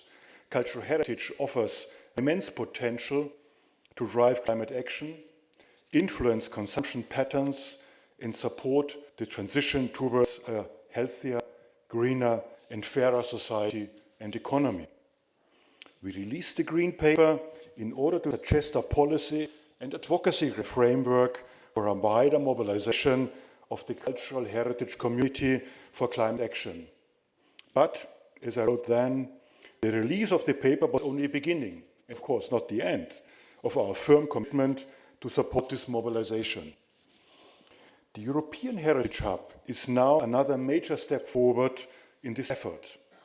Launched in May by Europa Nostra and 19 partners all across Europe, and co-funded by the European Union, the hub will link together diverse efforts to shape and raise the capacity of the heritage ecosystem across Europe to serve as a vector for green transition. In the Green Paper, we observed that Europe's cultural heritage needs the European Green Deal to succeed, but also said, rather boldly, that cultural heritage is essential to the success of the European Green Deal. There should be no doubt. At the time, many of us thought that the well-argued, timely offer to help set forth in the Green Paper, and that this would be readily taken on board. This, it seems, was a bit naive. The focus of climate policymakers on technological and market-based solutions and their uneasy factors, less easy to quantify, have proven difficult to overcome. 2.5 years later, the goal of bolstering climate action through greater attention to the cultural enabling factors of green transformation seems to be off track. And so too is climate action. The window is bold. Global warming to 1.5 degrees with no overshoot seems to be closing, bringing with it the unconscionable prospect that will further lock in systematic levels of reversible loss and damage to people and their cultural heritage. No more than ever, we in cultural heritage need climate action to succeed, and climate action needs culture and heritage. Not often enough we can repeat that. We still firmly believe that the EU has an enormous potential to be a global green leader and lead by example with culture-led climate action, though it has some ways to go. Moreover, while European leadership is essential, it is of course not sufficient. That is why Europa Nostra and the European Heritage Hub are joining with diverse actors around the world in this campaign to put culture at the heart of international climate policy frameworks, focusing on the 2023 UN Climate Change Conference, COP28 in December. You listened to some of the contributions, which proved already our international network, going far beyond Europe only. We joined this campaign with the understanding that culture-based climate action cannot be deployed at scale until it's valorized in climate change policy. This must be a project of climate and environmental leaders as well as cultural ones. Dear all, in 2024, the UN Climate Conference should be held in Eastern Europe. You heard about that. So the section of a selection of host city is caught up in the geopolitics of the region. Assuming the meeting goes forward as planned, Europe in 2024 could be the place where the role of culture, from arts to heritage in climate action, is finally recognized in a global scale. Let us fully understand the power of our shared cultural heritage to advance a green transformation back to a Europe that lives within planetary boundaries, one that is based on values, driven by culture, inclusion, and sustained by our sense of belonging. Thank you for your attention.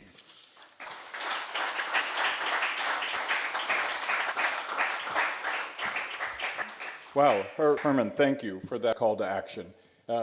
I think, to be honest, what needs to be said has been said. And I think Herman summed it up perfectly. That in 14 months, when COP29 rolls around, I want us to remember that we were together this day launching this campaign that has the outcome then that it will have, that the work we did today yields that result next year. And so I ask you to please have a look at the call to action that you've been given, share your feedback on it, and prepare to join Europa Nostra, the European Heritage Hub, Climate Heritage Network, partners around the world in this global campaign. I thank all of the speakers. I thank the sponsors. I ask perhaps our Secretary General if she wants to make a final remark, and wish you a very good day. Thank you.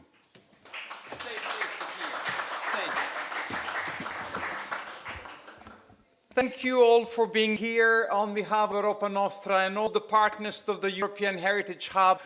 This was an extraordinary premiere, I would say, of the European Heritage Hub in action, and I think it's very promising for the future. We have thanked so many, first of all the speakers, all the moderators, all the partners, but I'm sure you would want me to thank the mastermind of this Heritage Forum, and this is Dr. Andrew Potts. I think he deserves huge applause.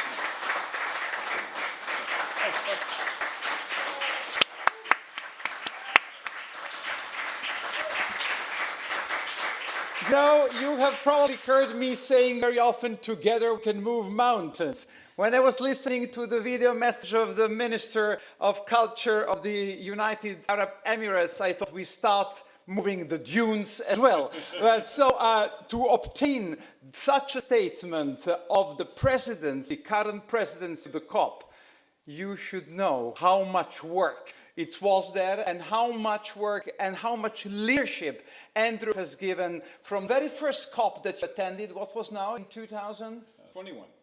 No, 15 in Paris, when we met for the first time. Yes. From that moment on, he has been, I think, the guru of many of us, and it's fantastic that this stellar line of speakers, partners, representatives of all levels of governments were here, and your presence here, Your Royal Highness, dear Dana, Princess Dana, here, I hope you will also feel that you are an ambassador of goodwill of this growing network of Women for Heritage. And I think it's very important that you're here because it shows that also the Mare Nostrum aspect of our work is also in the making, and we need to do more on that level of collaboration.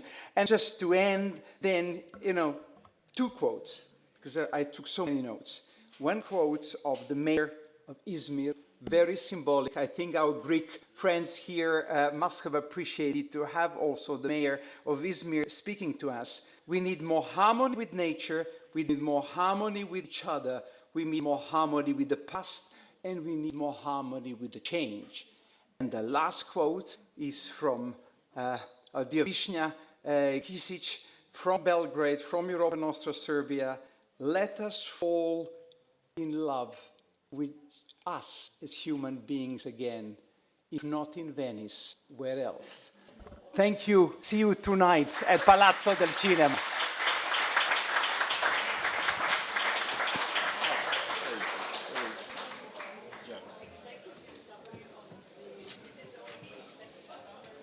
I'm running out to Palazzo del Cinema.